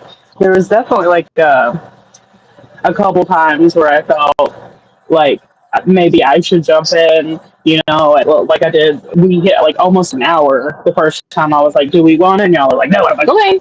But there was also a few times I wanted to step in, but I felt like y'all were like almost to a breaking point, like you were almost in another one of those moments. And I felt like after that moment, maybe he realized what he had done. And so he kind of played it a little more guarded, because those couple of times I was like trying to wait for him to come to a realization. He never gave us that again. Like, you know what I mean? Like, he wouldn't give it up. And so that's kind of, I think, why it went in circles a little bit, is because he was refusing to bite whatever bullet you were giving him at the time, like he did the first time. And I just thought, like, maybe we were getting somewhere. And I'm like, ugh. And here we go again. It's like, no, we were almost there. He is at his age. Moderating is not as easy as it seems, right? Like you have to be so present. Right? Yeah, it's a lot easier if you actually have control of the software. You know what I'm saying? But when you're in the position Leah was in, and I was trying my best to be as sensitive as I could to it, but when you're in the position that she was in, and the position you and I are in when we mod for Cooley, all we can do is be like, excuse me. You know what I'm saying? Yeah, and just hope that they stop talking when you start talking. Yeah. And sometimes I did a good job of respecting anytime I wanted to jump in. I was trying to be like, not just jump in and like overboard, like if you were in the middle of a thought, I wanted to let you finish, etc. Like I didn't feel disrespected or anything like that. I think y'all both did a pretty good job of listening. It got a little contentious at the end there, but it always will.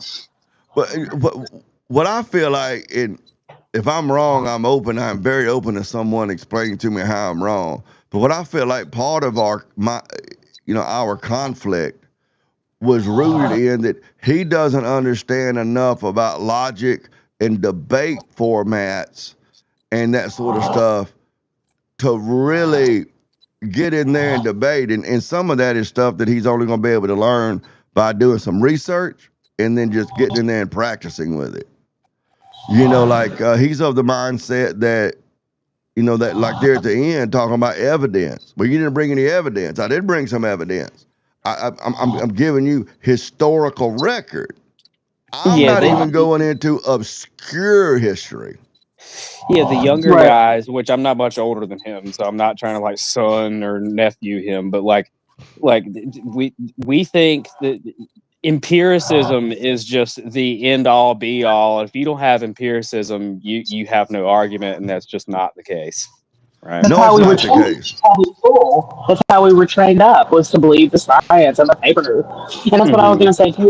So like I was telling you before, like I'm on debates. I've been in debates. I was in debate clubs in high school, college. Like I have plenty of debate experience, and it's funny because I have relearned debate myself, the art of debate, over the past year or so, because the debates that I'm seeing online, like go viral, that everybody's loving, that are making me think and rethink my worldview for the first time in a decade or more, are not the debate structures I was ever taught in school.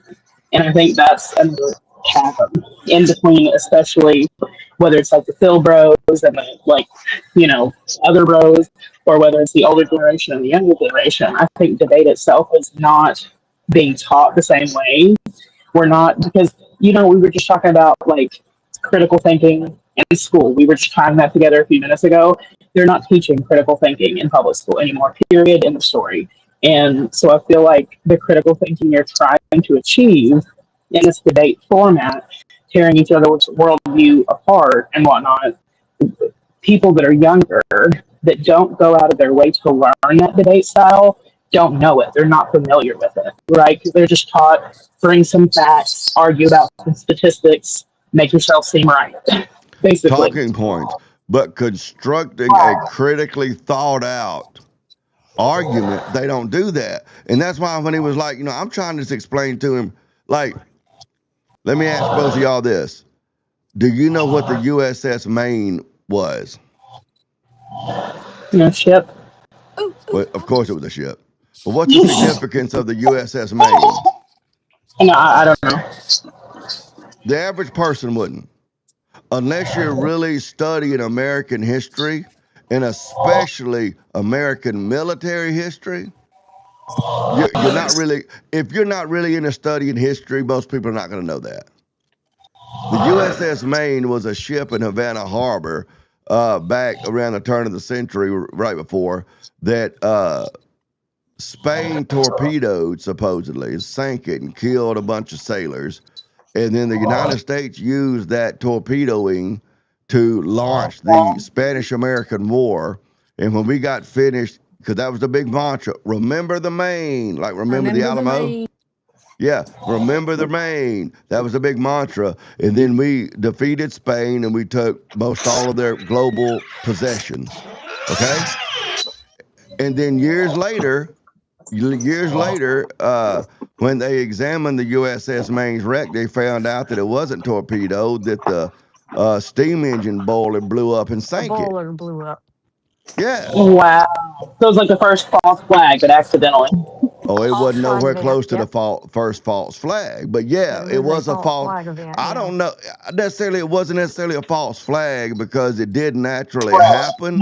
But it was that Saul Alinsky thing of don't waste a good, you know, crisis or tragedy. You see what I'm saying? Okay, that story is kind of an obscure historical story. But the historical things I was telling him about, you know, the U.S. economy between Prohibition and the baby boom is pretty much just common historical knowledge. But it's, you know, it was like he thought that the only way that could be legitimate evidence is if I had some university or some think tank do a study to show that this information was correct, that most of us learned in like high school. Well, and it's like, you know, Andrew Wilson, you were speaking about him a minute ago, he brings up all these points to, like, you know, counterbalance all these statistics and these papers that people bring to present during debate with him. And it's like a whole lot of these younger people have never heard about, say, for example, the replication crisis. A lot of these young people don't even understand that these soft scientific studies, like sociology and psychology studies that they're depending on for information, can't even be replicated. Like, that's one of the literal grounding foundations of science, is it better be repeatable or it's not logical. Like, hello. And they don't even understand that.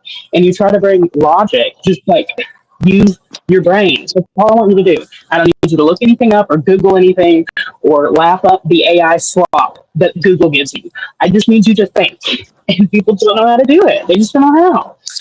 Right, and they don't know how to critically look at those surveys either and see when they're biased, Right.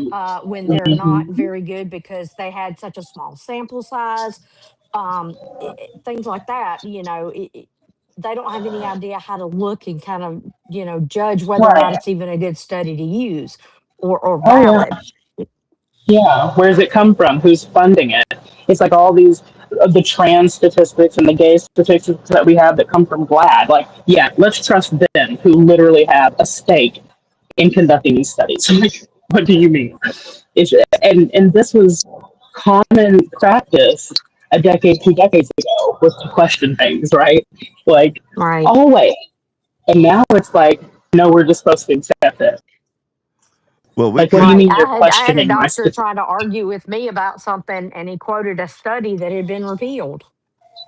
And I had to pull it up on my phone and show him. I said, that's been struck down because they found out it was inaccurate. And that's a Sorry. doctor, right? Yeah, God. Y'all don't even Dane has know. he's got PTSD from me dealing with doctors. Sorry. I'm serious. Oh Lord. There's a reason they call it practicing medicine. That's all I'll say. I guess if you're right, you're right. But you got to show me. I'm not going to take it that you're right just because you're a doctor. Right. You're you can be as errant as I can be. Y'all don't even know. I'm telling y'all, trying to deal with that woman. Bless his heart. Poor Dane. And Pray for Dane. you see, this disease she has requires an endocrinologist. That's difficult. She's pretty much at the last endocrinologist in this area. Yeah. She tells them they're all wrong. That's fantastic. Or either that or she just gets tired of, well, they're kook, blah, blah, blah, and then she'll go on about. You explain it to him, Did you tell the story while you're over there doing your woman's work? Actually, Mike, I'm giving one of our instant pots to Micah. The thing is, it's a rare condition. There's not a lot of people that have it. Most doctors have never seen it, much less treated it. So they will, basically throw out information. My mother has the same condition. They'll try to treat me with the same treatment plan they treated my mother when she was diagnosed in 1980. And I'm like, why are we doing this? There's lots of information that's come out, but it takes a really long time for that information to get from the studies into the textbooks, into the doctors, and then into treatment plans. So, that's understandable. You don't want to just throw things out there because you could you could ruin people's lives. But at the same time, if you know this is a rare disease and you know that there's probably medical information out there that hasn't made it into the books, maybe go read something. I mean, I did a Google search with Google Scholar and came up with articles. And I don't bring Dr. Axe and things like that to Dr. Oz and stuff off of WebMD. The things that I bring to my doctor are published medical journal from the American Medical Association, from the United States Endocrine Council. I mean, this is not flaky stuff that I'm bringing. And when I bring it, I'm regardless of what Dane says, I say, hi, look, this is the information. I know that you have lots of patients. I have one. I found this information, but I'm not a doctor. It seems to be suggesting this. Can you tell me if that's accurate? And if it's accurate, can we do this? Because, I mean, I need a better quality of life here. And then they get irritated. And I'm like, I'm not telling you how to do your job. I mean, I'm trying to be as nice as I can about it. But, Yeah, the they hate last being time that I had questioned, right?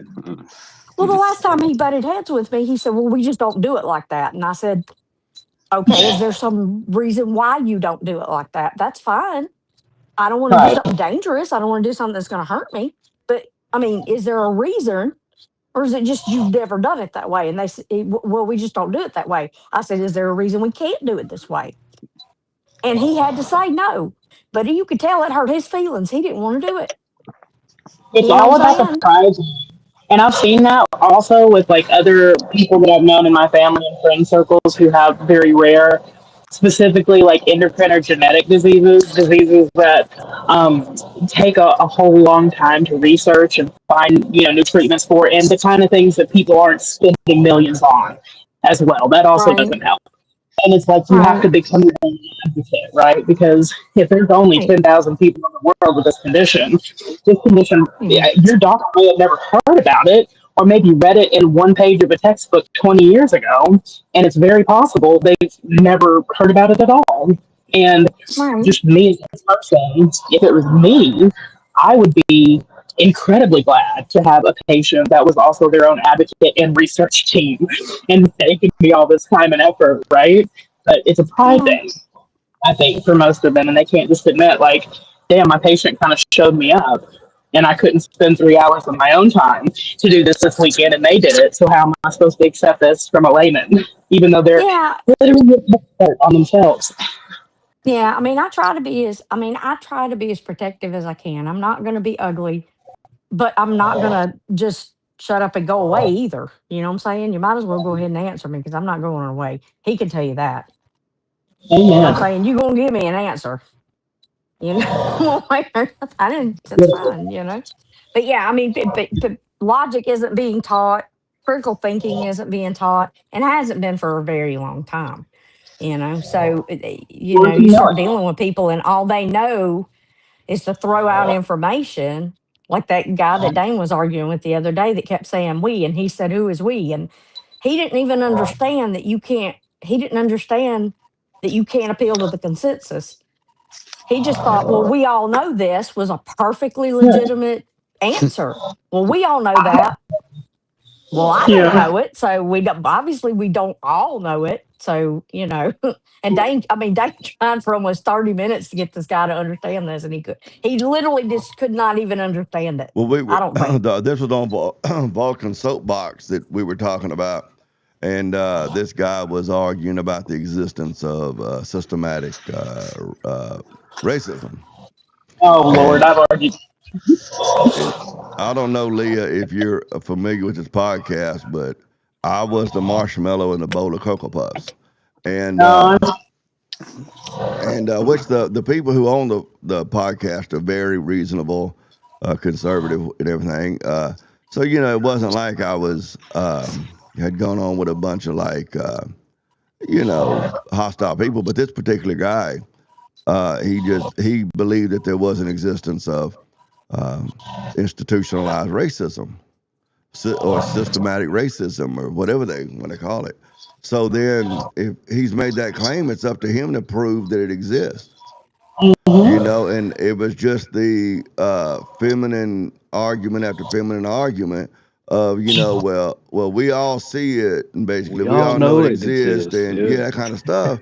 And so then I'm like, so you know, I'm trying to explain to him that that's not an argument, that's a fallacy, the appeal to the consensus. And then I asked him finally, I said, well, who is we?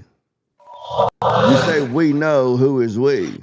He was like, well, you know, the American people. And I'm like, well, you know, I tried to explain to him, I said, what you're doing, you have this imagined group of supporters around you supporting you that you conjured up in your mind, but it's this group of nameless, faceless people that you believe agree with you, but they don't really exist.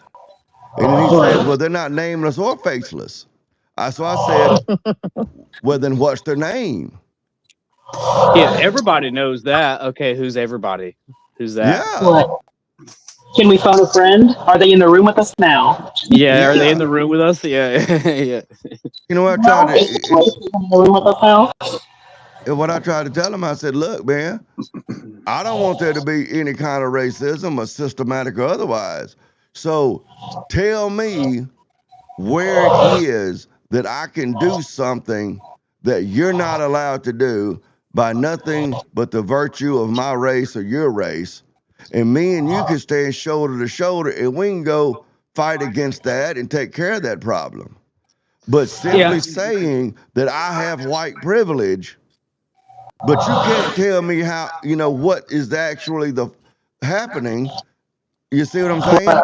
And then he resorted to the whole, well, privilege is invisible to people who have it. And right. Yeah, and I can't It's make so you absurd. see It's it like, if you don't see it.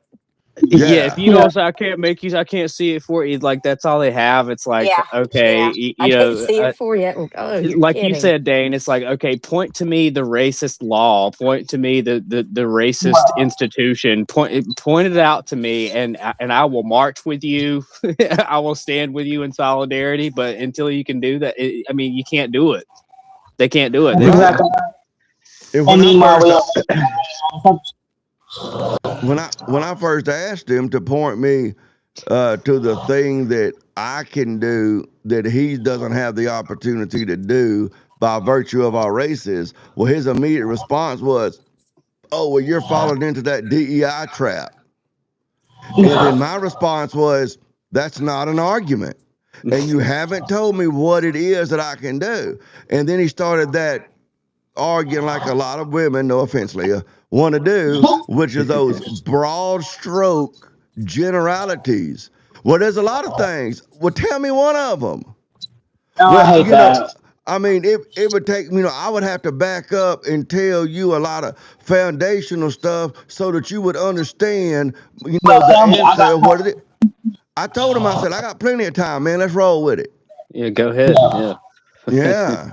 And, he never did get around to it, but yeah, I really enjoy being on Vulcan Soapbox. You might would enjoy that, Tiger, because I don't know what Leah's perspective is on you or anything, but it's kind of like I said to this Kevin guy in my open statement. Not that I'm correlating the two of y'all very much, but there's not a big market for nice guys. And it's like, I know a lot of times, guys like you who aren't as like me. I'm just like, man, I just will fucking fall out of the attic into the middle of the living room and tell you what to turn your television to. You know what I'm saying? I'm like, bam, hey, niggas. You know what I'm saying? I'm like right there with you. But not everybody has a personality like that. And I think something like Vulcan Soapbox would be somewhere that you could really hone your debate skills without it being like, man, with Speakeasy, you're in a doggone like, LA riot, man. Yeah, dude, it's nuts because I love Speakeasy. He's a super cool guy, but like, God, it's just like he lets these 20 people get up there and just everybody's It's like a constantly melee. talking over each other, and he just there's no moderation at all, and I'm like, Vulcan Soapbox yeah. wasn't like that. They took turns, and the moderator said, "Okay, let's give him a chance to respond." And one person spoke at a time, and they didn't allow people to talk over each other, and they allowed them to finish their thoughts. And Yeah, yeah, I and the mean, one time it that was I did really interact, enjoyable too. but Just the one watching it. Yeah, the one time I did interact with Vulcan, he was like super chill. Like, so I like Yeah. and he's smart, he's sharp, so I don't no quarrel with him specifically. But on the flip side, like he told me at the end of that last podcast, because once the podcast quit. Sorry, if I could just break in real quick. My phone's dying, and it's almost 2 a.m., so I'm definitely going to have to call. But thank you so much for having me. Thanks for helping me, Leah. We'll do it again soon. Sure, I will be available. Thank you. I enjoyed talking to you. All right, take care, Leah. Oh, good night. Take care. Yeah, man, I hate to be a party pooper, but like I'm out here free. I was like, once I'm shoveling, I get my blood going. I'm like totally cool out here, but then I start sweating, and now I'm sweating and I'm cooled down and it's cold still. I'm like, I have to go shovel again. Yeah, I kind of have to get out of here too. I got to go shovel again. Is it like staying up all night just to keep shoveling? Yeah, because the thing is like, if I don't, you want to think logically, like, oh, well, just wait till it's all done and just shovel once and be done with it. But if I do that, it'll be like legit, like several like a mountain feet. of snow. Yeah, and it's just I can't, I can't move thousands of pounds of snow at a time. I have to do it incrementally. It's just nonstop. I'm basically on snow duty all night. So how long do you do that? Because it's not like it stops snowing in 2 or 3 hours. Yeah, well, that's the thing. I'm just toughing it out as long as I can, so that when I wake up, and like have my coffee or my breakfast or whatever, that it's not so bad. Like, it's really it's not like every time it snows. Most of the time it'll snow for like a day, and then I can just do it once and that's fine. But right now it's the storm of the century. It's the storm of the year right now. It's if I don't keep up with it, it'll be like, what should take me 20 minutes is going to take me an hour, so How it's much better does to a just, snowblower cost? I think anywhere from there's like cheapo, like electric ones that are like 500 all the way up to like gas powered ones that are like 2,000 or whatever. But like the thing is with those, like I had one, and my girlfriend's dad, he took it because like I used it a couple times, and it was just after I had broken my collarbone, and just the manhandling was messing up. It was just like really hurting my chest, and I stopped using it. And he's like, well, if you're not using it, I'm coming to get it. I'm like, yeah, man, it's yours. Come get it. Whatever. I can't use it. It hurts me too bad to manhandle it, So, yeah, I have to just do it. Like I can shovel, that's fine. But like moving a, several 100-pound piece of machinery around with a messed up shoulder and chest is just like, yeah, I can't. I'd rather just run the shovel. So I get it. I got you, yeah. man. Okay, well, take care of yourself. Don't injure yourself. Have fun. Shovel your snow. Absolutely. And we'll be in touch, man. Yeah, man. Hey, good show tonight, by the way, man. Good show. Kevin was great. You were great. This is a fun show. Thank you for having me up to chat. It's always nice chatting with you. Hopefully it'll get better as I get a little bit smoother. And I think that I kind of stumbled and flopped some because some of the arguments he was putting out were not logically following, but trying to, in my mind, on the fly, try to, like, he thinks that if you can't produce some sort of a scientific study that something is true, well, then you haven't, he doesn't understand that evidence to support your argument is not just data and statistics. Mm-hmm, It's like, have you ever heard about what the 3 kind of lies are?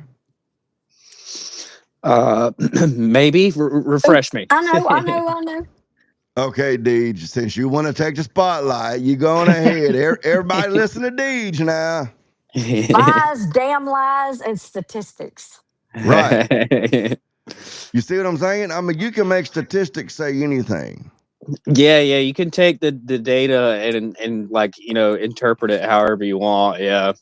And I mean, and again, like me and both me and Leo were saying this earlier. It's like to this, like the younger, and not to shit on him. He's super sharp. He's smart. He's a smart guy.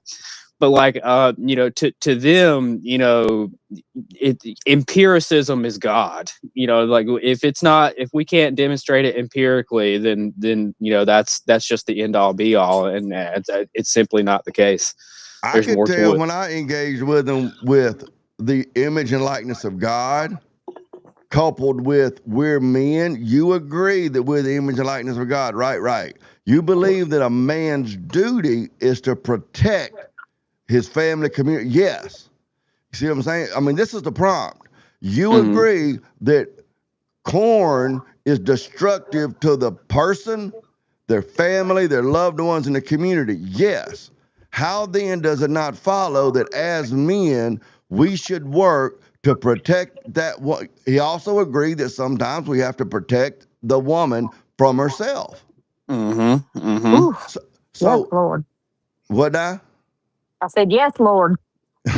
So, so we're like 1 + 1 is 2, + 1 is 3, + 1 is 4, + 1 is 5.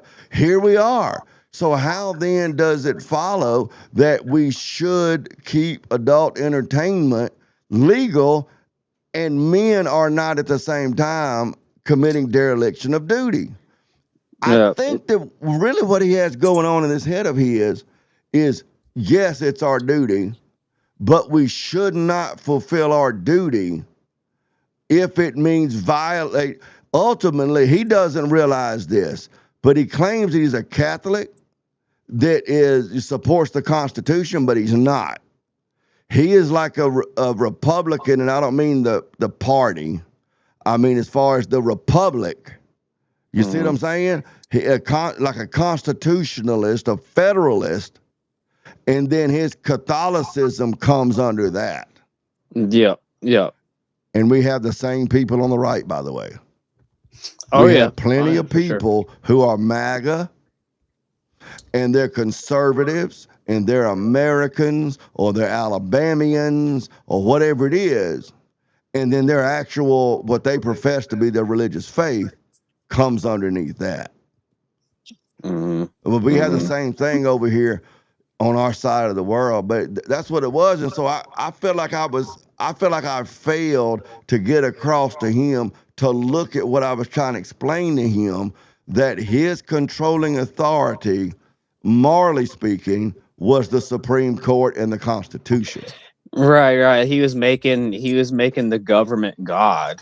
Yeah, it's like no, because now you run into again. Okay, if the government, we get our rights, we the Constitution, the government dictates what ought be.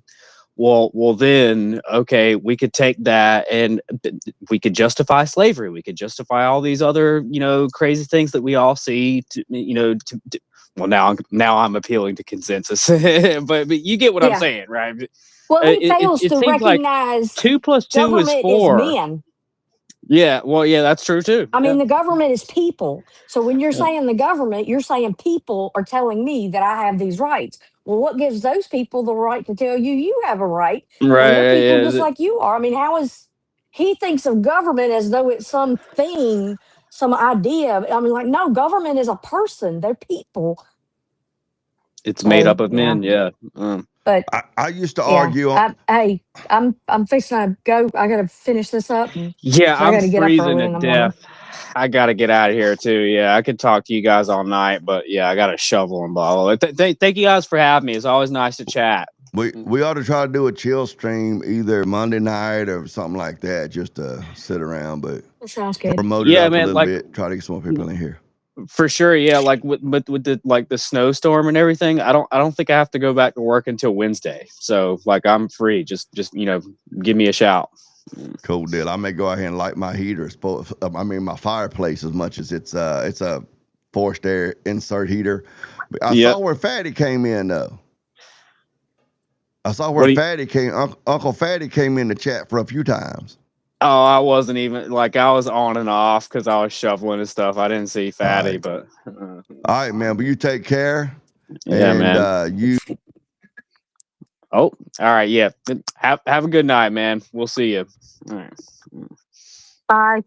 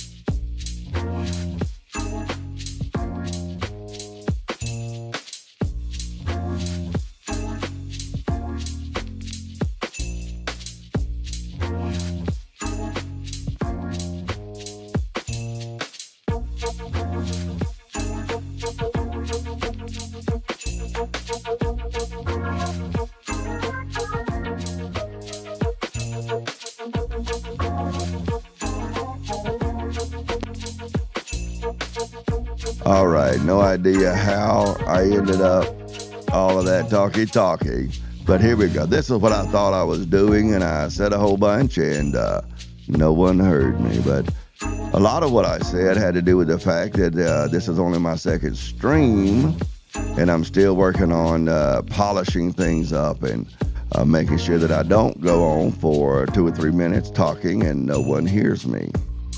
But anyway, here we are. Thanks for coming to our stream. If you came tonight, if you are watching the video in its recorded form afterwards, thanks for watching it. I know it's been a very long stream, but it's only my second stream, and I enjoyed it. I wish that I would have been able to get across to Kevin the fallaciousness of his appeal to authority of the Constitution says, and the Supreme Court says, none of which is a logical argument about what is true or what we should or we should not do. It's true that you can't get an ought from an is. So the Constitution is, but then when you try to logically discern out or argue out what should be, what ought to be, I mean, Kevin, as smart a guy as he is, and I'll give him that. He's not a dumb guy. He's not quite as dumb as I thought he was. He's close. He's certainly close. But he's not quite as dumb as what I thought he was. But he didn't even understand that anytime you make the statement should, you're making a statement about morality and a value system. He didn't even get that. He didn't know what the laws of logic were. How is he using logic if he doesn't know what the laws of logic is? So that was a big problem, because what he was working from a lot, almost exclusively, was just his preferences, what he thought and what he believed. You know, we should not make adult entertainment illegal because the Supreme Court said that it's a violation of free speech. Okay? So what? How does that mean that we should not make it illegal, especially considering that the Supreme Court also said that slavery and so forth was also within the bounds of the Constitution? I mean, this guy went so far as to concede that slavery itself was not a violation of human rights, because he believes that if the government tells you you have a right to do something, that you then have a right to do it. In the segment, which I think was the only mediocrely, productive part of the debate, when I explained to him where human rights come from, that they come from the fact that we all carry the image and likeness of God, and that without the image and likeness of God, we don't have any foundation for human rights that transcends era, transcends nationalities, transcends religion.